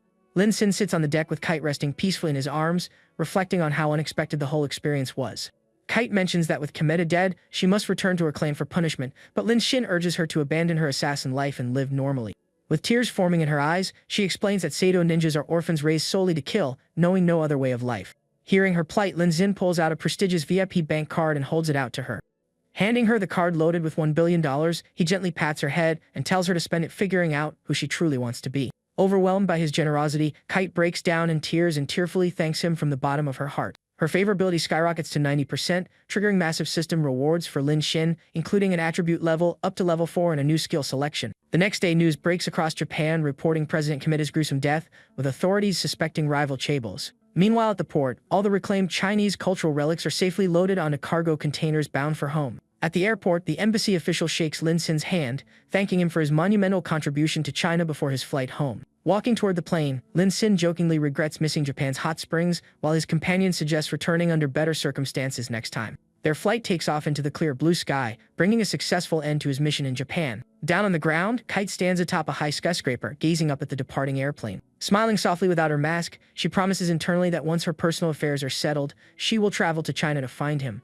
Upon arriving back in China, the blue-haired girl supervises workers carefully unloading the priceless antique crates. As they finish unloading, Lin Xin suddenly remembers something important he forgot earlier.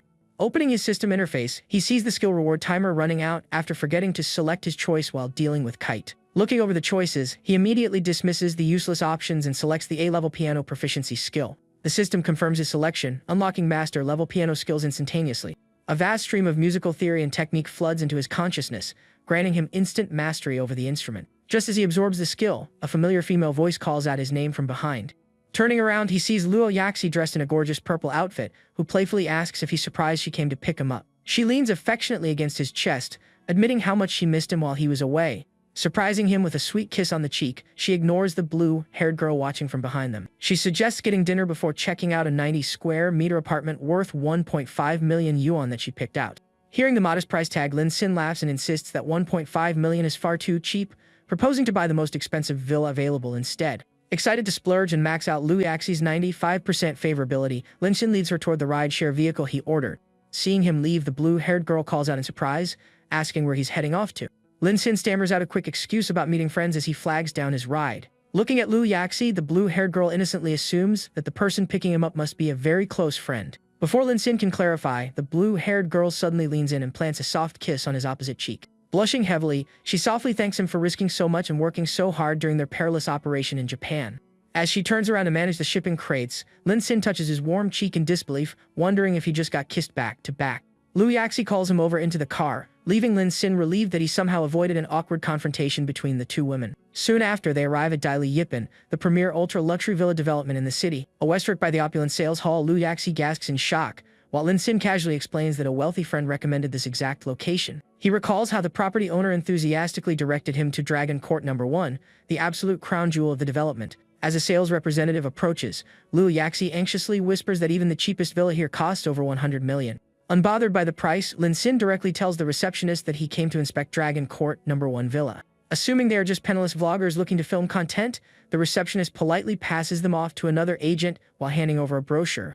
Looking at the pamphlet, Lu Yaxi gasps when she sees that Dragon Court No. 1 costs $300 million, asking if it's too much. Lin Xin looks her in the eye and gently explains that since this is her first home, he refuses to cut corners and insists on giving her the absolute best. Deeply touched by his romantic devotion, Lu Yaxi gazes at him as her favorability shoots up to an astonishing 98%. Overjoyed, Lin Xin celebrates internally as he boosts Lu Yaxi's favorability while earning massive system cash back. Just then, a flashy middle-aged man in a brown fedora and gold chains enters the hall alongside a glamorous woman holding a luxury handbag. The man brags to his companion about viewing Dragon Court No. 1, casually claiming he can purchase it in a heartbeat if he likes it. Approaching the model display, the man notices Lin Sin and asks if he's also here to buy a villa. Unaware of the newcomers, Liu Yaxi marvels at the brochure pictures, excitedly showing Lin Sin the gorgeous balcony and pool layout. Smirking patronizingly, the man chuckles about how funny it is that the young guy also fancies Dragon Court No. 1. Lin Sin casually replies that since they already decided to buy Dragon Court No. 1, the couple should check out Villa 2 or 3 instead. Surprised by their bold claim, the man chuckles sarcastically, questioning how a young kid could afford such an expensive mansion. Excusing himself, Lin Xin asks a staff member for the restroom and steps away for a moment. In the restroom, Lin Xin washes his hands at the sink. Suddenly, the bathroom door kicks open, and the man in the fedora struts inside behind him. Leaning against the counter with a cigarette, he smugly asks Lin Xin if he's stuck in an awkward dilemma. He lights his cigarette with a metallic click. Grinning widely, he remarks that the gorgeous girl Lin Xin brought along is way out of his league. Confused by the guy's sudden unsolicited commentary, Lin Xin asks him what he's talking about. The man boasts that Lin Xin's act as a wealthy hair looks totally fake, while proudly bragging about his own perfect, rich routine. Lin Xin stands completely dumbfounded by the man's wild delusion. Slapping a hand on Lin Xin's shoulder, he pulls out a keyring full of high-in-car keys and offers to teach him his pickup secrets. Clicking one of the keys, a flame pops out, exposing that all his luxury car keys are actually fake lighters used to trick impressionable women. He continues lecturing Lin Xin on how a true fake hair should dress, claiming he could spot Lin Xin as an amateur from a mile away. Admitting he also lied to his date about buying a villa, he offers to sell Lin Xin a 30-day pickup guide for 998 yuan and stage a fake argument to help them both escape buying the house. Meanwhile, out in the lounge, Nini stands near Liu Yaxi while they browse the real estate catalogs. Glancing at Liu Yaxi's crocodile handbag, Nini snidely remarks that her Hermes bag is a surprisingly convincing knockoff. Unbothered, Liu Yaxi simply replies that she bought the bag directly from an official Hermes boutique. Nini smiles patronizingly, telling her not to be defensive since they are supposedly in the same line of work. She whispers that they are both just fake socialites trying to trap rich men, leaving Liu Yaxi shocked by her assumptions. Proudly showing off her channel bag, Nini boasts about her wealthy partner while bashing Lin Xin as an obvious fake hair. Nini generously promises to help expose Lin Xin so Liu Yaxi can dump him, but Liu Yaxi politely reassures her that Lin Xin is wonderful. Nini offers to introduce her to high society socialites, while Liu Yaxi watches Lin Xin return, reaffirming her love for Dragon Court No. 1. Stepping up to the agent, Lin Xin immediately requests to complete the purchase paperwork for Dragon Court No. 1 without even touring it. Both Mr. Jin and Nini watch with smirk-filled anticipation, expecting Lin Xin's credit card to decline catastrophically. The agent swipes the card, and the machine instantly beeps, confirming a successful 300 million transaction. Handing back the receipt, Lin Xin calmly instructs the agent to put the 300 million villa entirely under Liu Yaxi's name. Liu Yaxi holds her glowing face in ecstatic shock, overjoyed that they now share a 300 million home together. Mr. Jin and Nini turn into literal stone figures, their jaws dropping to the floor in absolute disbelief. Bowing deeply, the sales agent respectfully invites the couple into a shuttle to tour their newly purchased estate. Meanwhile, Mr. Jin and Nini sit together in full clown makeup, realizing that they were the ultimate fools all along.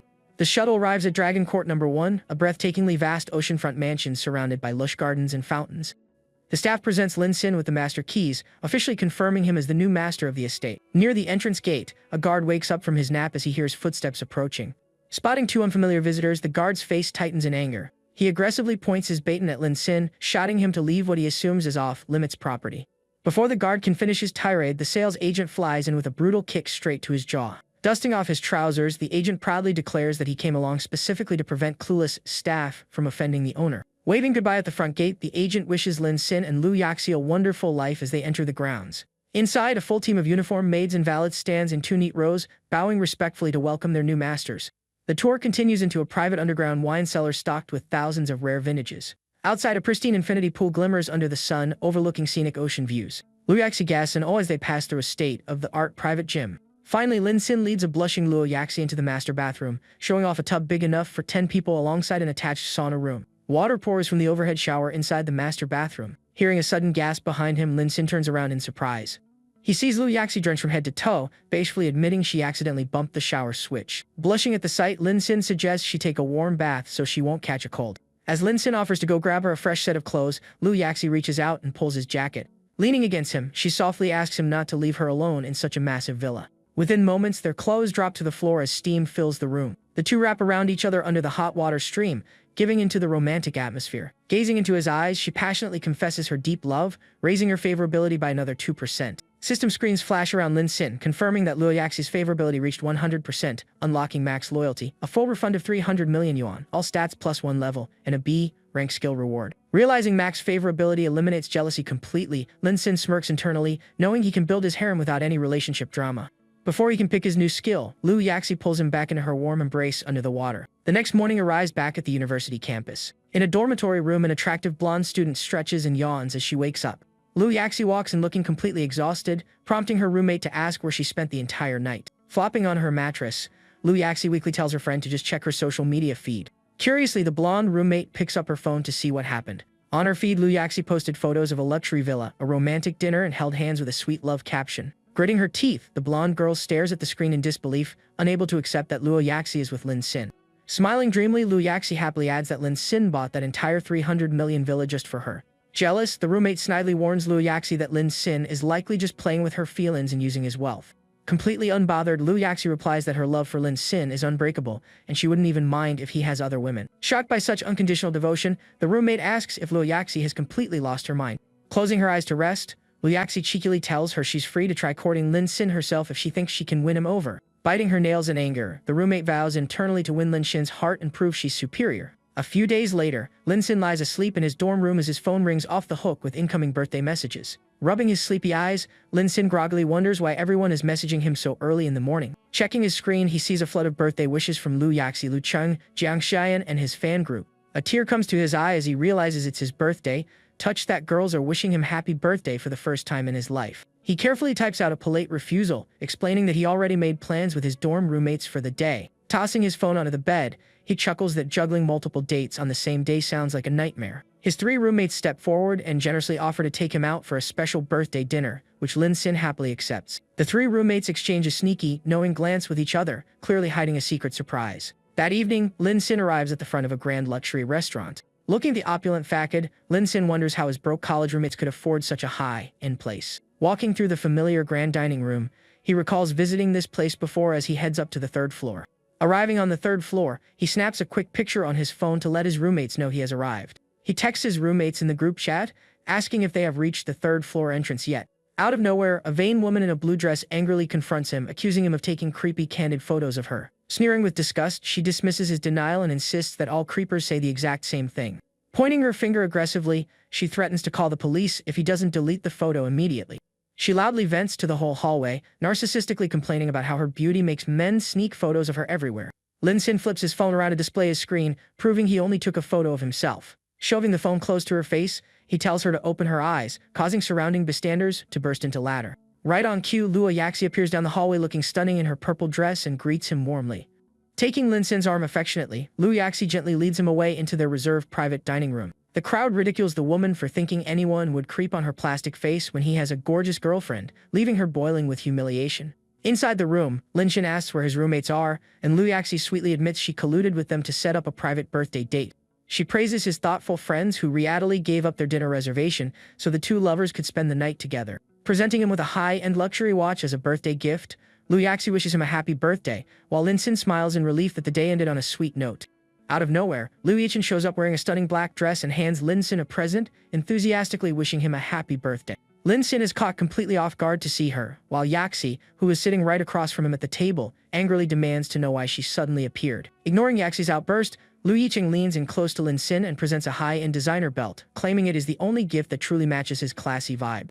Yaxi immediately scoffs at the gift, bragging about the 200,000 yuan luxury watch she bought, but Lu Yicheng counters that spending 50,000 yuan meant giving everything she had. Indifferent to their squabbling, Lin Sin cold shoulders Lu Yicheng and tells her to take the belt back, emphasizing that he never asked her for any gifts in the first place. Surprisingly, Lu Yicheng completely misinterprets his rejection as a gesture of deep concern for her finances, causing her favorability towards Lin Xin to instantly surge to 94%. Meanwhile, the scene shifts to a live stream studio where a popular streamer named Cao Cao goes live, quickly welcoming her fans as the chat floods with excitement. Cao Cao introduces a local brand shampoo set, explaining that she reduced the price from 42 yuan down to 38 yuan and urging her audience to spam the chat if they want it. However, the viewers in the comments section remain hesitant, with many questioning the product quality and asking if she can lower the price even further. Seeing the poor initial engagement, her director holds up a sign warning that sales will be low unless they bring out their special guest right now. Chaco quickly pivots on camera, teasing her audience that since they aren't interested in the current deal, she has a trick up her sleeve. She introduces her mysterious guest, none other than Lin Sin, wearing a silver mask and using his famous online persona, Mr. Qian. Chaoko excitedly asks Michian to give her viewers an unforgettable discount, and he smiles, assuring everyone that big benefits are on the way. Holding up the shampoo bottle, Mr. Chian acknowledges that while this old brand rarely drops its prices, he personally guarantees to change that today. He slashes the price down to 28 yuan by covering the 10 yuan difference himself, adding that Chaoko will perform a talent show for every 100 sets sold within 10 minutes. With the hype fully built up, Mr. Chian begins a dramatic countdown, focusing intensely on the camera. Chaoko joins in on the excitement, counting down 2 as the viewers prepare to buy out the stock. As soon as the timer hits 1, Mr. Chian presses the button and officially opens up product sales. Instantly, the sales counter explodes, rapidly climbing past 500 units in seconds and completely shocking Chaoko. Mr. Chian urges her not to just stand there staring, so Chaoko frantically offers to perform by riding a stationary bicycle. When the chat complains that plain bicycle riding sounds super boring, Mr. Chian steps in and promises to turn her performance into something way more exciting. He asks Chaoko to get into position on the bike while he prepares an outfit change effect behind a white cloth screen. In a flash, Chaoko transforms into a sleek, tight cycling outfit, making the stream chat go absolutely wild with praise. But right as the momentum peaks, Mr. Chian suddenly reaches out to grab the camera setup. He complains to the director that the current angle isn't doing the stream justice and insists on adjusting the camera position himself. Mr. Chian repositions the lens directly behind Chako's attractive figure, panicking the stream crew who fear their channel will get banned for inappropriate content. Chaoko quickly adjusts her position to keep things wholesome, urging her viewers to keep spamming clean comments so the channel stays online. Meanwhile, in a neighboring livestream room, rival streamer Kia Lulu is busy pushing expensive foreign clothing brands for the Double 11 festival. Despite offering VIP fan club access for big buyers, Kia Lulu notices to her dismay that barely anyone is buying her leather shoes. Her assistant suddenly rushes over and whispers the bad news that Chako's stream is trending everywhere and stealing all their viewers. Elsewhere, the second-ranked streamer Shu Tanghua is trying to sell kiwi fruits directly from local farmers to skip middleman fees. But right in the middle of his pitch, his view count begins rapidly collapsing as thousands of fans leave his room. His assistant confirms his worst nightmare, revealing that almost his entire audience just migrated over to Soka's channel. Even the platform's top-ranked male beauty streamer is busy trying on makeup and promoting premium cosmetic products to his audience. He holds up a high-end lipstick set, hyping up its quality and demonstrating how amazing the shades look on camera. To prove how good it is, he applies the bright red lipstick directly to his own lips live on stream. He eagerly checks his dashboard screen, fully expecting his massive fanbase to shatter sales records instantly. Confident in his popularity, he smiles at the camera, assuming his numbers are soaring as usual. However, his assistant quickly approaches him with a worried look, showing him that viewer numbers are plummeting. Shaken by the news, the top streamer can't believe that even his top-tier room is losing viewers to an underdog channel. The assistant explains that Chaoko's stream went completely viral because the famous Mr. Chian joined her as a guest host. Meanwhile, back on Chaoko's broadcast, she and Mr. Chian are celebrating as orders flood in without stopping. Overwhelmed by the massive sales figures, Chaoko warmly thanks her audience while Mr. Chian smiles approvingly in the background. She bows continuously to express her gratitude, amazed at how much Mr. Chian's presence transformed her stream. Standing tall, Mr. Chian takes the microphone to announce that this is only the beginning and more insane deals are coming. The livestream crew behind the scenes celebrates in utter shock as company executives react to the unprecedented sales surge. Mr. Chian makes a dramatic gesture, keeping the momentum going and hyping up the next phase of the show. A special promo banner flashes on screen, highlighting the energetic spinning bike performance with full team backing. Back in the top streamer's room, his assistant informs him about the exact tactics Mr. Chian is using to dominate the site. Enraged that his #1 spot is being threatened, the top streamer slams his fist and angrily demands an immediate stream PK challenge against them. A notification chime alerts the live stream room as Chaoko and Mr. Chian hold up their product, completely overwhelming the audience with discounts. Mr. Chian smiles confidently at the camera, assuring Chaoko that even with their massive price slashes, the overall store discount stays perfectly profitable. When rival streamers issue a PK battle, Mr. Chian calmly holds up 3 fingers and accepts, demanding that all 3 rivals face him together. Hearing his audacious condition to take on 3 top streamers at once, Chaoko screams in utter disbelief and panic. Meanwhile, Lin Xin's thoughts drift back to his situation at the restaurant, baffled by how rejecting Lu Yiqing's gift somehow boosted her favorability. Right on cue, Lu Yiqing clings tightly to Lin Xin's arm with affection, while Yaxi furiously tries to pull her off him. Their noisy quarrel creates a massive scene right in the middle of the restaurant, drawing stares from all the surrounding diners. Lu Yiqing then brings out another luxurious box, gazing gently at Lin Xin and claiming she understands his true hidden desires. She opens the box to reveal an explicit reverse bunny outfit accessory, reminding him of times he supposedly brought it up before. Flustered to his core, Lin Xin shouts in embarrassment, while Yaxi snaps at Lu Yiqing for being so shamelessly thick-skinned. A female bystander at a nearby table watches the chaotic love triangle in total shock, dumbfounded that 2 gorgeous women are fighting over one guy. Hoping to settle their score, Yaxi suggests going to the washroom together, giving the observing bystander a chance to follow them. Once in the hallway, Yaxi angrily confronts Liu Yiqing, telling her that Lin Xin's feelings are clear and sticking around is completely pointless. Smirking back, Liu Yiqing refuses to back down, insisting that Lin Xin is actually showing interest in her instead. Suddenly, the busybody bystander bursts into the washroom corridor, yelling at both of them to stop arguing immediately. She lectures them dramatically, calling Lin Xin a broke scammer who isn't worth their time, leaving Yaxi confused about who she even is. Preaching about female solidarity, the woman insists that high-quality girls like them shouldn't ruin themselves over a low-quality guy. Both Yaxi and Liu Yiqing glare at her in dead silence, completely unamused by her unsolicited advice. Without saying a word, they turn right back to each other and resume their intense argument, leaving the bystander sobbing over being ignored. Back near the main hall, Lin Xin sneaks toward the elevators to escape the endless drama, only for a familiar voice to call out his name. He turns around to find Xia Yuxuan dressed in an elegant gown, pleasantly surprised to run into her at the hotel. Scratching his head sheepishly, Lin Xin admits he originally planned to dine with his roommates before getting dragged into chaotic plans. Xia Yuxuan smiles warmly, revealing that her family is also dining here tonight and calling their unexpected meeting fate. Taking his hands, she happily updates Lin Xin on their cultural relics exhibition, confirming that all the promotion and prep work are ready. Right at that moment, the busybody woman steps out into the hallway and spots Lin Xin holding hands with Xia Yuxuan. She clutches her head in absolute disbelief, enraged that yet another top-tier beauty is with him, vowing to expose him as a player. As they walk back through the venue, Xia Yuxuan explains that she only stepped away from her family table to greet an incoming close friend. When Lin Xin asks if the friend is male or female, Xia Yuxuan chuckles and mentions she is a female friend she has known for years. Looking toward the entrance, Xia Yuxuan spots her arriving guests and calls out to her friend Cyan. A stunning, well-endowed woman in a red dress named Jiang Jian waves back enthusiastically, accompanied by her parents. Xia Yuxuan greets Uncle Jiang and his wife respectfully, who praise her for being thoughtful enough to welcome them in person. Turning around to introduce Lin Xin, Xia Yuxuan is shocked to find that he has completely vanished into thin air. Tiptoeing through the background, Lin Xin tries to slip away, while the busybody woman secretly snaps photos of him on her phone. Lin Xin breaks into a cold sweat, realizing Xia Yuxuan and Jiang Xian are close friends and dreading another catastrophic confrontation. Desperate to avoid another catfight, Lin Xin scans the room for a hiding spot and notices the grand piano on the center stage. Spotting the hotel pianist performing, Lin Xin formulates a plan to blend in and disguise himself. Approaching the musician smoothly, Lin Xin whispers that it's time for a shift change and that the manager requested him to take over. Before the confused pianist can object, Lin Xin borrows his suit jacket, promising to return it as soon as he finishes playing. To sweeten the deal, Lin Xin assures the pianist that he will still get paid for a full day's shift, prompting the man to leave happily. Sitting at the instrument, Lin Xin feels brilliant, convinced that no one will recognize him while he casually plays music. As his hands touch the piano keys, he prepares to play a simple tune to pass the time undercover. Suddenly, his system-granted musical talent activates, filling his mind with sudden artistic inspiration. His fingers effortlessly dance across the keyboard, sending waves of sublime music echoing throughout the entire restaurant. The captivating melody instantly catches everyone's attention, bringing the entire dining room to a complete, spellbound standstill. Lin Xin plays with breathtaking precision and emotion, transforming the stage into his personal concert hall. Staring at him from across the room, the busybody woman holding her phone is rendered completely speechless by his performance.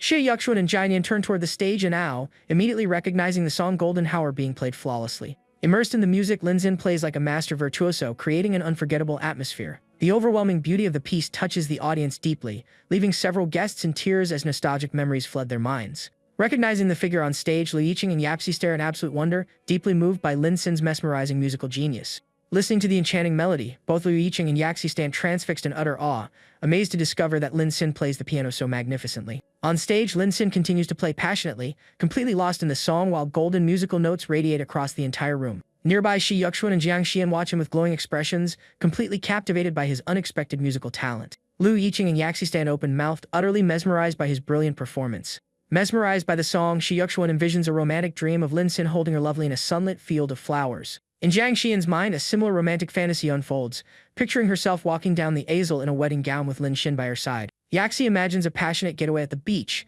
picturing Lin Xin holding her tightly in the ocean waves. Meanwhile, Liu Yiqing envisions an adventurous ride on horseback through a meadow, wrapped tightly in Lin Xin's embrace. All four women gaze up at Lin Xin with starry eyes, each falling deeper in love and viewing him as the ultimate ideal man. As a result, system notifications pop up showing massive favorability gains across all the girls, snapping Lin Xin out of his trance in shock. As the last note fades, the entire dining hall erupts into thunderous applause for his incredible performance. The crowd swarms around the piano to shower him with praise, panicking Lin Xin as he wonders how to escape the unwanted spotlight.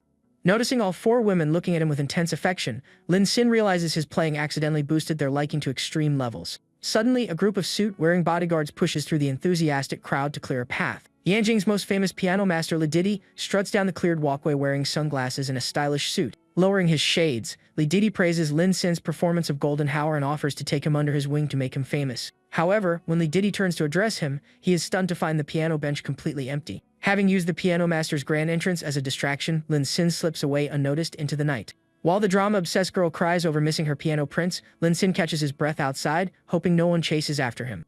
Just as he thinks he is safe, a sharp warning voice shouts at him out of the dark. Before he can react, a high-speed red motorcycle collides directly into him with a sudden crash. Lin Sin gets knocked to the pavement while the bike slides across the road, leaving the rider groaning in surprise. Shaking off the impact effortlessly, Lin Sin quickly gets up and rushes over to check if the rider is alright. The female rider sits up against her fallen Ducati motorcycle, wearing leather pants and a white jacket. As their eyes meet under the streetlights, both of them immediately recognize each other from a past encounter. She asks him to help lift the heavy motorcycle off her stuck leg, giving him detailed instructions on how to handle its massive weight. To her absolute astonishment, Lin Sin casually lifts the 300-plus-pound motorcycle off her with a single hand. She stares at him with wide eyes, completely baffled by his superhuman strength. Demanding to know how he lifted 170 kilograms so easily, Lin Sin awkwardly laughs it off by claiming he is just naturally strong. Noticing the ripped leather on her thigh and scraped skin, Lin Sin points out that she is bleeding. She brushes it off casually, mentioning her tough line of work while Lin Sin sweats at her extreme dedication to her side job. She tries to thank him for past favors and offers to return the cruise ship he gave her previously. Hearing her offer, Lin Sin immediately sprints away into the night, yelling for her to donate the money to charity instead of thanking him.